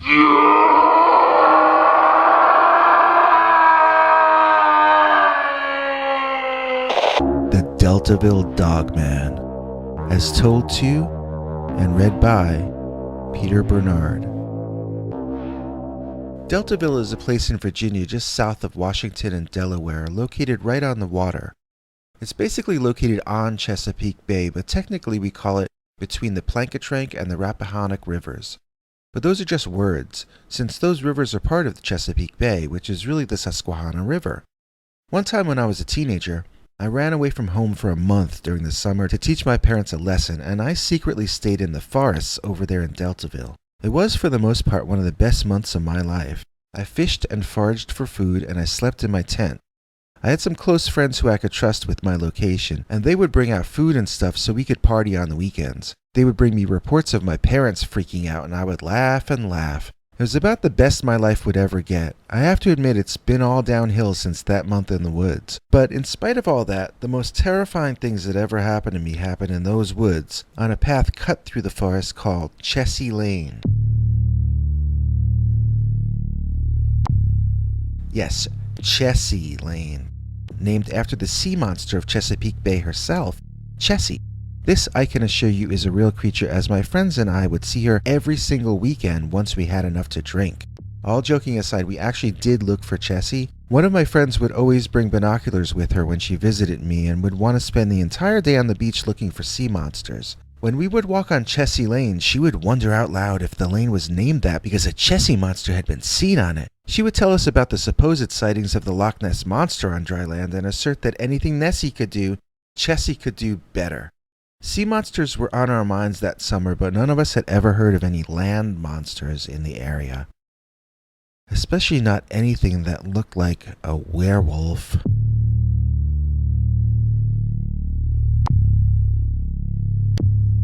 One day when I was walking my friends down Chessie Lane back toward civilization, we heard a commotion in the woods to our left. We all stopped, trying to understand what was happening. Suddenly, there was an explosion of sound overhead with leaves flying everywhere. Something fast was moving through the branches over our head, moving from left to right with great speed and violent motion. I was wondering if it might be a squirrel, but if so, it must have been a large one. Before I could come to much of a conclusion, however, the bushes in front of us and to our left burst open loudly, birthing a hairy man-shaped giant with a wolf's head.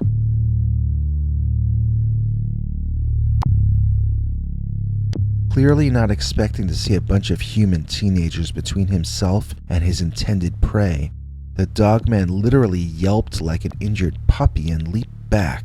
Just its frightened leap was like something only an Olympic gold medalist could attempt. The thing or person was very, very tall. I don't want to take a guess because it would sound silly to you, but let's say he was taller than you might want to imagine. He was taller than I want to admit.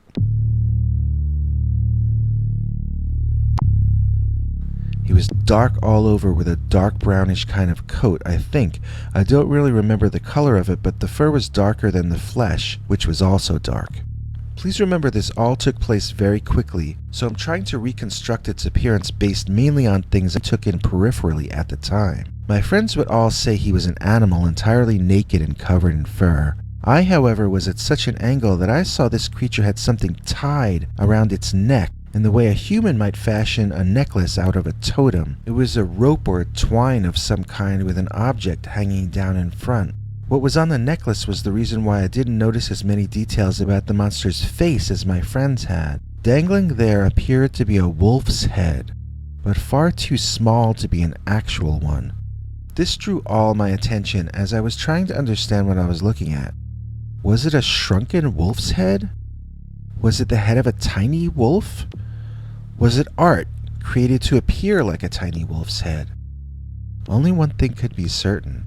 This creature in front of us was not just an animal. This creature clearly had some kind of culture, which resulted in the creation of this artifact hanging around its neck. As much from fear and panic as fury, the werewolf Dogman thing roared at us.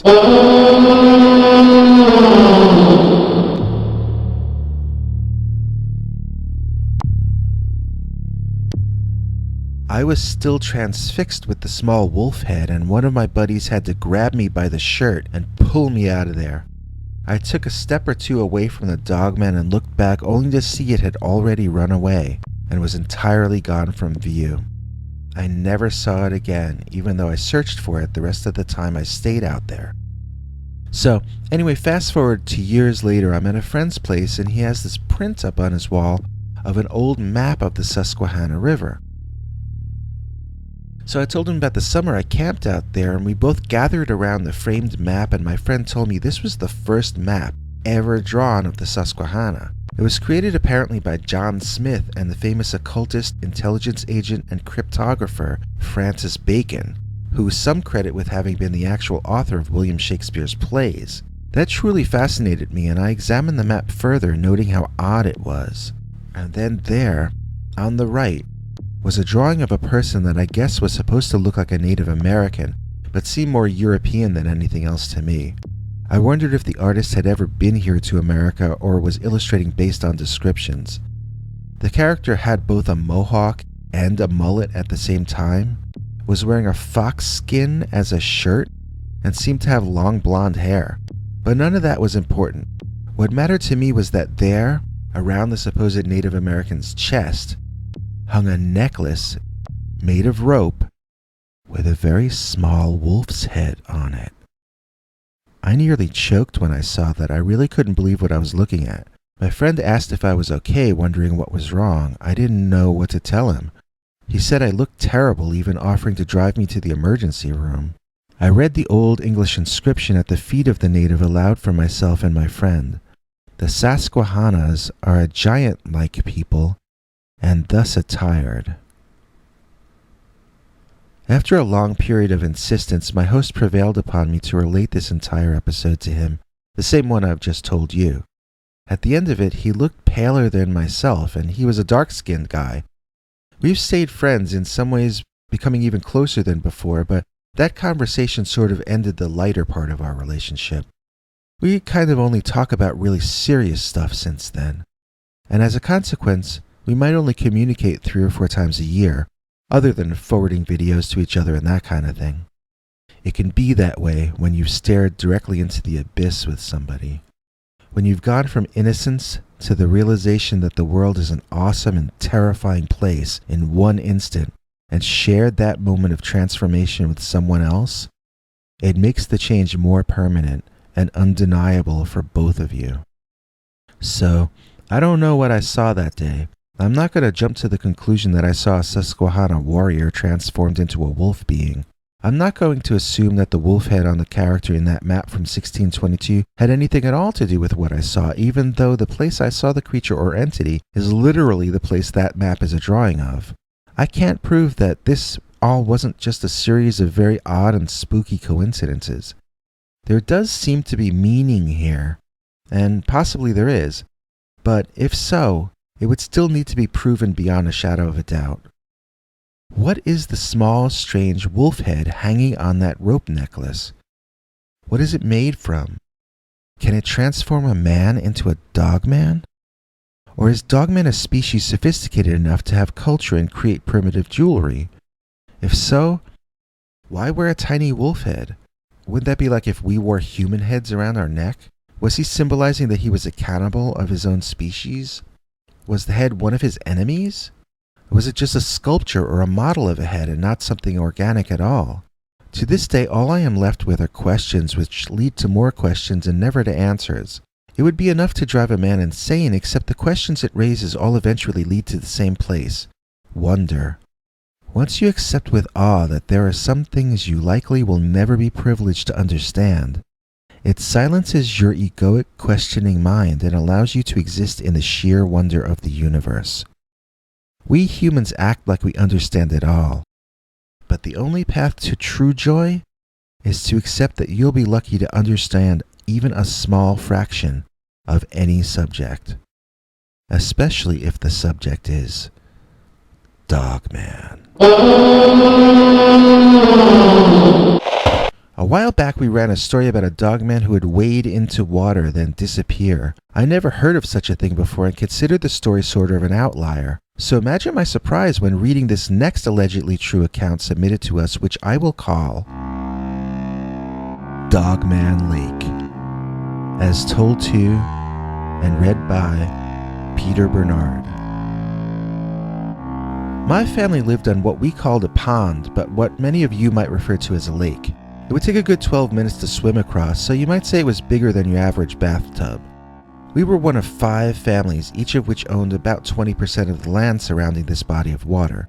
For some reason, going back to before I was born, all 5 families have had a great hostility toward each other, and each claimed full ownership of the pond.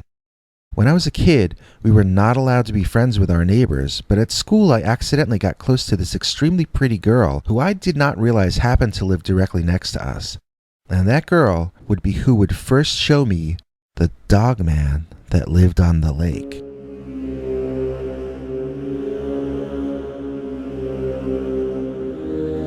So, anyway, when it came out that I had sort of been seeing the girl next door, my parents flipped their wigs and started screaming at me. Somehow I kept my head and responded to their anger with logic. I told them they wouldn't live forever and one day my generation would own the property. If my family and the family next door stopped fighting and joined forces, we'd own 40% of the lake and be in a much stronger bargaining position than the remaining 3 families. It just didn't make financial sense to fight our neighbors, especially when they were so pretty. Especially when their land was located so strategically. I sold it to them as a business decision and they bought it that way. In reality, I planned on moving away after college and I had no interest in this girl's parents' property. I just really liked her. But the end result was peace in the Middle East, or at least peace on the eastern side of the pond. My family had her family over for dinner and our fathers got wasted together, and the next thing I knew I was allowed to visit my new girlfriend at home. Let's call her Regina, which was not her real name. So one time I was visiting Regina and it was a warm but foggy and misty night. We were out on her family's part of the beach watching the fog move over the water. It can really sometimes look as though it were some sort of intelligent thing out there, rolling and twisting around. Things disappear behind it and soon you can't see anything through the fog except more fog. This was one of those nights. That's why when I first thought I saw some figure emerging from the woods nearby, then wandering toward the pond, I wasn't sure if I was really seeing that or if it was an optical illusion caused by the swirling mist. But when it appeared to enter the water, I could hear it making small splashing sounds. Alarmed, I motioned to make Regina aware of it. She quietly responded, "Oh, that's just the old caveman. Don't bother him and he won't bother you."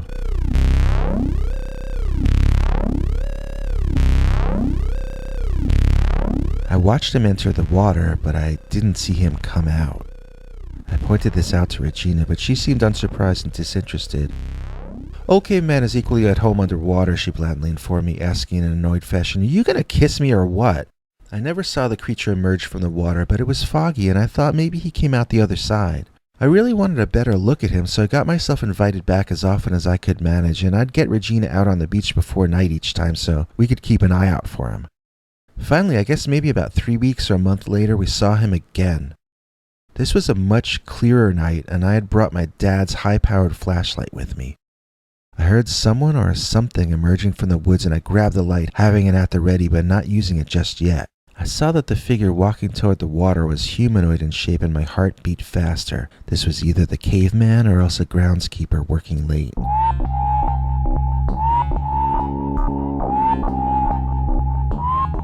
In the moonlight, I could make out a silhouette with only the very edges of the person or creature illuminated.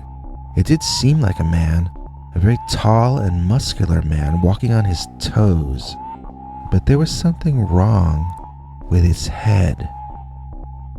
I realized with utter horror that it had living things on its head, things that were moving intelligently all around. It definitely was not hair blowing in the wind, as I could see one part move forward and another sideways. What were those things? I had to know, and my curiosity overtook me. I turned my father's flashlight on the subject of my curiosity, and it turned and froze, looking directly at me, fully illuminated in the light, staring back in shock.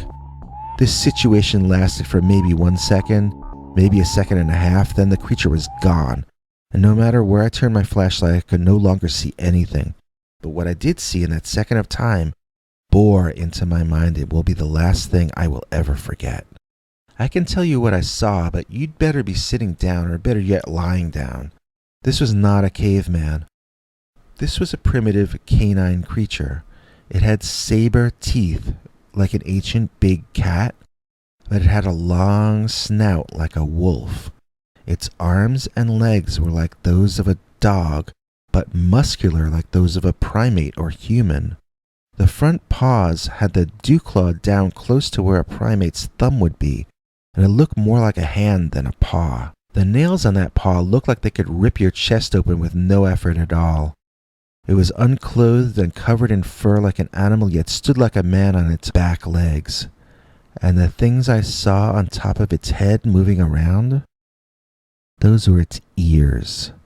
It had long, tall, pointed ears. It moved around like miniature radar towers, sensing all the vibrations around it in a way that we humans would need elaborate machinery and technology to accomplish. This thing in front of us was a throwback to the ancient past, to be sure, but it was also a marvel of nature and a magnificent creature as well. I don't remember seeing a tail, but that doesn't mean it didn't have one. This is about all I can remember.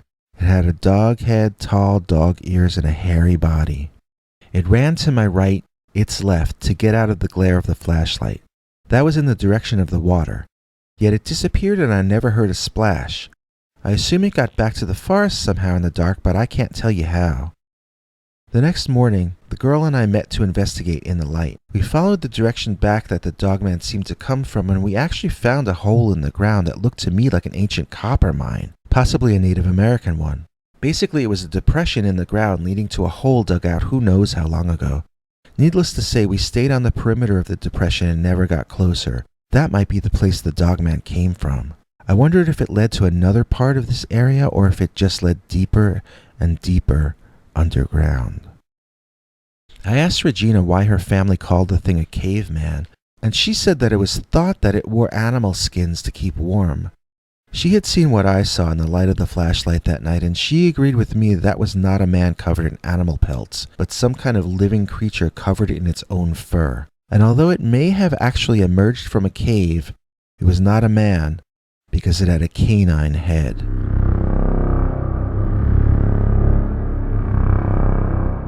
I wondered where it went when it went underwater. Regina assumed it could breathe like a fish, but I doubted that then as I do now. I think it swam underwater to some cave system it knew about that it could reach from inside the pond, but within which there was plenty of air. I had seen such things in movies, so I figured they must exist in real life too. Anyway, the Dogman never showed itself to Regina or her parents again. I think we spooked it and it found a more secure route to wherever it was going. Or maybe it moved out of the area entirely. Whatever it wasn't trying to hurt anybody, and it was just trying to live its life and remain undetected by humans. So even though the thing was hideous and terrifying and nearly scared my pants off, I to this day hope that it's still out there, living free. And that is the true story of the Dogman that walked into the pond.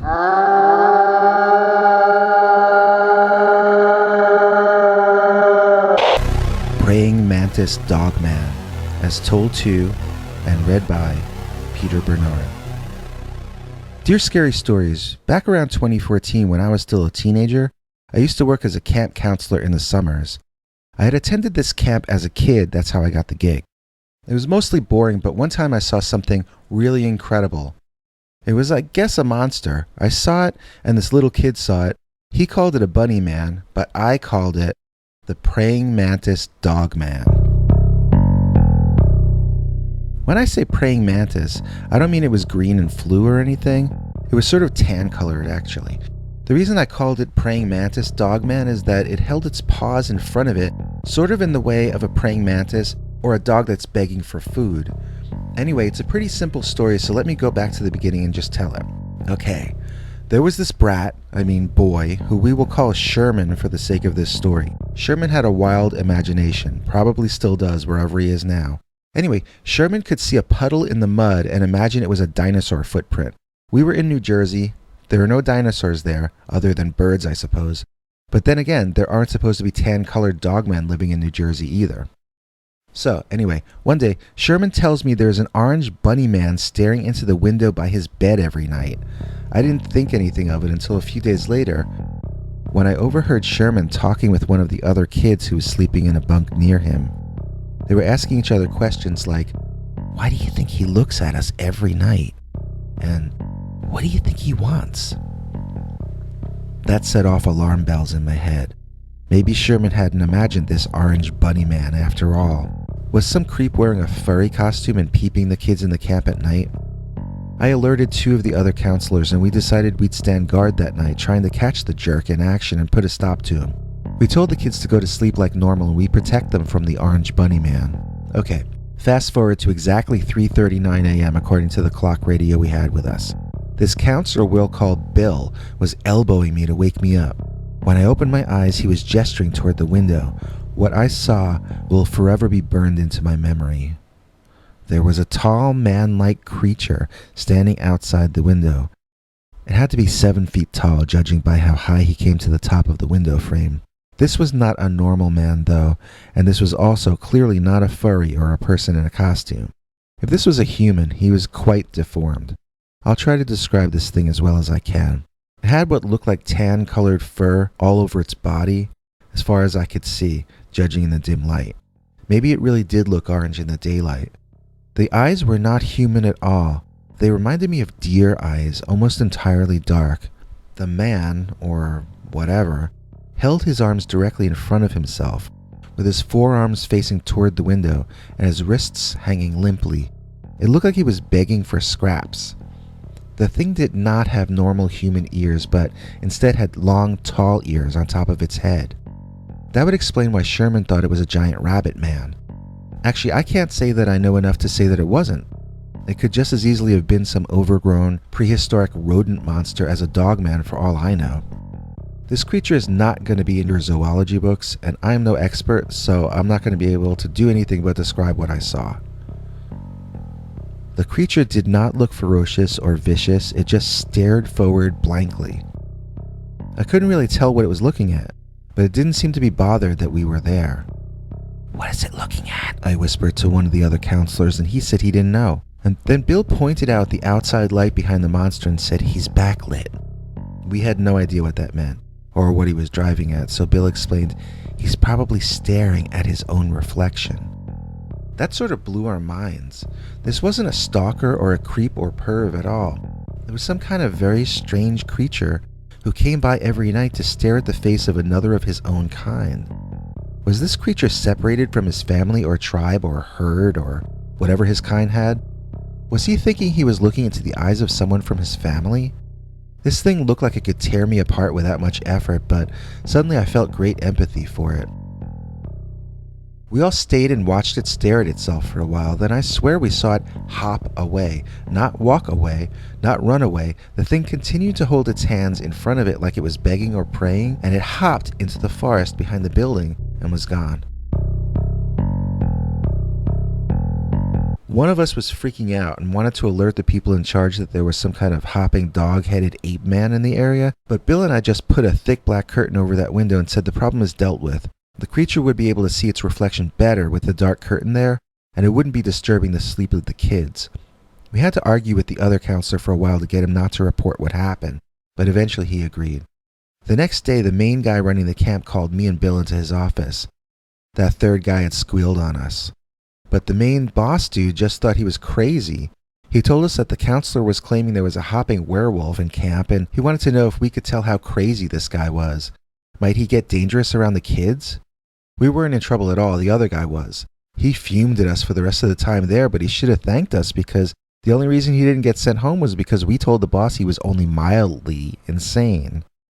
And that is the true tale of the time I saw a hopping, praying mantis dogman.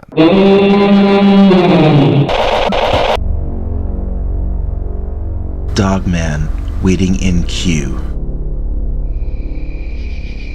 So, my 21-year-old brother got lost a while back, and it was a horrible time for my entire family, as you can imagine. We feared the worst, and it was exhausting for us all, trying to support each other and keep the search going.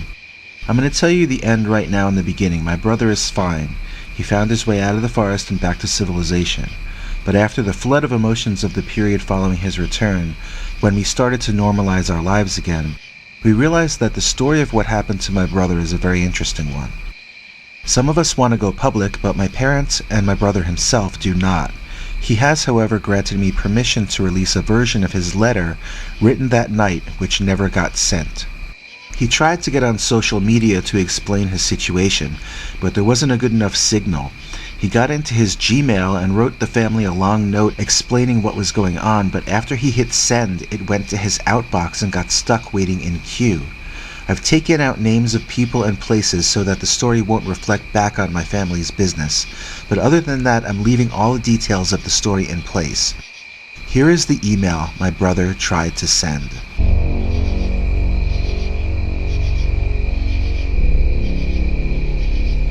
Hey to all of you. I know you're looking for me or about to start looking for me. Here are the facts. I'm stranded in the forest in Pennsylvania near the border of New Jersey. I don't know exactly where as I can't get my GPS working. However, I am in a house in the basement. I can't leave here now. The place is under siege from one or more entities that I am unsure of the nature of. I saw one of them. I think I heard or sensed a second one, but I'm not certain. I was staying at a motel and out for a stroll in the early evening. Looking off at the forested hills in the distance, I wondered if I could wander a bit into the woods and take a break from normal civilized life for a few minutes. Be careful what you wish for.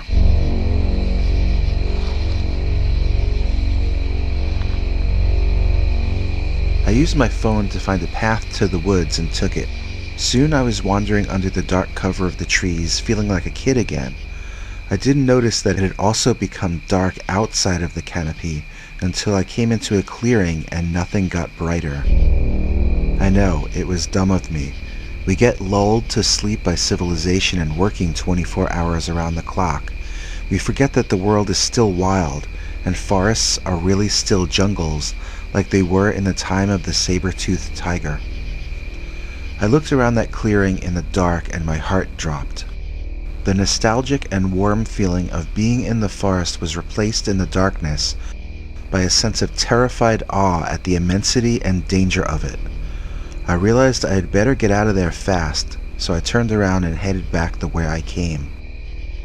I only got something like 10 feet when I heard, then saw, something in front of me. Not on the path exactly, but sort of on the side of the path, half in and half out of the trees. This set off an alarm bell inside me, and I immediately stopped moving forward. Why would someone be half in and half out of the trees?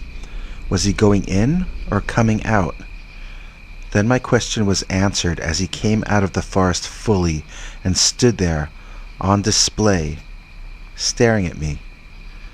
It was the tallest man I had ever seen. I could mostly only make him out in silhouette. It was dark, but he was slightly lit from behind by, I guess, the moon or something. He was so tall that I knew I was in deep trouble, but he was wearing some kind of thing on his head. His head went up too far for a normal head, and it seemed like it had ears on top like a cat or a dog or something. It was just big and muscular and possibly an insane furry, and it was standing between me and my motel room in the forest in the dark. I devised a plan. That plan was to get away from this weird giant guy, then devise an actual plan. So I ran away from that guy and away from my motel, deeper into the woods. Eventually I found this place, which is a tiny house in the forest. The entire upstairs was trashed with graffiti all over the walls, and the windows all broken out. I saw bones on the floor of some animals, but I saw something else too. I saw a recessed area which I pulled on to open a door to the basement. Coming down here, I discovered no less than 3 locks to lock oneself into this cellar, and I took my chance to lock all 3. Looking around with the light from my cell phone to see if there were any other ways in or out of here, I discovered there were only 3 tiny windows, each a little higher than my eye line, each right at ground level outside, looking onto the grass surrounding the place. None of the windows were large enough for me to climb through, but hopefully that also meant they were too small for the lunatic and the doggy costume to get in here at me.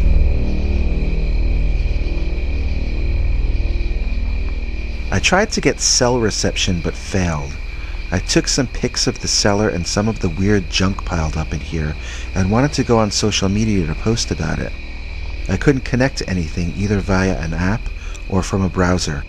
I gave up and just climbed up on an old work table so I could comfortably look outside and daydream until I felt safe enough to leave. Either the night got a little brighter or my eyes adjusted to the darkness, because the more I looked out there, the more I could make things out. That's when I saw it come out of the woods. I think it was the same man I saw earlier, but I'm not 100% sure. This one seemed a little lighter in some way than the previous one, but again, I can't be certain. This was not a guy with a mask on. This was something that looked a lot like a large dog that was walking on its hind legs. But not like it was doing a trick on TV. It was just walking on its hind legs as though that were something that dogs did. I couldn't stop staring at the thing like it was in a movie and I was safe in a theater observing it. It had a very long snout, almost like an anteater. From some angles, it looked exactly like a dog-headed guy, but from other angles, it looked like some kind of monster from caveman times or something. It was really stupid of me to stare, because it noticed, and it stared back.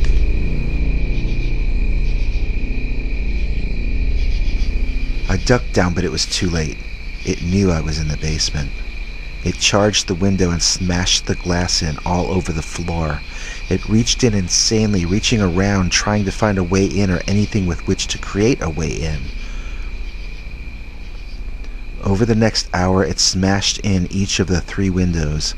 I've been reduced to tears as it snarls at me and tries to squeeze its hideous face through the window frame, which is too small, scratching its own face in the process and making itself even uglier. This is when I realized that I am going to die tonight, so I decided to try and send an email to you all. If it doesn't get delivered, then I hope this cell phone is found and that someone delivers this message to all of you. At least then I can give you all a sense of closure. That is, if any of you believe it. I keep hearing them on opposite sides of the house. There has to be at least 2 of them. I can hear them entering the house now. It's only a matter of time until they find the door. I'm going to try to send this email now. If this reaches all of you, please know that I am sorry I got myself into this. And please keep out of the Pennsylvania woods after dark if you don't want to end up like me.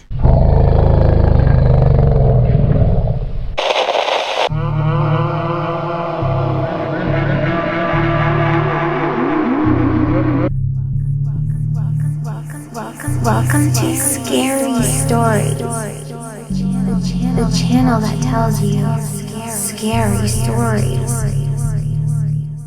Yoga and Dogman, as told to and read by Peter Bernard. When my last girlfriend dumped me, she told me I needed to chill out and take up some kind of hobby that would allow me to access Zen, whatever that meant. I decided to take some classes in yoga. It might relax me a bit on the one hand, and on the other hand I might get to meet a new girl there. I've always been a type A personality, but I find New Age women attractive, so I'm very open to the idea of finding New Age concepts that can work with my very busy lifestyle.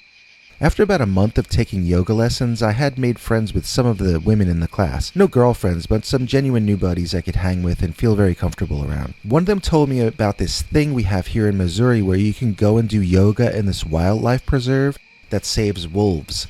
So you can sort of do yoga with the wolves. That fascinated me because I had always described myself as a wolf when I was in my business mode. I saw wolves as the opposite of Zen, but here was a chance to combine the 2 energies and create something more positive in my life. None of the others were interested in going, so I made plans to go by myself. The event was very peaceful, and I got to see a different side of the carnivore watching the wolves there. I have to say I felt differently leaving there than I had going in. In fact, I felt differently than I'd ever felt before in my entire life. I still wanted the things that I wanted before, but I no longer felt pain at not having achieved these things yet. It seemed now that everything was complete in every moment, but we could still strive for other and greater things, same as before. We just didn't have to be in pain about the process while it happened. Every single step along the way can be as filled with joy and wonder as the conclusion. We don't have to wait until we win to celebrate. We can make the entire process of winning into one long celebration and prayer of thanks. In other words, my mind really exploded and it was the greatest feeling in the world. I got in the car to drive home, and on a whim I decided to take the longer, scenic route through the forest. By the time I got there, though, the 2-lane road through the dense woods looked kind of lonely and desolate. The sun was almost down, and the beautiful, friendly forest was beginning to look more than a little scary. Rather than feeling at peace in nature, I was starting to feel weirdly creeped out. I tried to get in the mood, but something was preventing me, and I found myself looking around and checking my mirrors in an almost paranoid fashion. Then, as I had begun to expect might happen, something down the road in front of me came out of the forest. There was a large man-shaped animal down there, and I was going to have to drive past it. Chills went through me and every hair on my body stood on end. My conscious mind was very angry at my body and my subconscious for misbehaving like this. "I'm acting like a child," I stated out loud, trying to sound convincing. "There's nothing to be afraid of." Then I drove close enough to see what was up ahead on the road. Guess what? It was something to be afraid of. This thing standing there instantly struck fear in me on a primeval, prehistoric kind of level. This was something designed by nature to strike fear into any living creature smaller than it, and a few larger than it too, no doubt. This was a hairy, tall, bipedal Sasquatch-like thing, but I thought it had legs like a minotaur, and I knew minotaurs didn't exist, so my body just went cold with fear. I was seeing something impossible, which meant I couldn't predict what would occur next, and I wondered if something terrible was about to happen to me. Type A personalities like being in control, and you can't be in control when something like this is standing outside your car. I passed the monster and I could see the legs were not those of a minotaur. They were dog legs, and the thing had a dog head. It was a dog, but one that stood up. I didn't know such a thing could exist. I've Googled and read all about Dogman since this happened, but on that day my mind was terrified, thinking I was imagining this very realistic monster. Suddenly I flashed back on my late father, who used to despise anything new or from other places. He used to tell me that meditation and yoga would drive me insane. He said they were like drugs that would create illusions and I would think they were real. I wrote off his blatherings as prejudiced and small-minded at the time, but suddenly I was wondering, was I hallucinating this creature? I'm trying to visualize the animal in my mind's eye so I can describe it to you. But I really only saw fleeting glimpses of it as I drove up to and then past it. One thing I remember clearly is that it was trying to make eye contact with me before I could make eye contact with him. It felt like he was trying to bore into my mind. I don't remember hearing voices or anything, but this was a creature who looked like he was trying to tell me something. I remember it as being gray, but I remember it being blonde as well, which is odd. I'm not sure if the undercoat was different from the overcoat of fur, or if it just looked different in places due to the darkness and the play of what light was remaining through the trees. The fur was sort of both dark and light, but not spots. The head was a dog head, like a German Shepherd, but not colored that way. I guess I don't mean German Shepherd specifically, but a dog face with wolf-like ears and a long snout. I don't remember a broad chest as I hear reported on your channel. My first impression was that this was not a human, even though it was standing on its hind legs. It really did not stand like a human or a gorilla or a chimp. It kind of stood like a monster.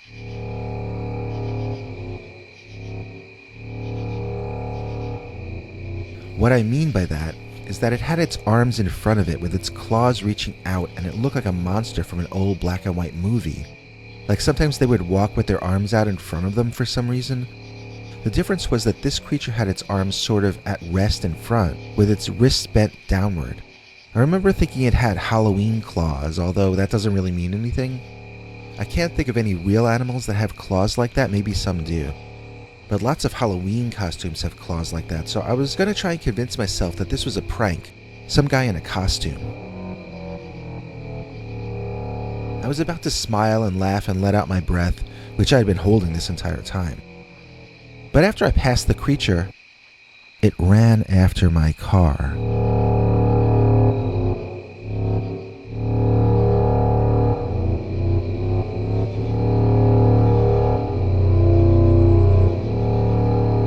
I had slowed down to view this thing as I passed, so I don't know if I was doing much more than 15 or 20 when it started to run after me. I felt a jolt of adrenaline pump through me and I hit the gas. As I sped up, so did the creature, dropping to all fours to run when I got over 30. It stayed behind me at an even distance until I hit about 40, then it couldn't keep up. The strangest feeling came over me, and for some unfathomable reason, I slowed the car down to 35 or so. The creature caught up and tried to come up along the right side of the car. Was it going to run me off the road? Would it attack my vehicle if I gave it a chance? Illogically, I drove a bit more to the left to give it room to do what it wanted.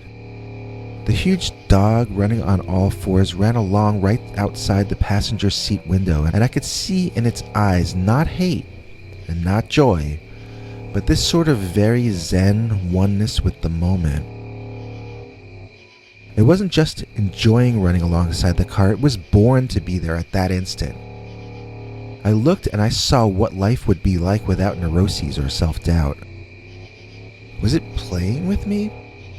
I started thinking and wondering what I should be doing instead of just being there with the wolf. I heard it growl and I saw it bare its teeth as it jerked suddenly to the right and ran straight between some trees, disappearing before I could even look around.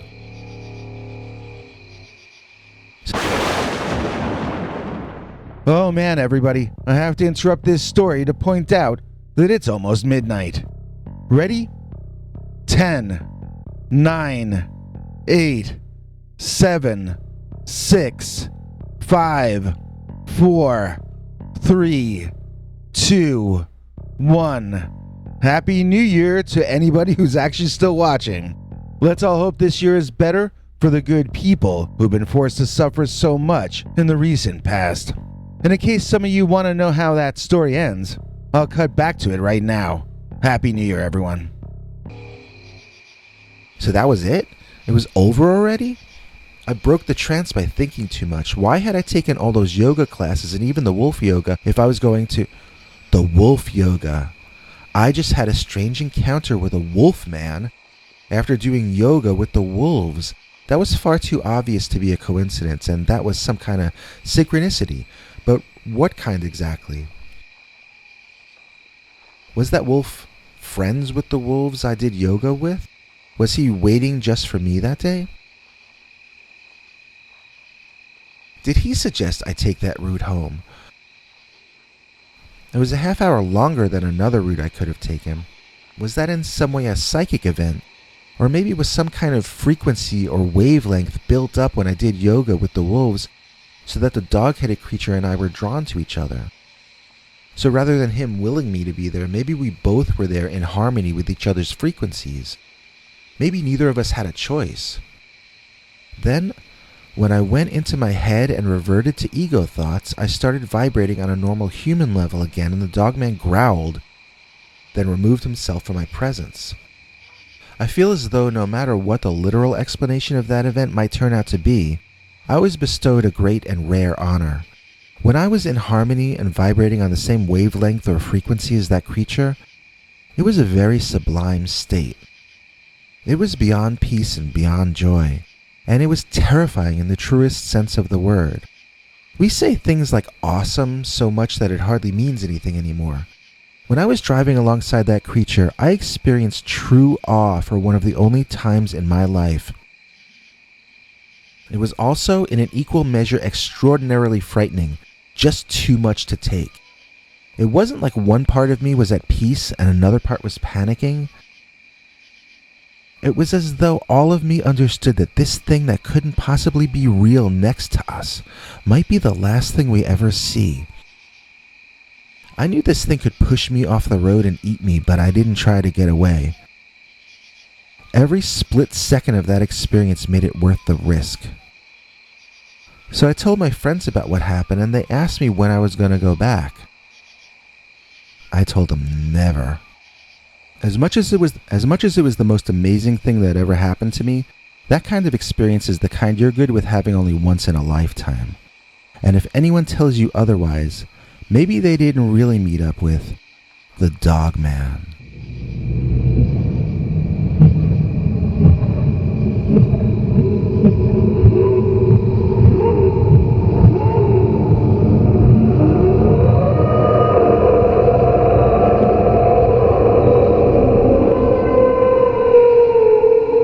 We'll be right back with 11 more of our scariest Dogman stories right after this.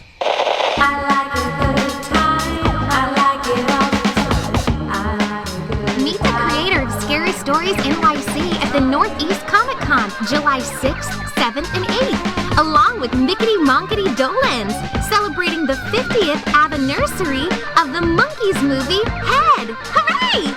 Also appearing, the real original Greg Barry Williams Brady from the Brady Six Rock Band. Hooray!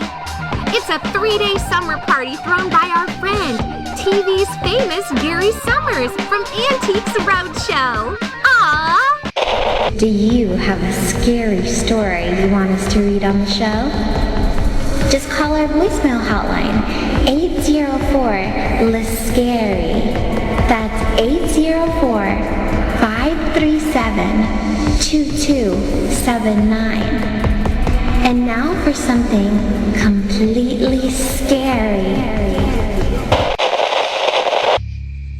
Rough Road Dogman, as told to and read by Peter Bernard. Peter, this is the story I thought you might like. Feel free to elaborate for your show, but please stick close to the main facts about what happened. I can't remember exactly where this all took place, but I remember it was down south. My wife and I, we had only been dating for a few months at that point, so let's say my girlfriend and I, we were trying to get from one small town to another, and we as northerners naively thought that the shortest distance between these 2 points would be a straight line. In this case, that meant leaving the interstate highway system behind and trusting an old paper map and some narrow roads passing between some very tiny villages and hamlets. This was the late 1970s. The interstate system had been put in a generation before us, and all the towns between the highways were still sort of starving to death.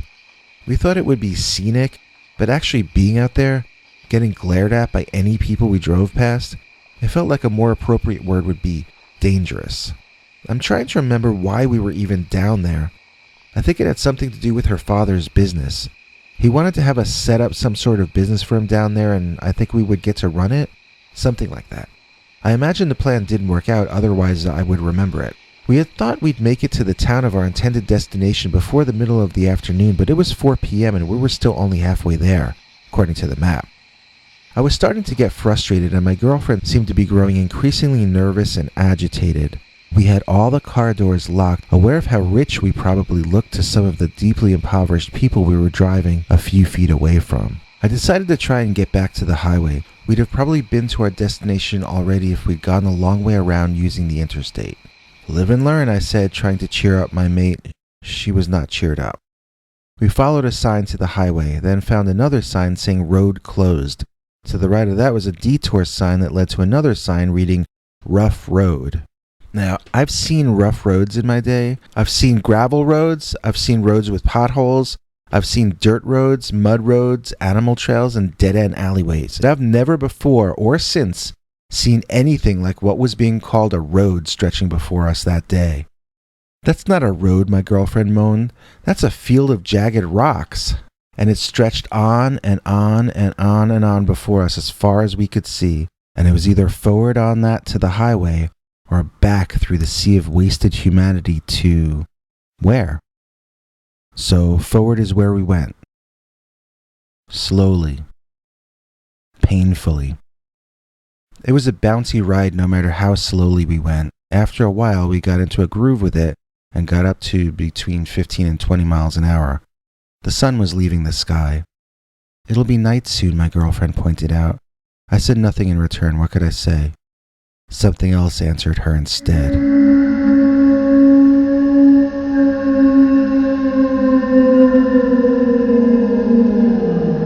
Outside, in the distance, we can hear an odd howling.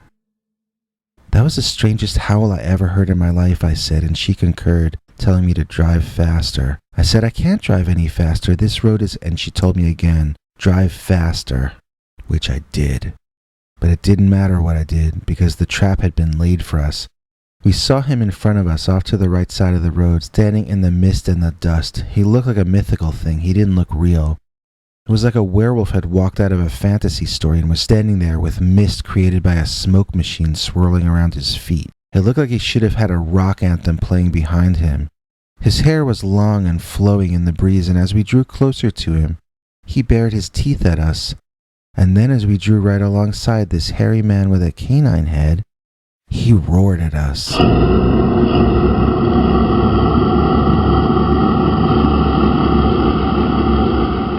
now had the gas pedal down and was flying all over the road. It was very hard to control the steering wheel, and I prayed that our wheels would hold out. I looked in my rearview mirror and I actually saw a werewolf chasing my car. I actually saw that with my own 2 eyes. My eyes seeing it didn't make my brain believe it, but I am telling you that I saw a werewolf chasing my car. And I also saw that this werewolf was gaining on us. I couldn't go any faster on this kind of rocky ground, and tears were streaming down my cheeks. That thing was going to catch up to us. It was going to rip this car open like a sardine can, and we were going to be done for. I failed to protect my girlfriend, I failed to protect myself, and it was all about to end. I apologized to my girl, but she interrupted me to scream that there was a turnoff road. It was a paved turnoff road. I didn't have any idea where it led, but I would take any chance to get away from the creature pursuing us. Then I noticed the Dogman was gone. We were not being pursued anymore. I hesitated for a moment, unsure of what to do, but my girlfriend was screaming for us to take the turnoff, so I did. Once on the paved tar again, we sped up to maximum as soon as the laws of physics allowed, and I figured we were home free. But then I found out why the Dogman hadn't been behind us back there. It had anticipated us taking this turnoff and had taken a shortcut leading to right where we were driving. How do I know all that? Because the Dogman came flying out of the trees on our right and directly into the passenger seat door my wife was sitting next to. She screamed as the Dogman held onto the car by her door handle and ran alongside, inches away from her. I swerved left and right to get the monster off her door, but I think he was actually stuck there at first. Eventually he came loose and slid down the right side of my old car, leaving deep scratch marks all the way to the back, utterly wrecking that side of the car. My girlfriend was a wreck, babbling incoherently and shifting back and forth between laughing and crying. I could tell the creature was still holding onto the back right of the car by the drag on that side. Why wouldn't it let go? I asked nobody, and nobody answered. I started swinging the car left, then right, then left again, insanely. I was screaming and saying words I've never said before or since. I don't think I've ever been so angry or so frightened before in my life. I didn't have a plan B if that thing wasn't going to let go. It just had to let go. I heard a crunching sound, then a tinkling sound, and the drag on the back right of the car lifted. I could feel that the Dogman had let go, and without looking behind me, I sped away from there.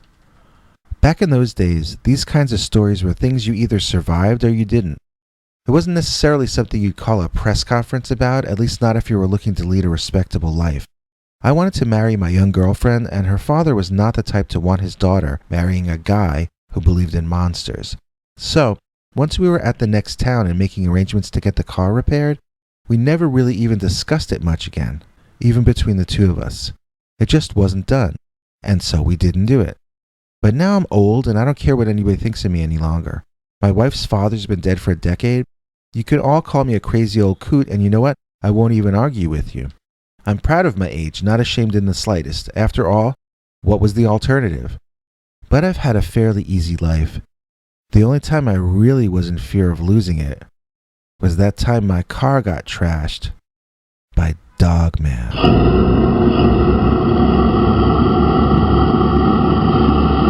Dogman in the Churchyard, as told to and read by Peter Bernard.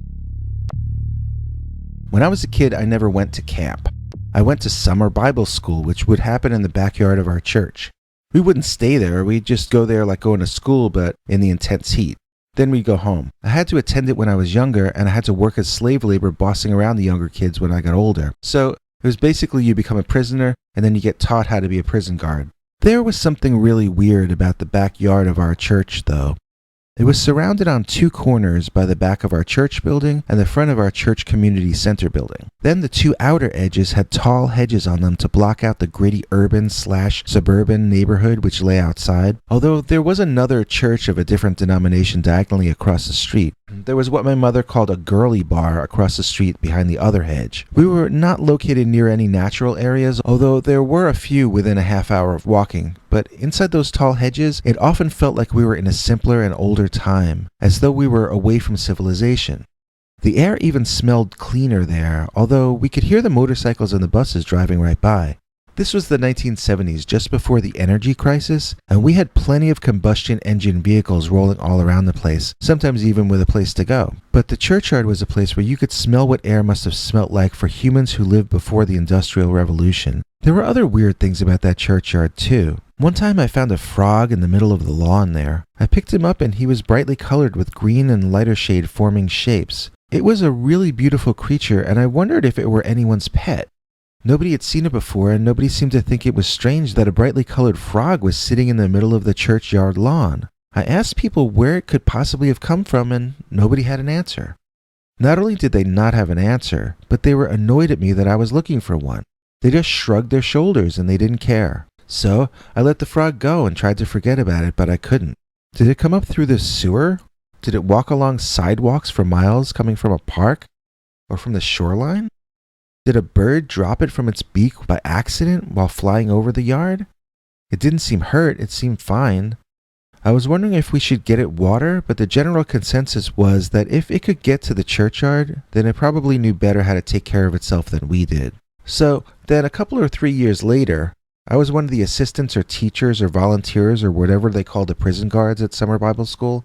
Now it was my turn to be the skeptical one, as a kid came to me claiming a deer was stuck in the bushes and we had to help it get free. I immediately thought this kid must have eaten one too many crayons, and sure enough, when I got there, we could find no deer in the bushes.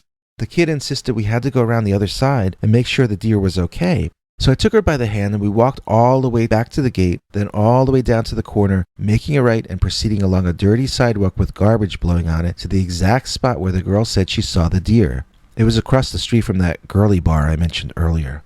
There was garbage piled up on the sidewalk over this spot, so I didn't want her to get too close. It could have been something dangerous, and I didn't want her getting hurt or bitten or stuck with a dirty nail or who knows what. So I let her look, but not touch, which she did. When we walked away, I asked her what she thought now, and she said, "The deer must not have come from this street." I laughed and asked her where it could have come from then. She said, "From wherever else those bushes lead to, duh."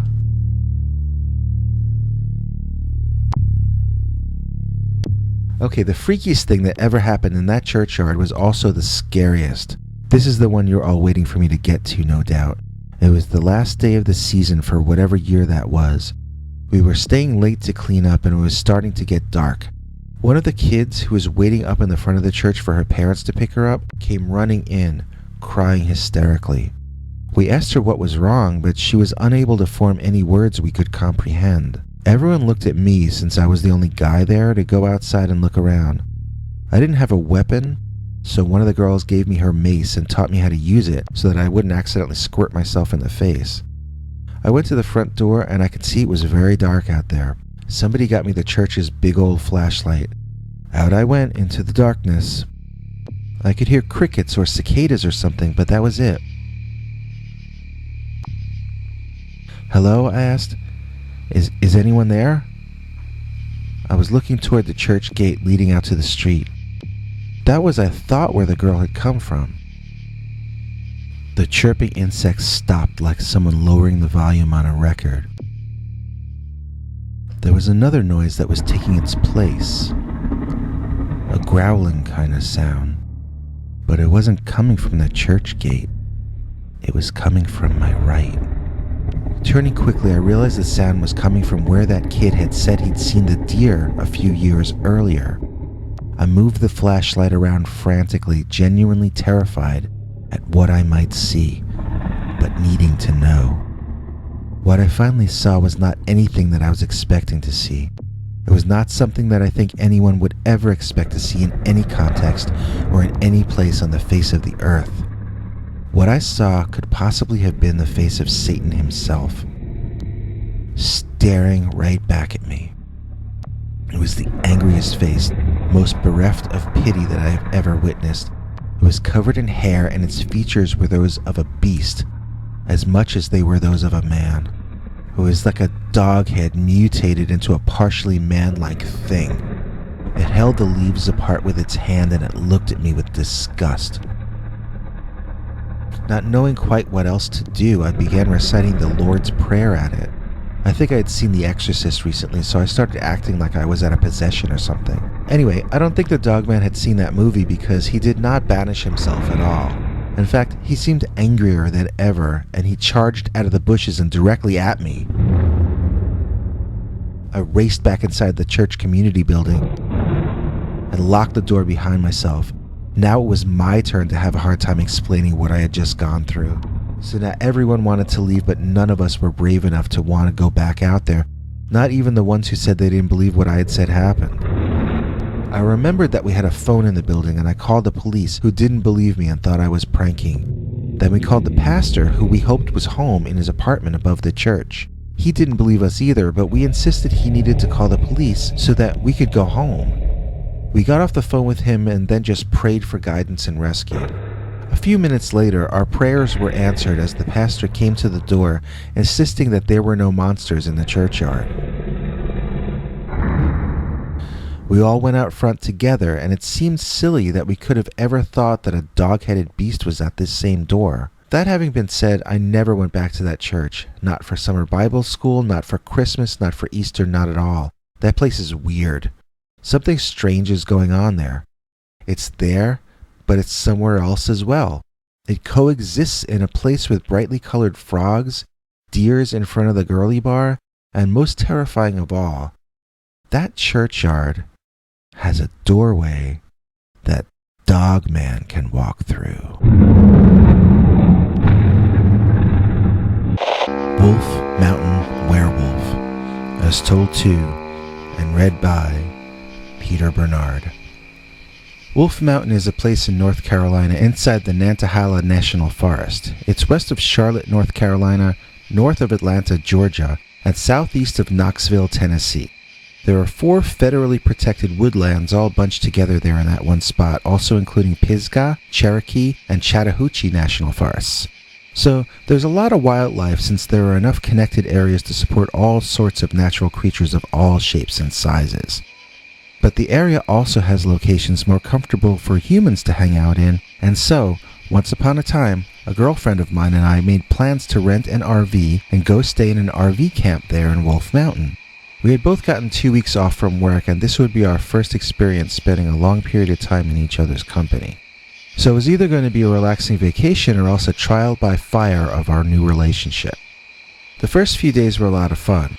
We got just enough nature, just enough sitting in the RV watching DVDs, and just enough private time to make both of us very happy. By the 3rd day of no TV or internet reception, though, we were starting to get a little antsy. My girlfriend, let's call her Hannah, decided she was going to go on an adventure and asked if I wanted to join her. I wanted to know the plan first, and it turns out she just wanted to walk into the woods. Like walk straight into the woods and just trust that we would come out on Wolf Mountain Road, then we would follow that back to our RV. It was already getting later in the afternoon, so I advised her to leave the adventure till the morning. She took that as me insulting her plan and saying I wouldn't join her, so she left suddenly in a huff. I had no choice but to run after her, as I couldn't let her get lost alone in the woods. You know what I could do, though? I could let both of us get lost in the woods, which is what we did. We got lost, and soon it was dark. Hannah was panicking and blaming me, saying that if I hadn't insulted her plan, she wouldn't be lost in the woods right now. I marveled at her logic and tried not to admit to myself that I was growing as panicked as she was. Miraculously or luckily, we actually spilled out onto Wolf Mountain Road, so although it was very dark by then, we figured we were now safe. We should be able to just make a left and follow the road back to camp. Hannah lectured me on the futility of challenging her brilliant plans and that I should just trust her superior intellect. She didn't seem to be joking, and I was really growing turned off by the idea of spending another week and a half trapped here, being lectured by this lady. Although, she was very cute, and she knew it. Every time I started to decide to break up, she seemed to sense it and would turn on the charm and remind me why I had asked her out in the first place. I felt like she looked down on me and bossed me around, that she didn't really like me. But I also sensed she was going to make it very hard for me to ever leave her, that she saw me as her property. Like I said, she was a gorgeous woman. All my friends were in awe that I was getting to date her. But she would act nice when they were around, and they had no idea how tedious it would get being talked to as though you were a low-level employee by your own girlfriend. And that's what was going on as we trudged back to the RV camp. Blah, blah, blah. She was saying something about how obvious it was that she was superior to me and everyone else. My mind drifted like Homer Simpson, and soon I was thinking about chocolate bars and singing an old Nestle's Cocoa TV commercial theme in my head. And then I heard it. Something was in the woods, stepping on leaves and breaking branches. I stopped and tensed up, then realized it was probably a deer, and I resumed walking. Hannah was too wrapped up in her verbal dissertation about her own grandness to have noticed the sound. I kept attention to the spot I heard it, though, listening to hear anything else from there as we walked past. There were no other disturbances, and soon I was back in fantasy chocolate cartoon land when snap! This wasn't from the old location, this was from directly alongside us. Something was following our path, but doing it through the dense, overgrown forest to our left. It was something back in the area we had just come from out of the woods. Maybe it had been trailing us all this time and we just hadn't noticed before. My heart started beating out of my chest, which seemed an overreaction to my conscious mind. Why was my body so panicked by whatever was in those woods? It kept going on, and Hannah kept not noticing. I really wanted her to hear it on her own because I didn't want to interrupt her ego stroking to point out that a bear or a big cat or something was stalking us through the woods. Or a serial killer for all I knew. I was imagining all sorts of ways to try to call her attention to it without her loudly insulting me in front of our stalker. For some reason in that moment, I didn't want to be emasculated in front of my own potential killer. I literally prayed that she would hear the sounds from the woods. And my prayers were answered. She stopped talking for a while, then whispered, "Oh my God, what is that thing in the woods?"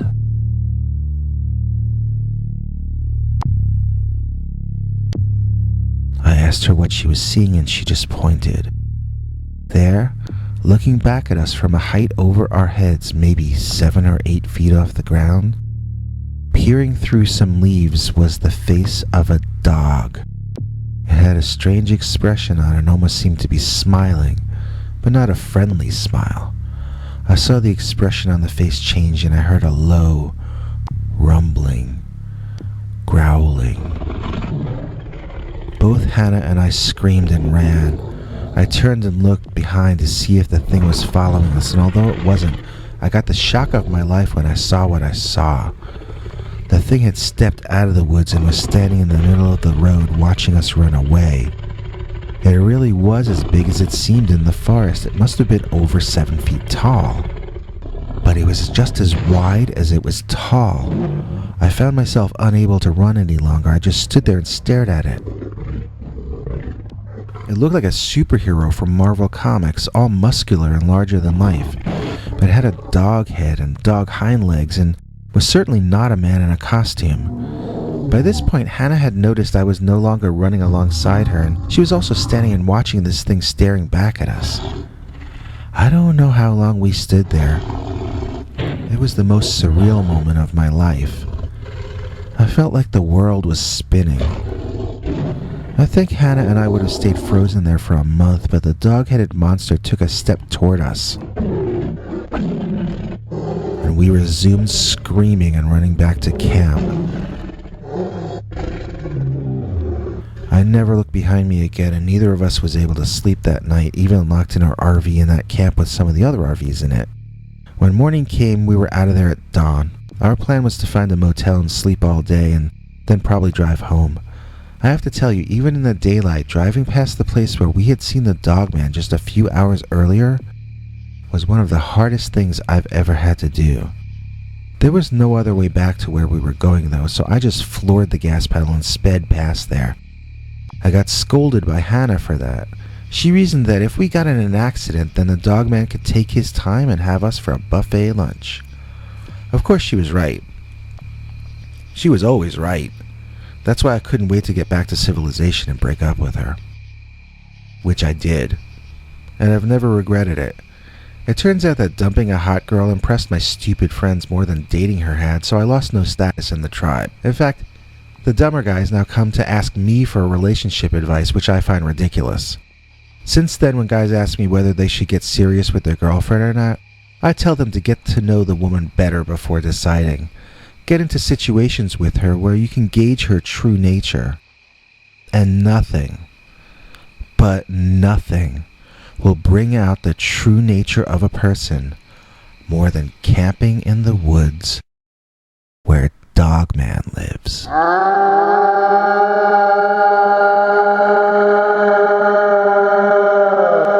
The Dogman of Canada Road, as told to and read by Peter Bernard. One time a few years back, I had an internet girlfriend. She decided it was time we attempt to graduate to an IRL relationship, so we decided to meet on neutral ground. I lived in Washington, D.C., and she, let's call her Flo, lived in Virginia. We both owned RVs, so we met up at an RV park in North Carolina in one of the national parks there. The idea was we would both drive our own RVs independently up there, park side by side, and entertain each other, but still have the ability to be alone when we needed that as well. So, on the way there, I had to drive along a 2-lane blacktop called Canada Road or Canada Lane or Canada something or other. I was driving along excited and happy because I was almost at my destination. I had made good time, and in fact, it wasn't dawn yet as I had gotten there, with the sky still looking like night.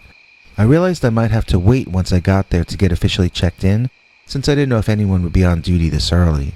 While my mind wandered onto these types of subjects, I heard a weird sound to my left. I at first took it to be some part of my car malfunctioning because it was a ticking sound that repeated rhythmically.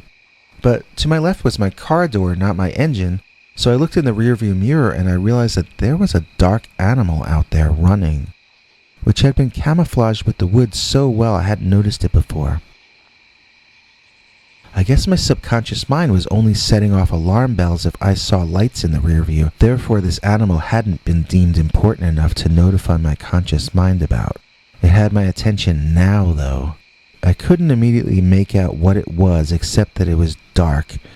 It was large, and above all, it was fast. It was just behind my left rear bumper, keeping pace with me. I checked my speedometer, and I was doing between 35 and 40. What kind of animal could run that fast? Idiotically, my first thought was not to protect myself from this remarkably athletic mystery creature. My typical Western sort of reaction was to slow down, as though I were in a wilderness habitat ride in New Jersey. I acted like I was a tourist in a museum and I wanted to get a closer look at a particular exhibit. I felt so safe in my air-conditioned car listening to my comfort music MP3s that I slowed down to gape at some large, super-fast apex mystery mammal. The animal didn't slow down for me, though. It slammed headfirst into my driver's seat window, cracking it from top to bottom.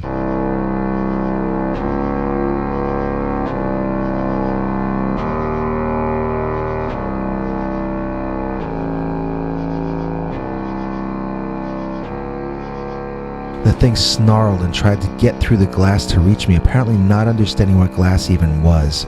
I screamed in terror as I realized I was looking at the face of a huge, prehistoric-looking cave wolf type of thing. Its front paws were as big as my head, and its long fingers and thumb almost looked like hands. I was screaming so loud, I was saying terrible things, and I was crying. This was the scariest thing I had ever seen, and it had actually jumped out at me like something from an old dark ride from a 20th century carnival. My adrenaline was pumping so hard that every part of my body was shaking. I hit the gas and the car skidded out a bit before starting to get up to speed. I went way over whatever the speed limit must have been, and the RV was shaking and rattling almost as much as I was. The gate was open when I got there, so I drove right inside at a dangerously high speed and skidded to a halt, somewhere I could watch the entrance from. I stayed there shaking all over and on guard against a giant prehistoric dog bear creature until I saw someone go unlock the office, so I relaxed and got ready to check in. Later that morning, Flo arrived and we met formally in person for the first time. I doubt I made much of an impression as I was still shaken up by the experience of the night before. I thought about whether I should tell her that I'd been chased by a giant dog bear a few hours earlier, but it didn't seem like the world's greatest icebreaker, if you know what I mean. I hadn't told anyone about it at that point. Maybe it had been a bear with a strange dog-like face, I reasoned. It was a super fast bear. Okay, that made no sense. I was certain that if something like that were known to exist, I would have heard about it. And since I hadn't heard about it, then I would get branded crazy if I told anyone about seeing it. So anyway, I was kind of traumatized and unfocused, and Flo was taking it all personally. She kept asking me to tell her what was wrong, thinking it had something to do with her. Finally, by the second night, I didn't care anymore what she thought of me, and so I just told her the truth. It came all spilling out so fast, and once I had said the words out loud, I sure felt a lot better. That is, until Flo started laughing at me. And laughing and laughing. She thought it was the funniest thing she'd ever heard. She didn't think I was making this up. She understood that I was dead serious about what I had seen and how it had cracked the driver's side window in my RV. I mean, she could see the crack in the window with her own eyes, yet still this story was hysterically funny to her. I felt very betrayed, and suddenly she looked like nothing but a stranger to me. I realized she was a stranger, just someone from off the internet, some random stranger. Why had I told her the truth? Now she would only use it to hurt and belittle me. I didn't ask to see what I saw. I didn't ask to almost get eaten by some monster from the caveman days. What if the monster had gotten me? Would she laugh at that too? As frightening as the dog-bear thing was, to me at that moment the real monster was my heartless internet girlfriend. Or former internet girlfriend, as I no longer wanted to attempt to continue this affair. So, the next morning just before dawn, I explained my feelings to Flo, who belittled them again and told me I was acting like a baby. I told her we had nothing more to discuss, and I got in my RV to begin the long drive home. She shouted at me to wait, and when I wouldn't, she got in her RV and drove after me onto Canada Road. She tried to get in front of me, but I wouldn't let her. We were battling on the highway, driving at faster and faster speeds, endangering both our lives as well as anyone who might have been driving by. Suddenly we both had a bigger problem than each other. I saw it first since I was in front. It was the bear with the dog head. It was not quite dawn out yet, and the light was weird and gray, but the huge dog-headed thing was definitely there, in the middle of the road. There was not enough room to drive around it, or at least I didn't think so. I screamed and I hit the horn, and the creature did the most remarkable thing in the world. It stood up on its hind legs, and it screamed. This scream literally shook the walls of my vehicle, and I nearly lost control of the steering wheel. Then the creature did an even more remarkable thing. It ran toward me on its hind legs. I was screaming now like a total coward. I was squealing like when they dropped that ferret guy out of the airplane on Impractical Jokers. The bear was running like a man. What the hell was that thing? Standing and running, it didn't look like a bear at all. It looked like a freaking werewolf.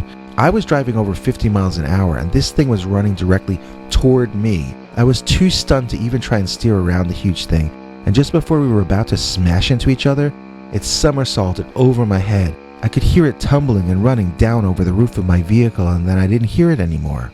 I don't remember much else until it dawned on me that I was entering my hometown, and I was dangerously low on fuel. I had blocked out most of the drive home, which is probably for the best. I later caught up with that internet girlfriend.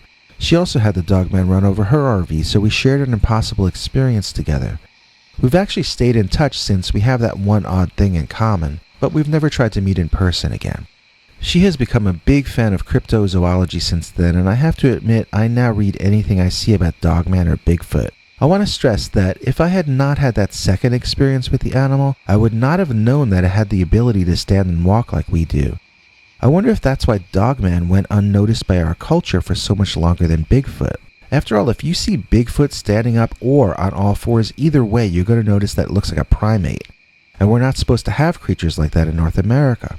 But if you see a Dogman when it's down on all fours, you might just write it off as a large dog.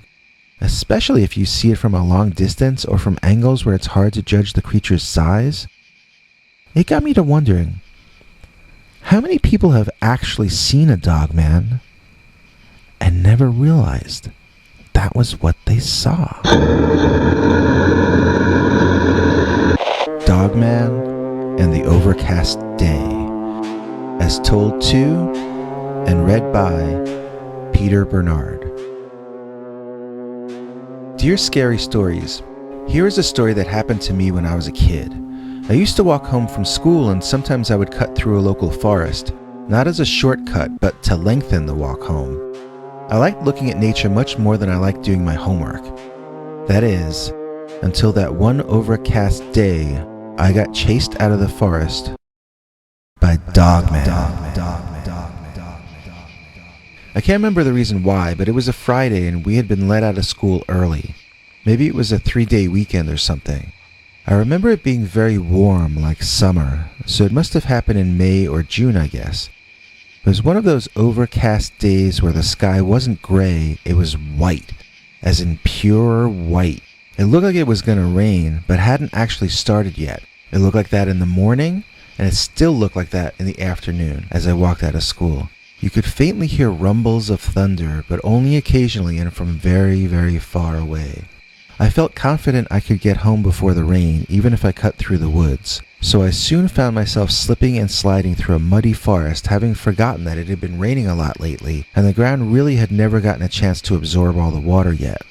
I thought about heading back and taking the normal route, but I was already covered in mud and was therefore already in trouble. I wouldn't get in any more trouble if I got muddier, so I may as well continue through the jungle, which I imagined was a rainforest on this day, to make it more interesting.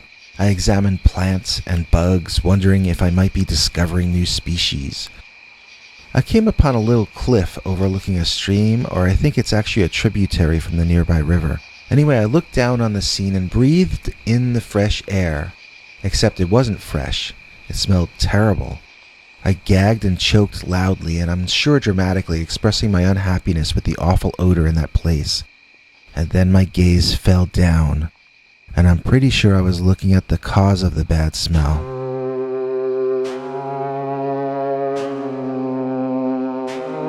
It was a giant, hairy dog, which I guess had been drinking from the stream, judging by its bodily position. However, after my loud display, the immense dog was now looking directly at me.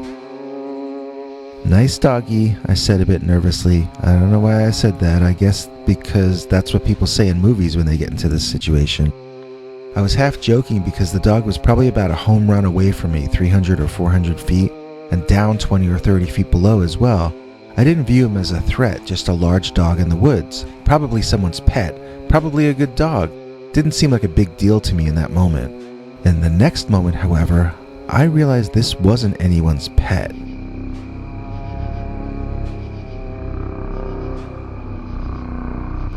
The dog stood up, and then stood up again. It ended up sickeningly tall once it got on its hind legs. I don't really know how tall it was, but I know that 300 or 400 feet between us suddenly did not seem like a very long distance anymore. I stood up to run as the entire scene lit up with lightning. I took one step away from there and bam, we got hit with the loudest thunder I had ever heard in my life. It surprised me so much, I fell flat on my face in the mud. I realized my feet were dangling off the edge of the cliff, and I could hear the tall dog, huffing and puffing, running toward me. The idea of a crazed, giant, bipedal dog chewing my feet off absolutely tweaked my brain out, and I was running away before I even got to my feet. Sometimes panic is a good thing for you, like in this instance. Instinct took me over. I ran where the ground was dry. I slid like a Bob Fosse dancer where it was slippery. I leaped over obstructions like an Olympic sprinter. I was in the process of congratulating myself for all these cool moves when I heard the dogman behind me scream. I panicked and searched behind me while running, and of course, smashed right into a tree, falling back on my butt. I was on my back in the mud, and I couldn't see straight when I opened my eyes. Plus, I was seeing blackness at the edge of my vision, and I was overwhelmed with both a desire to go to sleep and a desire to run away. The latter won out, and I found myself back on my feet, propelling myself forward, but unable to stand without holding onto trees. I was blinking my eyes to get an idea of the next tree, then closing my eyes and thrusting myself forward. I knew I just had to keep moving and keep from blacking out until I started feeling more normal again. I don't know how long I went on like that, but I remember becoming so woozy at points that I couldn't even remember why I was doing what I was doing. Eventually, I found a dry-looking patch of grass under a big tree that felt wet once I sat on it. I leaned back on the tree and closed my eyes. I don't remember if I fell asleep or what, but I do remember eventually feeling better and trying to remember where I was and where I was going to. I was going home, and what was the part I was forgetting? Something that was adding stress to the situation. Some kind of deadline I had to meet or something I had to avoid. Then I heard a rumbling sound and I remembered the thunder and lightning. I had to get home before it started pouring. Then I realized that rumbling wasn't thunder. What was it? Oh, I know what that sound is. That's growling.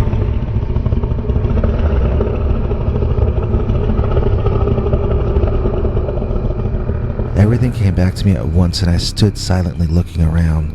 The growling was coming from the other side of that tree. I backed away, keeping my eyes on where I heard the sound coming from. I wanted to make it to the tree line, then make a break for it into the forest, and hope the thing would give up and let me go. Before I could even get halfway there, though, the dog stepped out from behind the tree. The tree was wider than me. I know this because I leaned on it and there was still more tree left on both sides of me. So then imagine how I felt when I noticed that this dog was wider at his shoulders than the tree trunk he was standing next to. Think about that. Dogs are not wide at the shoulder, but this one was. I am not really certain that it was a dog because of this. Maybe it was actually some other species that looks like a dog but is not. For instance, the Tasmanian tiger was not a tiger. It looked like a dog, but it was not a dog either. It was a marsupial. Maybe what I was looking at was some kind of prehistoric marsupial or ground sloth or prehistoric dog-faced bear or, on the other hand, maybe a modern mutation or crossbreeding experiment. Its head was like a dog. Its shoulders and chest were that of a weightlifting human covered in fur, and it walked on its hind legs. People ask me if it had Bigfoot feet or dog feet or what, and I honestly don't remember any of that. I remember noticing how fluid and graceful its movements were, and that it looked stronger and more agile than any athlete I'd ever witnessed. And I remember its long, long claws, which seemed long enough to slice me right in half. The creature bellowed. It felt like a punch to the chest. I ran crying into the woods. I whimpered like a baby, and I literally wished I could see my mother one last time. I guess that motivated my running, wanting to get home and see my mom before this dog-headed prehistoric time traveler tore my insides out. I don't think I heard or saw it again after that. By the time I got out of the forest and home, I was a nervous wreck, and I looked like a complete muddy mess. My school books were covered in mud as well. Normally, I'd have been in a lot of trouble, but when I got home, I found my mother threw myself in her arms, crying my head off. Instead of being punished, she washed my clothes, made me take a bath, and I got comforted, and she made me pork chops that night, which was my favorite. I told her I got chased by a dog so big that it had to have come out of a time tunnel. She never once acted like she didn't believe me. Before going to bed, she asked me if I had learned any lessons that day, and I said yes. I learned to come straight home after school and have my imaginary adventures in our backyard. The forest is too dangerous. That's the home of Dogman.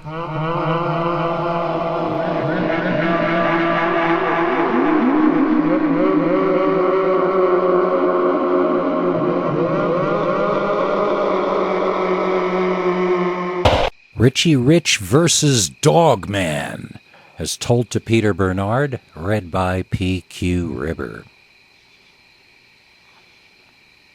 When I was a kid, I was a rich brat who collected rare old comic books none of the other kids could afford. Then one day I got taught a lesson I'd never forget by Dogman. Okay, like I said, I collected rare old comics. I sort of still do, except now I read them, scan them, and resell them, usually at less than I paid. I share the scans of the old public domain comics on websites online, hoping to give back a little. I still feel guilty about how greedy I was when I was a kid. My favorite character was Talkie Tawny the Talking Tiger. I had all but 2 issues of every comic he ever appeared in, so one day some of the kids at school started telling me that the comic book version of Mr. Tawny was nothing compared to the real-life version. I figured it was a joke, but they insisted there was a real-life Catman and that he would walk around underneath the treehouse of one of the kids. They said he usually appeared in the evening. That made sense to me, because Mr. Tawny would logically want to go out for an evening constitutional. I was an extremely sheltered kid and lived in a world of fantasy where superheroes signed autographs. I had a Spider-Man autograph I'd gotten at Corvette's and an autograph of Cornelius from Planet of the Apes. Not Roddy McDowell. I mean the real Cornelius in person at whatever store it was. I had both signatures framed on my wall. Could you imagine adding Talkie Tawny to that list? I asked them if I could see him too, and they brought me home with them. I remember being bored and whining. Then suddenly they both told me to shh. They had warned me earlier to be absolutely silent when Mr. Tawny came around. Suddenly, one of the boys slapped me on my arm and vigorously pointed to a spot in the brush down below. There was something moving down there. Now, I bet a lot of you are guessing that it was a furry down there wearing a cat costume or something like that. But, in fact, what I saw was the bottom half of an upright walking 2-legged hairy mammalian creature with legs bent backwards like a cat's, and I was 80 to 90% sure I saw a tail. "Mr. Tawny!" I gasped silently as I could, watching Mr. Tawny disappear into the underbrush and walk away. I'd never seen his face or any of his upper half at all, but it sure did look to me like a cat that walked on its hind legs. While on my way home, I devised a plan to get a private audience with my comic book idol. I would have to return to the treehouse alone at night and wait. And so I did. I had a cardboard box filled with nearly all my Talkie Tawny issues, as well as a few different kinds of pens. Some I wanted autographed on the cover, so I had markers for that, and others I wanted autographed on the interior, so I had a special fountain pen with a kind of ink that didn't bleed through the thin old newsprint. I huffed and puffed, and it took a long time for me to get the box as well as my corpulent little self up into the treehouse. In fact, it was such an effort that I laid down on the floor of the structure to catch my breath and then just fell asleep. I woke up to a sight of utter horror. There was someone with me in the treehouse. Someone large. They were not a kid. In fact, they were big even by adult standards. And whoever it was going crazy, tearing up my entire Talkie Tawny comic book collection. "Hey!" I shouted, trying to sound as tough as an 8 or 9-year-old can sound. That's when this guy stood up and I could see that it was not a man. I recognized those legs, those feline legs ending in sharp claws. The legs stretched up and up, covered in fur. The creature turned and looked me right in the eyes, and I could see that there was nothing feline at all about this creature. This was not a cat man. This was a dog man. My friends and I were mistaken, and boy, was I going to pay for it. I backed up and then realized there was no place to back up to. It was me and this werewolf-like monster, far taller than Lon Chaney Jr., and we were both in a treehouse together. I guess this is as good a place as any to describe what I remember of the animal's appearance. I say animal, but I don't really know what it was. Maybe it was a sick man or a man in a fairly incredible costume, but at the time I was 100% certain that this was, with no doubt, a feral, carnivorous, predatory animal I was locked in with at close quarters. Nothing about it moved like a man in a costume, and it was so vigorous and alive that it certainly didn't seem to be a sick or diseased person. Its behavior certainly was manic and terrifying. It might be insane. It might have rabies. It might be deranged or starved. What did it want, and what was it going to do to me? I stared at its eyes, which is exactly what they tell you to never do with an angry dog. It had such a monkey face, I remember thinking. You know the black leather on some dogs' noses? Imagine that all over the face, with pitch black hair growing all around the pitch black face. Tall ears, taller than any dog I'd ever seen, stood at attention on top of its head, directed at me, same as the deep black eyes swimming in pools of yellow. Its eyes did not seem real and were utterly mesmerizing, even hypnotic. Now, I was a kid, and I was on the floor of the treehouse looking up, so it seemed like a giant at the time. I guess it had to be at least the size of an adult male human, but it sure seemed larger in that moment. Let's say it was 6 feet-ish. It had its 3 or 4 inch teeth bared and was whining in this nervous near growl. It seemed to be growing more agitated by the second. I noticed it twitch its front paws, and they were so large they were nearly hands. The claws that extended from them looked like they could cut diamonds. Its tail whipped back and forth on occasion in annoyance, like a cat. Looking around, I realized that the only means of escape was the ladder, which was on the other side of the snarling wolfman. What was I going to do? What am I going to do? What am I going to do? I whined as though someone would come and give me an answer. The dogman didn't like the sound of my sniveling, and he just freaking screamed his head off at me.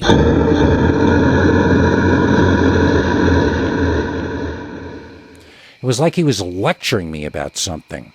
I hadn't really ever experienced that before. Oh, sure, I'd yelled at people and berated employees 4 times my age, but nobody, not even my parents, had ever had the will or nerve to lecture me so loudly before. I didn't know what this meant.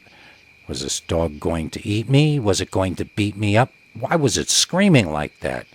I started bawling, weeping uncontrollably. That really annoyed the wolf, and it started howling. The howling drew the parents of my friend out into their backyard to investigate the ruckus. As the people approached, the dogman leaped effortlessly to the forest floor and ran away faster than anything I'd ever seen move before. When the adults found me weeping inconsolably in a pile of torn-up comic books, they called my parents at once. Rumors spread through school that I had gone crazy and thought I was Mr. Tawny. Then I tore up all my comic books. My parents put me in therapy and moved me to a private school to avoid at least some of the gossip. Nobody, as in nobody, ever believed my story about a dog man. This was the 1970s and such things didn't exist. They said I got the idea from Dark Shadows, which my mother used to watch. It was the first time in my life that nobody cared what I said and that everybody looked down on me. Plus, I had lost all my favorite comic books. It sucked to be me. But into each life some rain must fall, and I think, for the most part, it's better to get humbled by life early than late. I would like to make an appeal to the parents out there. Please, don't spoil your child just because you can. Teach them to be well-rounded and survival-oriented. Make them understand on a deep level how to truly respect the people around them. Teach them a few lessons, especially the ones that humble them a little bit. Don't leave them to be taught lessons by Dogman. Werewolf versus Rock Band. A true story. As told to and read by Peter Bernard. I used to be lead guitarist in a touring rock band. We also had a drummer, a bass player, and a female singer. Let's call them Womp Bump and Lula for the sake of this story. One time we got to tour the United States for a full summer, and it still remains one of the highlights of my life. But we almost didn't live to tell the tale because our tour was interrupted one sweaty summer night by a real-life dogman.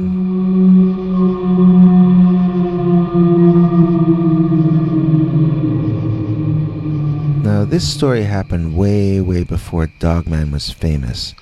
When we would talk about it, looking back on it years prior, we would refer to it as the dog monkey or the dog-headed Bigfoot. It didn't really look like a monkey or a Bigfoot, but when we first saw the thing in silhouette moving through the shadows, we all thought we were looking at Bigfoot. However, I'm getting ahead of myself. Let me just start at the beginning and explain exactly what happened. Okay, we had just played a show in Oklahoma, or else we had just played a show in Arkansas and we were on our way to Oklahoma. We might have even been in Texas for all I know, but I'm certain we were over in the general area of the Boggy Creek Monster, and boy did we know it. We were in our early 20s and we all loved the movie The Legend of Boggy Creek, which we had seen when we were in our teens. At least the three guys in the band were fascinated with Bigfoot. I don't remember what Lula felt about it. She had dated each of us before forming the band. We were happy for her to keep to herself, and she was happy to avoid us. It made the business end of the band run a lot smoother if our ex-girlfriend/lead singer left us alone, and if we stayed out of her personal life as well. It eliminated things to be jealous about if we didn't know what we should be jealous about, and vice versa. Sometimes she would even drive to our next gig in other vehicles with other people, and that was fine with us because it meant boys' night on the bus to the next show. On this particular evening, though, it was all four of us, plus our manager/roadie, who we can call Mel, and our driver, whose name I couldn't even remember back in those days. So, I think I was playing cards with the guys, and I don't know what the girl was doing, but all of a sudden, the driver screamed, and the bus started jerking around. I stood up and I tried to run to the front, but the bus swerved and I slipped, banging my head. I think I must have blacked out, but not for very long. Someone helped me up and I realized we weren't moving anymore and the bus was tilted to the side. There was some kind of disagreement going on up front, and I pushed past people to see that the driver was arguing with our manager, Mel. It seemed Mel wanted to get off the bus and the driver wouldn't let him. He was yelling about a monster, and we all groaned and rolled our eyes. That's the last thing you want on tour, a driver who's tripping while behind the wheel. We started grumbling about who would have to take over driving the rest of the way, miserable and feeling sorry for ourselves. Little did we realize that was the least of our problems. I walked to the front, figuring I'd better talk the driver down. Mel didn't have as much experience as I did in those areas. But when I reached them, the driver looked fine. His pupils were not in any way dilated, and he appeared sober. He just seemed very stressed. In a calm voice, I asked him what happened. He told me a monster jumped out onto the highway and he tried to avoid hitting it, only to swerve off the road and end up in this ditch. Our manager asked me if I could get the driver to open the door so he could assess the damages, but the driver kept insisting that the monster was still out there and it would not be safe. I looked around outside and saw that we were in a forest, just off the highway, surrounded by trees. If this place didn't actually have a monster, it sure looked like the kind of place a monster would feel at home in. As calmly as I could, I assured the driver that I believed him about the monster, but I told him that we still needed to get to the next gig on time or else we wouldn't be able to pay him his driver's salary. That got his attention. Then I suggested we all go outside together, since we'd have strength in numbers against the monster. That made sense enough to him, so I got the guys in the band to join in and we all went outside, leaving Lula behind the steering wheel. We were hoping to use our combined strength to rock and roll the bus out of its ditch, and we'd need someone to hit the gas at the appropriate moment to free the vehicle. I felt certain we'd be back on the road in 10 minutes. The other guys were scared, wondering what the old guy had seen that he thought was a monster. They were shivering and looking around at the woods surrounding us, and I laughed in their faces. What a cowardly rhythm section. Every time they said something about how scary it was there, I made a little clucking chicken sound. They would ask me what I had just said, and I'd tell them, oh, nothing. And so it was that when they both started screaming in high-pitched little girl voices that there was a monster behind me, I laughed and I didn't even turn around. When they ran in the bus while the driver and Mel bumped into each other trying to get inside as well, I decided maybe I'd better look behind me after all. There, moving through the bushes, I could make out the torso of what I thought was a giant Bigfoot. I had seen the Patterson-Gimlin movie and was never impressed because to me that is clearly a tall man wearing a Lady Bigfoot costume. There's nothing in that film that couldn't be fake. The creature's only the height of a tall man. Don't give me that nonsense about how he bends his knees more than a man would. He has to bend them more or he'll trip over the Bigfoot fake feet shoes he's wearing. And don't tell me about how sincere Bob Gimlin is. He's a carny. It's his job to seem sincere about whatever's going to draw a crowd to hear more stories. This thing in the bushes, though? This thing was much taller than a man could be. No man is 7 or 8 feet tall, at least no man that's hanging out in the forest. We were seeing it mainly in silhouette with a few highlights, and we only saw it from the neck down to the top of its legs. But we could see that it was hairy all over, and that it was not wearing any clothes, and that it was an animal, but it stood upright like a human. It did not look like a gorilla or a chimp because they usually are bent over and often lean on their front arms. Even when they do stand up and walk, they don't look natural at it. This thing, though, this thing was standing there as though that were its natural state. I found myself pushing Mel back on the bus and manually forcing the door shut behind me. Well, now what were we gonna do? We stared out the windows trying to see the Bigfoot monster. That's what we were gonna do. We had decided it was a Bigfoot based on what little visual information we had gotten. The driver told us it was not a Bigfoot, but none of us asked him what he meant by that odd statement. That's when rocks started hitting the bus. Or at least it sounded like rocks were being bounced off the roof of the bus. It wasn't enough to capture us, now it was going to annoy us too. It doesn't want us here, Lula said out loud. I got news for it, I told her. I don't want us here either. The driver freaked out, screaming about how the only reason we were stuck there was because of that stupid monster, and now it was angry at us for being stuck there? He was losing it. I remembered a story I'd been told by this guy Curtis who used to play with Jimi Hendrix before Jimi was famous. I told everyone the story to try to calm them down. It went something like this. Jimi, Curtis, and the band were traveling on a snowy day to a gig in their bus when an accident happened, and they wound up in a ditch entirely snowed in and unable to get out. Then, out of nowhere, a space alien / angel appeared glowing outside the bus. It walked all the way around the bus, and wherever it walked, the snow melted. Then the driver was able to drive out of there, and Jimmy's career went on uninterrupted.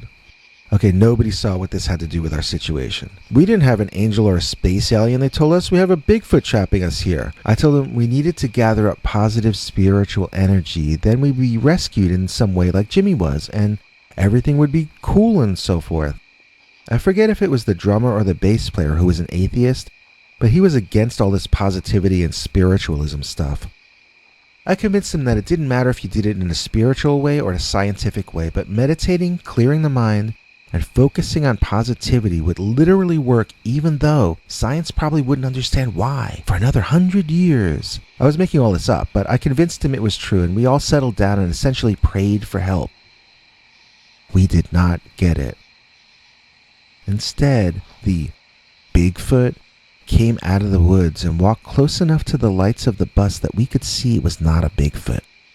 It was a giant dog, but it walked on its hind legs and held its front paws bent out in front of it.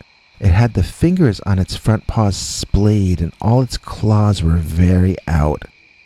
It was elegant looking and seemed completely natural when we saw it. It did not seem like a supernatural creature or a special effect or a costume or anything like that. It just seemed like this kind of animal we had not ever seen before.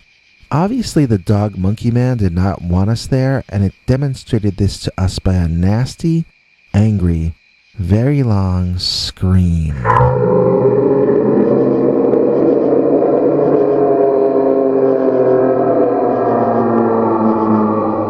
Lula and the drummer were openly crying at this point. They had reverted to infancy and they were lost to us. The driver looked like he was going into a state of shock. Everyone was too stunned to move. I dove toward the driver's seat and started the engine up. Then I put it in reverse and tried to drive out of the hole backward. No go. I put it in first and tried moving forward. It almost made it. I put it in reverse, then went back a little more than last time. I got the feeling if I could even out the ground just a little bit more with the wheels, I could get enough traction and pull us back out on the highway. I was excited that I might have figured out a solution to our problem when Lula screamed. I saw what she was screaming about. The dog monkey was now walking toward us. I doubled my speed, moving us back, moving us forward, moving us back, moving us forward. The dog-headed thing now walked right in front of the bus, and once again he screamed.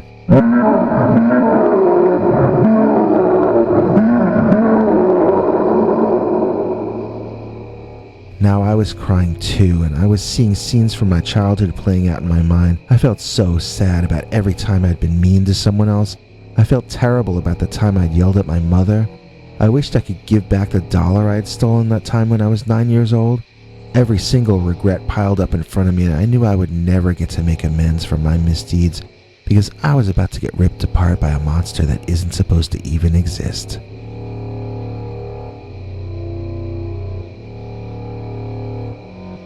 But then the strangest thing happened. The bus got traction. We drove backward fast and violently, knocking two of us out of our seats in the process and bouncing the bus all around, but we were out. We were out of the hole, which I could now see clearly in front of me. I put the car in first gear and slowly drove around the hole. The dogman got the strangest look on his face. It was almost comic, like an oops expression. The dog monkey was beginning to understand that it had lost the upper hand. I was now behind the wheel of a few tons of metal death, and I was about to floor the gas pedal and drive right over and right through that wolfman to get back to the highway. I did just that. Floor the pedal, I mean. The dogman dove out of the way and saved itself, and we made it back on the highway and never saw that thing again. I drove for over an hour before we found a rest area that looked well lit enough for us to feel safe stopping there. It felt like a lifetime later when I heard about the Michigan Dogman. I don't remember if that was the 90s or what, but I remember being stunned that someone else had seen it. Of course, we were very far from Michigan when we saw our werewolf-type creature.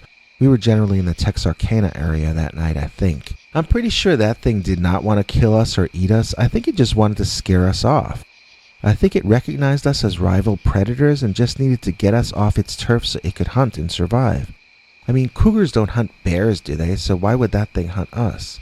Although I'm very glad I had this experience and it's a great story to tell around Halloween time at parties, I would never, and I truly mean never, want to see a dogman again. It's one of those things where I'm one and done, because I can't imagine anything on this planet more terrifying than the Dogman. The Tiptoeing Dogman, as told to and read by Peter Bernard. I saw a dogman multiple times for 3 summers when I was a kid living out in a little town called Mena, which is surrounded by the Ouachita National Forest. We had a 2-story house on the edge of town, and the trees in our backyard connected with the national forest, so we had all kinds of wildlife stroll through there. One time we even saw a bear, a fully grown bear. We saw coyotes, and we could hear mountain lions screaming in there sometimes. They sound an awful lot like a woman when they scream, but not quite. Sometimes I've had the urge to go in the woods and see if it was actually a woman in distress, but I knew better. Until those cats learned to scream in English, I'm not falling for their trickery. When I was a kid, I thought they called August the dog days of summer because that's when I would see a dog-headed man run across the wood line in our backyard most nights around 5 p.m.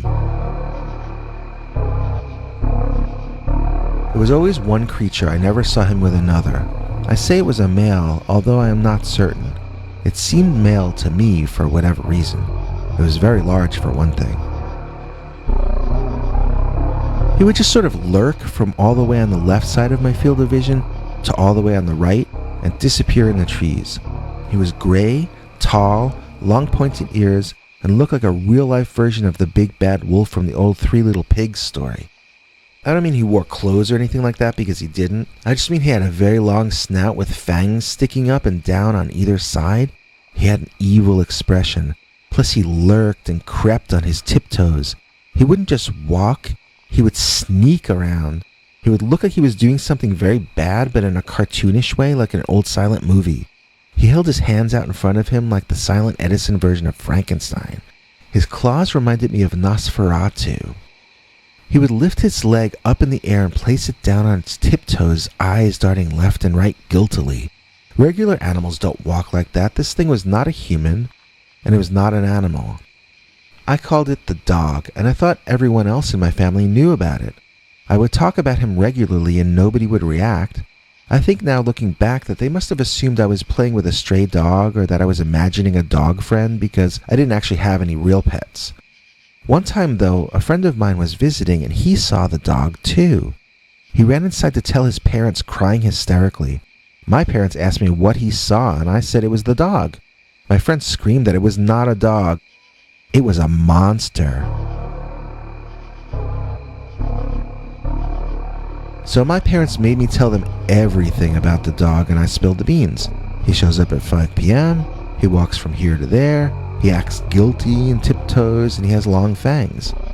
The next night at 5, everyone in my family was sitting there and waiting to see the dog, who of course did not show up.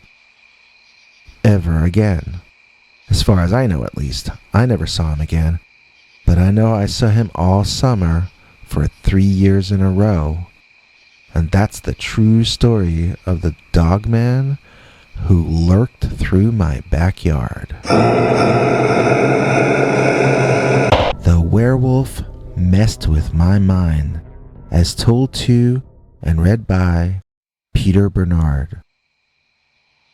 I live in New York City now, but I grew up in the cornfields of Nebraska.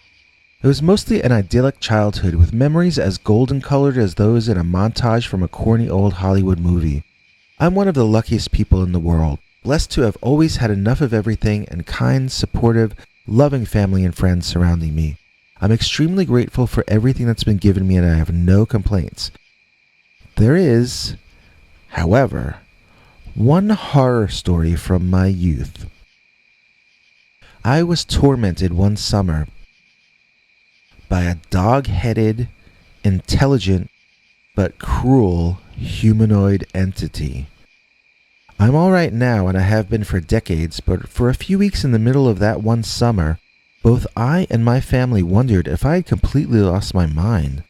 If I hadn't, then what exactly was that dog-headed being, and what was it trying to do to me? When I tell this story to people who are interested in cryptids, they sometimes will ask me if I think this creature was natural like any other kind of animal, or if it might have been supernatural or interdimensional. I really honestly can't say what that thing was, but my best guess would be that it's some kind of natural living creature that is somehow able to do things that we humans might call supernatural or paranormal. I think what it is and the things it does can all be explained by science, just maybe not our current science at this stage of our development.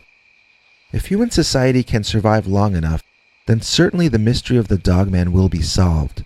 Until then, though, this creature may as well be supernatural as far as we are concerned.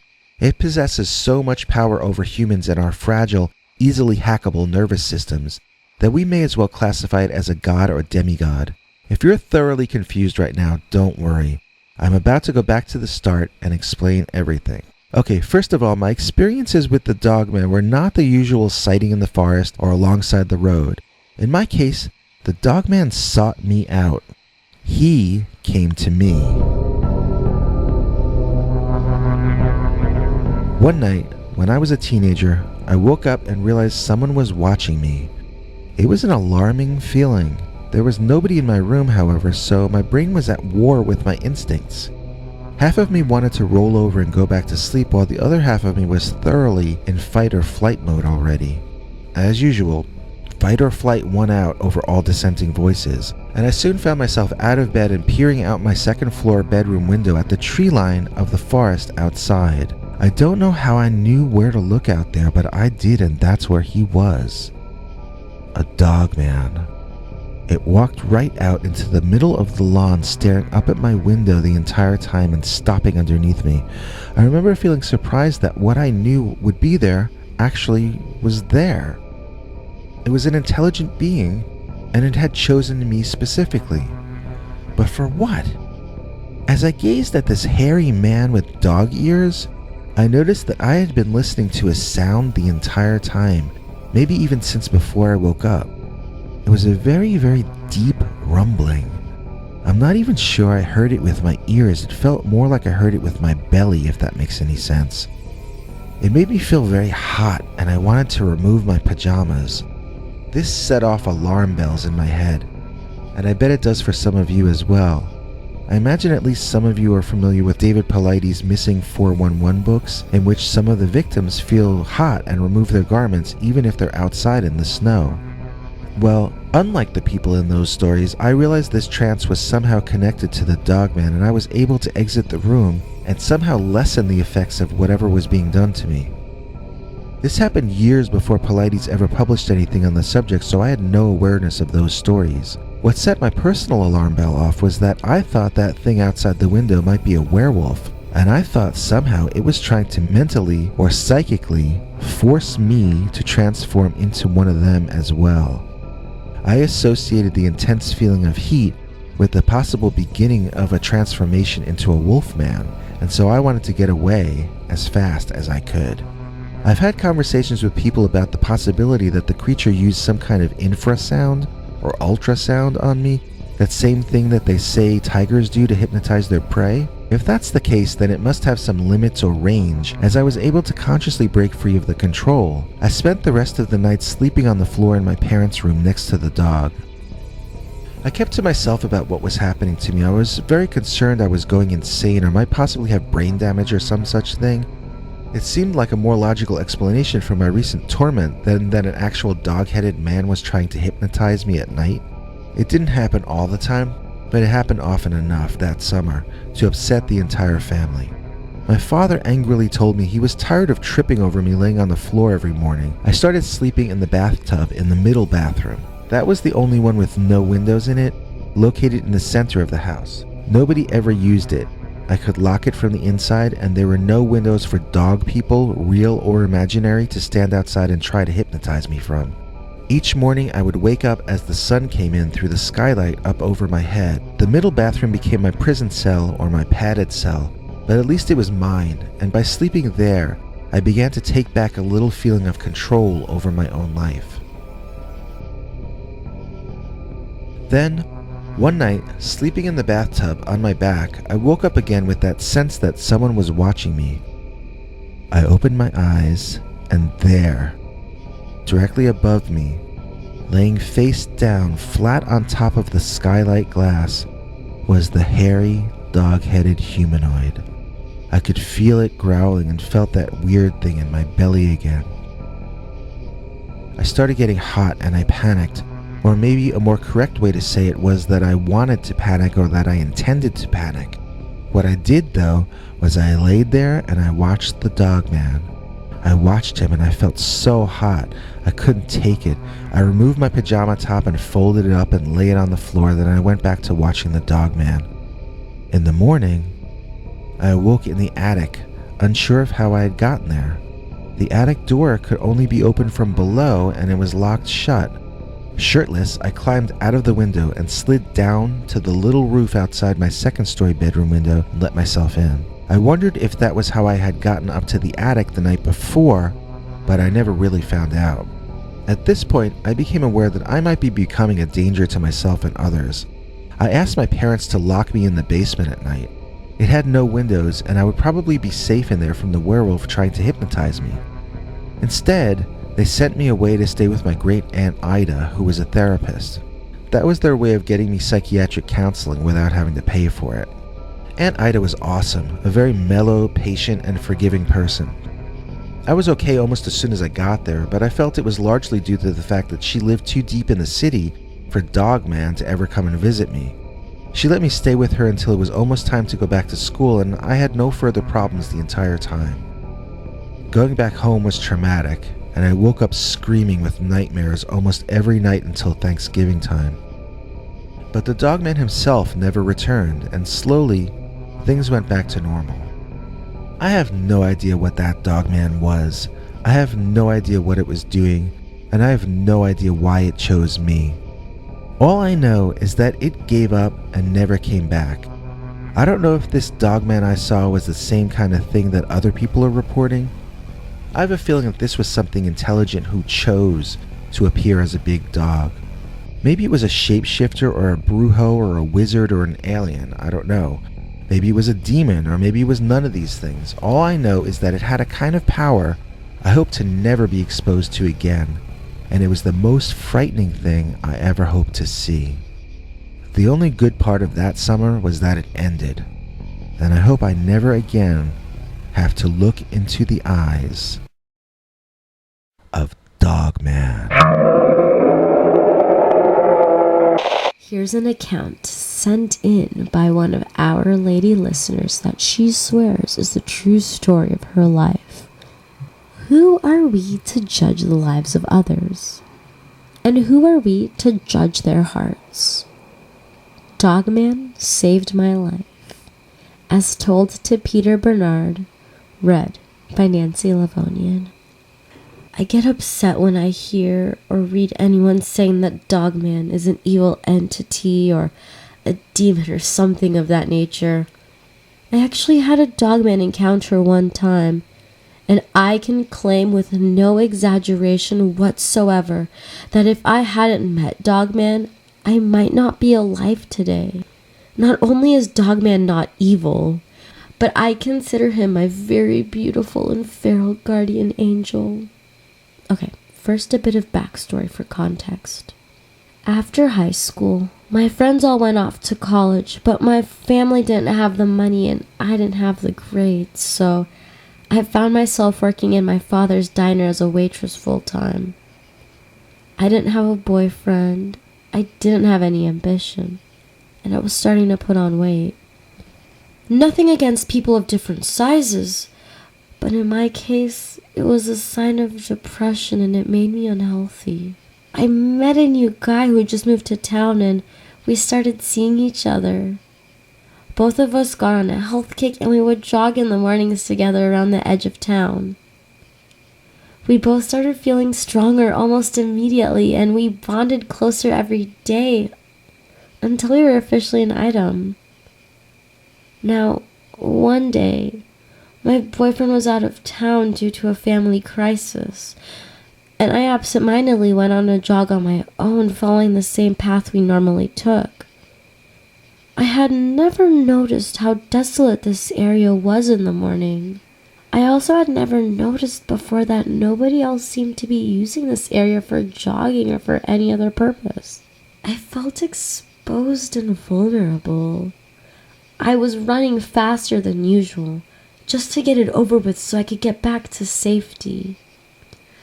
I remember consciously noting that I felt incredibly alone, and yet, at the same time, I felt certain I was being watched. No, more than watched. I was being stalked. I broke into a full run. I figured if this was a real threat, I better get out of there. And if it turned out to be my imagination, then, well, my heart got a little exercise. The thing is, once I broke into a sprint, I could swear I could hear, behind me and to my right, someone else also breaking into a sprint. I never felt my adrenaline inside of me like that before. I had been running for a few months by that point and was on the verge of becoming somewhat athletic. I saw a boulder on my left coming up and some animal pre-human instinctual part of my nervous system took over. I ran as though I were going to run past it, then at the last second did a crazy Jackie Chan sideways leap up onto the boulder, bouncing myself off it and to the left. Landing behind the boulder, I could now listen and watch as my pursuer ran past me. I could make out a tall bipedal shape, but that was about it. I wanted to run, but my legs gave out and I sat there for a while, crying and catching my breath. I felt so sorry for myself, but relieved that at last it was over. And then it wasn't. There was a tall man in a hoodie standing in front of me, and I thought I saw some kind of weapon in his hand that he now held behind himself. "Get up!" he ordered. His hoodie and the shadow from the tree cover hid most of his face, and his mouth was nondescript but cruel looking. I knew I could never pick him out of a police lineup if I lived to tell this story. I don't think I was ever so frightened or so upset in my life. How could a person behave like this toward another person? He started talking about how he watches me every morning jogging with my brother. I told him that's not my brother.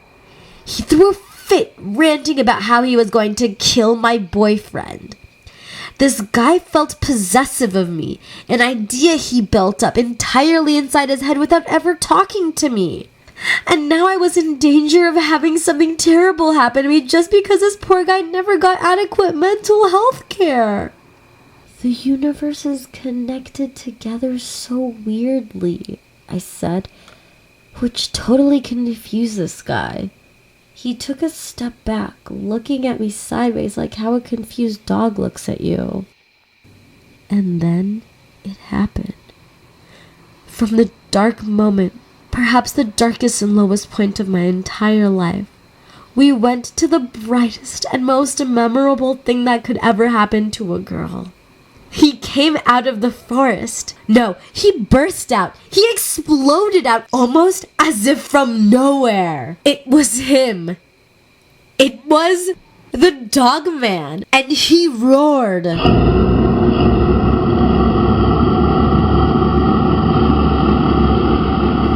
I can hear your thoughts. What do you mean when you say Dogman came out of the woods and roared?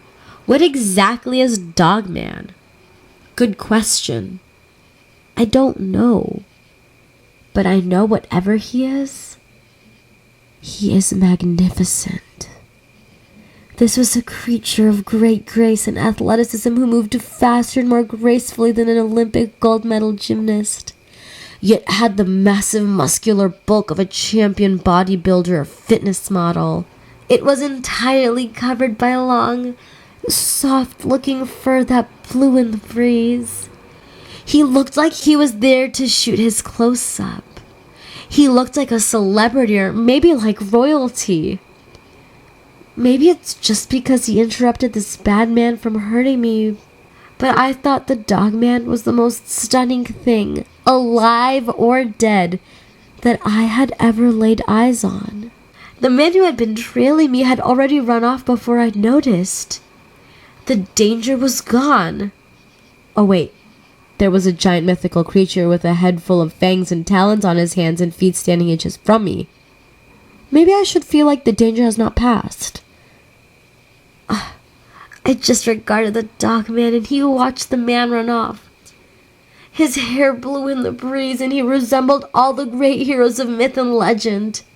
Here, before me, was the one true savage wild man that every culture tells legends about. Here's the monster, here's the boogeyman, and here is Robin Hood. I regarded him with awe and waited for his eyes to meet mine. But they did not. The Dogman, satisfied that the stalker had been chased off, grunted once, then turned and sprinted off into the forest supernaturally fast. Once he was past the tree line, I couldn't even hear him running off into the distance. I wondered how far away he had already traveled. And so you understand that normal, boring men can't interest me anymore or ever again. I go each night, waiting and willing to sacrifice myself to his great legend. Maybe he'll kill me, or maybe he'll make me his own, but either way, my heart and soul are lost to him forever. I go into the forest each night, every night, dressed in white, ready at all times to tell him, to show him how I feel about the Dogman. I walk without fear, for I know he is there to protect me. I've never seen him again, but I know he is there. It is my dream to be once again in his presence, and I sacrifice everything to be with him. As much as the rest of you fear the Dogman, as much as you hate him and wish he would be gone, That is how deeply I love his extraordinary countenance and magnificence. I write poems to him by the day, and walk through the forest reading them to him at night. When he ran off into the forest that day, he took my heart with him, and the only way I can once again be whole is to reunite with him. And so, good night. You all go to your beds, and I go to my fate. Out in the forest where I spend every night now that I am the bride of Dogman.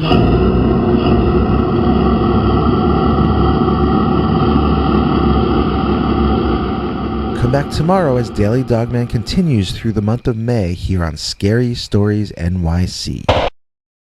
Monday Morning Dogman, as told to and read by Peter Bernard. Years and years ago, back in the 1980s, the company I worked for transferred me to a different branch 3 states over, out in the country somewhere. I was staying in a hotel looking for a house to rent when I got shown a really weird kind of house that was located at the end of this long gravel road that essentially was just this house's driveway. Don't get me wrong, there wasn't much land around the house and I have no idea who owned the road through the forest leading there, but there was nothing else on that road and it only went from the house back down to the highway. So it was pretty isolated, yet inside it was fully furnished and even had food in the pantry. I asked what the story was, and all the real estate lady said in return was that the previous tenants left quickly for personal reasons and were not coming back for any of their belongings. I was welcome to keep what I wanted and discard the rest. There were 2 beds, a large TV, a sofa set in the living room, and a table and chairs in the kitchen. I considered all this my good luck. I had no idea at the time, though, that the previous family had moved out because of Dogman.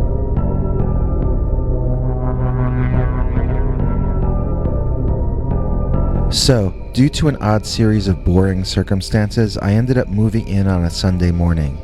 I just brought what I had with me at the hotel and had the rest of my stuff sent on soon after. Since the place was furnished, I was able to set up quickly and tired myself out cleaning the place up. I was pretty beat when I settled in for a good night's sleep, but there was someone in the neighborhood who didn't care that I was exhausted. And that person happened to be a Dogman. Okay, first, the howling. The really loud howling that got louder each time, until by the 6th howl, it practically sounded like a police siren outside my window. I was picturing a dog or a wolf or a coyote in my mind, and I was wondering why its howls were not being met by the howls of other creatures. Then I got up and looked out the window, and I saw it. I saw a monster from hell standing by the tree line. There wasn't really enough light for me to see it, but I saw it. I noticed it immediately. It was almost as if it were lit psychically, if that makes any sense. If I took a picture, I bet that only shadows and blobs would be photographed, but my eyes could see it distinctly against the trees. The thing was too tall to be a man. I knew it was something else, but I wasn't sure what. A shadow being? It was moving back and forth, but not in the way I've seen Bigfoot do in videos. This character was sort of pacing back and forth. It was looking in the direction of my house, and I was pretty certain it could probably see me, since I had turned the room light on before looking out the window. I wasn't sure if it wanted to see me or if it cared about me. On the other hand, I wondered if maybe I was the reason it was there. After all, I was the new kid in town. Maybe this guy was coming to check me out. I had been awakened by the howling, and these are the kinds of thoughts I was having. It all seemed like a dream, probably partially because I had been awakened from a deep sleep. I wasn't really sure at the time that this wasn't all just a very realistic dream, but I went with it either way because what else can you do? I tried to think logically, wondering what I should do about the howling shadow thing. At least it had stopped howling. Should I just go back to sleep? I was aware that this whatever it was outside the window wasn't supposed to actually exist, but on the other hand, I was really tired and I had to get up early in the morning for work. I decided to turn out the room light as though I were going back to bed and stood there watching to see what the creature would do. To my surprise, it immediately started running at a great speed toward the house. Once out in the yard, I could see it was a dog, but it was running like a man. This was an absurdity that turned my stomach upside down, and I had to run to the bathroom and be sick for a while. I remember almost passing out in there. That's how ill the situation had made me. I had that moment of amnesia, almost blacking out, forgetting who I was or why I was kneeling on the bathroom tile like this. But then it came back to me. There was a giant dog and I saw it run like a man. How absurd. I must have hallucinated it, I told myself. I must have gotten food poisoning. What had I eaten for dinner last night? Something from a chain fast food restaurant. I decided never to go back to that place again. I still felt awful, but I had a sense of relief that this was probably all just a bad dream or a hallucination brought on by poisoning, and I was probably past the worst of it. Soon enough, I was back on my feet and feeling a little better, and I headed back to my bedroom, where the huge dog was standing in the window, slobbering all over the glass.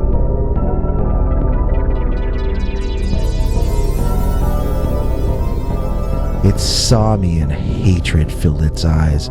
It looked at me like it was Rachel Maddow and I had voted for Trump. This creature had no respect for my existence at all, and it bared its teeth. I wanted to run.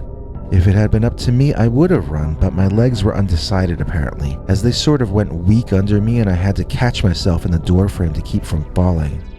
Seeing this, the Dogman seemed to grin wider, and then it roared.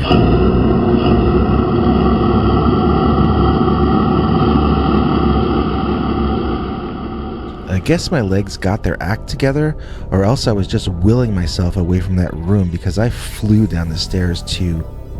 Where? Where could I go that the rabid dog couldn't get at me? I remembered the place had a basement, and the only entrance was the kitchen. I ran into there and was a bit surprised to see that the basement door bolted from the inside, as though it had been used before to hide from someone or something. The basement had no windows, and it took me some time to find the string connected to the lone, bare light bulb hanging from the ceiling. Some things scuttled away when the light came on, some kinds of dark insects. That's just great. I love insects. Okay, I hate insects. I looked around to see if there were any other ways in or out, and I was soon satisfied that the only place I might have to defend would be the door at the top of the staircase.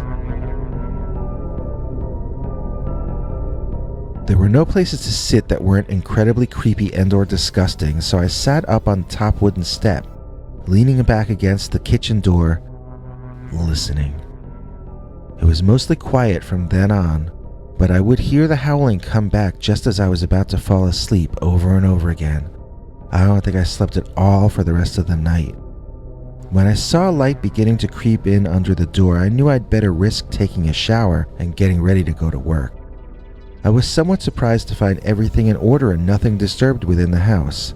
I assumed the monster would have broken in through the bedroom window and trashed everything, but the window was intact, and it had apparently stayed outside all night. After my shower and some buttered toast, I was starting to almost feel human again, and I went out to my car and started warming it up, thinking about the crazy night I had just survived. In the sunlight, it was hard to believe I hadn't imagined the whole thing.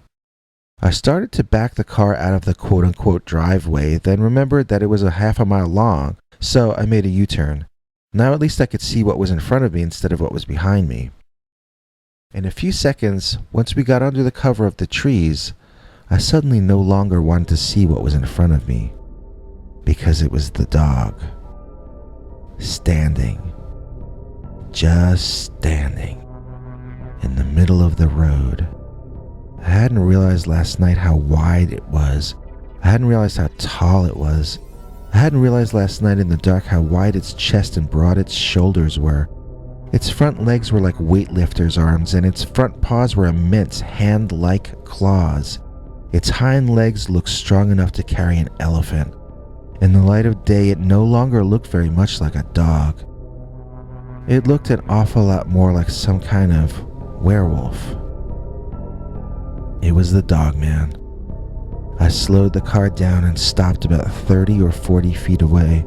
My mind was rebelling against the idea of this nightmare from last night showing up in my daytime life.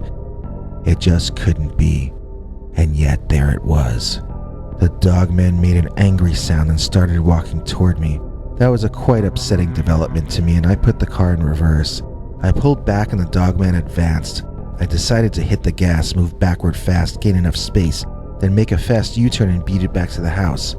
I got the first part done at least. As I moved the car into reverse, the monster leaped onto the hood of my car and I screamed and covered my eyes instinctively. Apparently, my lizard brain never learned about what a windshield is. The monster banged on the glass and tried to scratch through, then jumped on the car roof. I could not take any more, and I illogically opened my car door and ran straight into the woods. I had been far safer inside and it made no sense to get out, but that monster so freaked me out that I had an irrational need to get as far from it physically as I could as quickly as possible. Of course, the Dogman chased me into the woods. I could hear it behind me, breaking branches and stepping on leaves and twigs. I could hear it breathing. It never got closer, but it never fell back either. It was letting me tire myself out, I realized. This thing had a plan, but I didn't. I needed to change that situation fast or I was going to end up as breakfast. The only thing I could think to do was double back around to the car and hope I could get back inside. I could never make it back to the house before that thing, and I wasn't really sure what was in these woods. I had a feeling the Dogman knew though. So double back is what I did, and when I was coming through the last few trees, it looked like smooth sailing back to the car. I didn't see the monster anywhere, and I wasn't hearing it anymore either. I was literally crying with fear, stress, and the beginnings of relief. I absolutely could not wait to get back in that car and lock all the doors. I cleared the trees and sprinted like a teenager straight for the door handle. When I got within a few feet of the car, the Dogman came out of nowhere and was between me and my vehicle. Now let me pause here to be very clear. I'm not saying the Dogman appeared in a puff of smoke out of thin air. I'm trying to indicate that he ran up from someplace I had not noticed him and arrived in front of me so quickly that it was almost as though he had appeared by magic. It was not magic though. It was muscle. The monster took a swipe right at my face and I moved backward, tripping in the process and landing hard on the asphalt. From the ground I looked underneath my car and realized that might be my best bet, so I rolled myself closer and slid underneath. This infuriated the Dogman, who reached underneath, tearing at my clothes but not doing much actual damage to me. As he'd move around to the other side of the car, I'd slide away from him, always mostly out of his reach. My expensive suit was being torn to ribbons, but all my body parts were still intact so far. It seemed to be more tiring for the dog than for me, and I was content to play cat and mouse with it until it fell asleep. Maybe I shouldn't say cat and mouse, since that thing was no cat.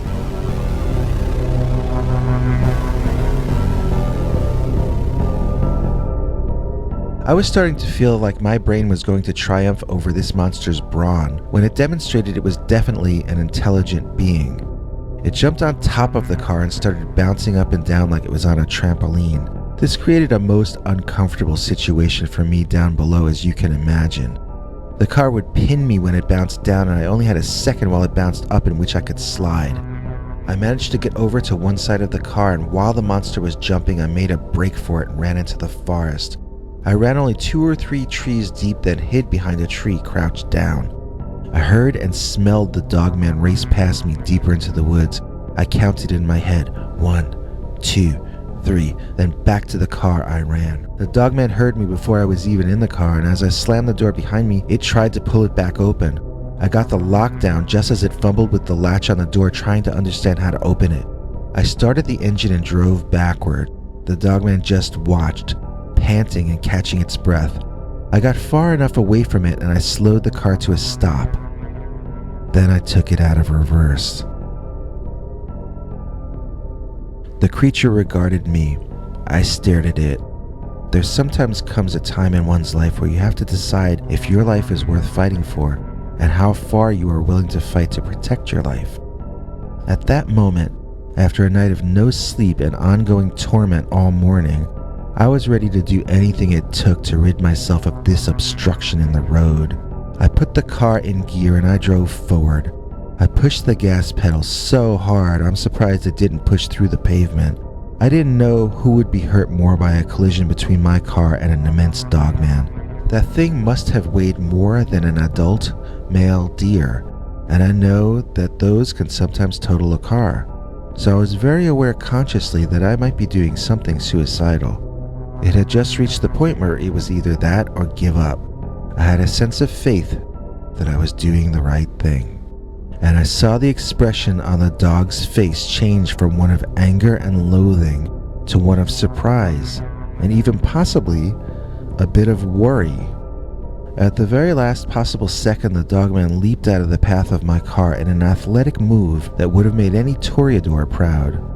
The dogman was now quite literally in my rearview mirror, and I was out of that place. My boss was an understanding guy, and he let me take the morning off to get something else to wear and to calm down.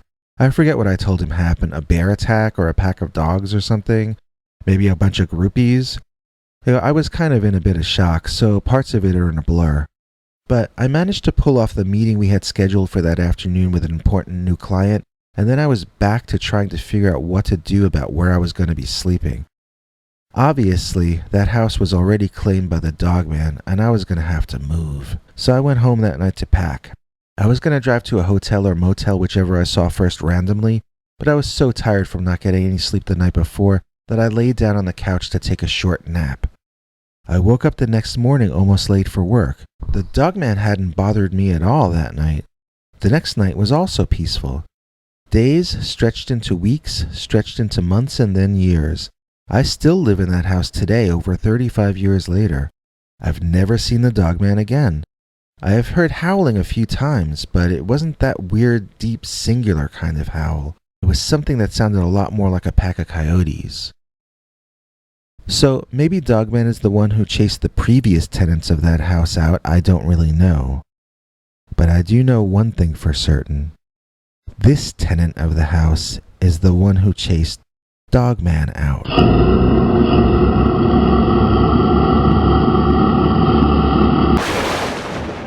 Thanks, Biggie. And thanks to all of you for watching this far. If you liked it, please click like.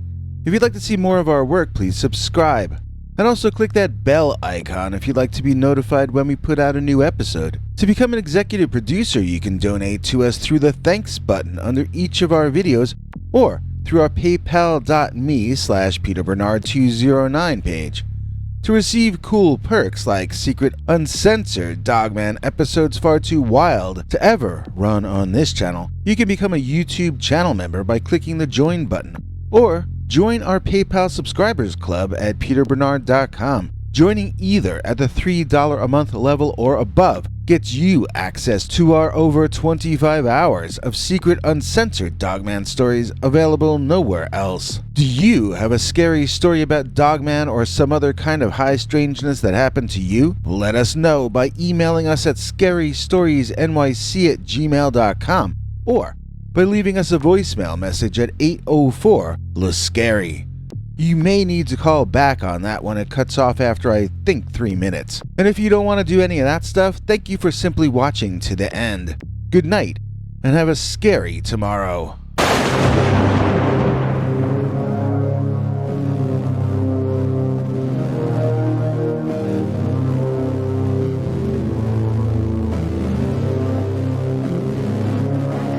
Come back for more scary stories.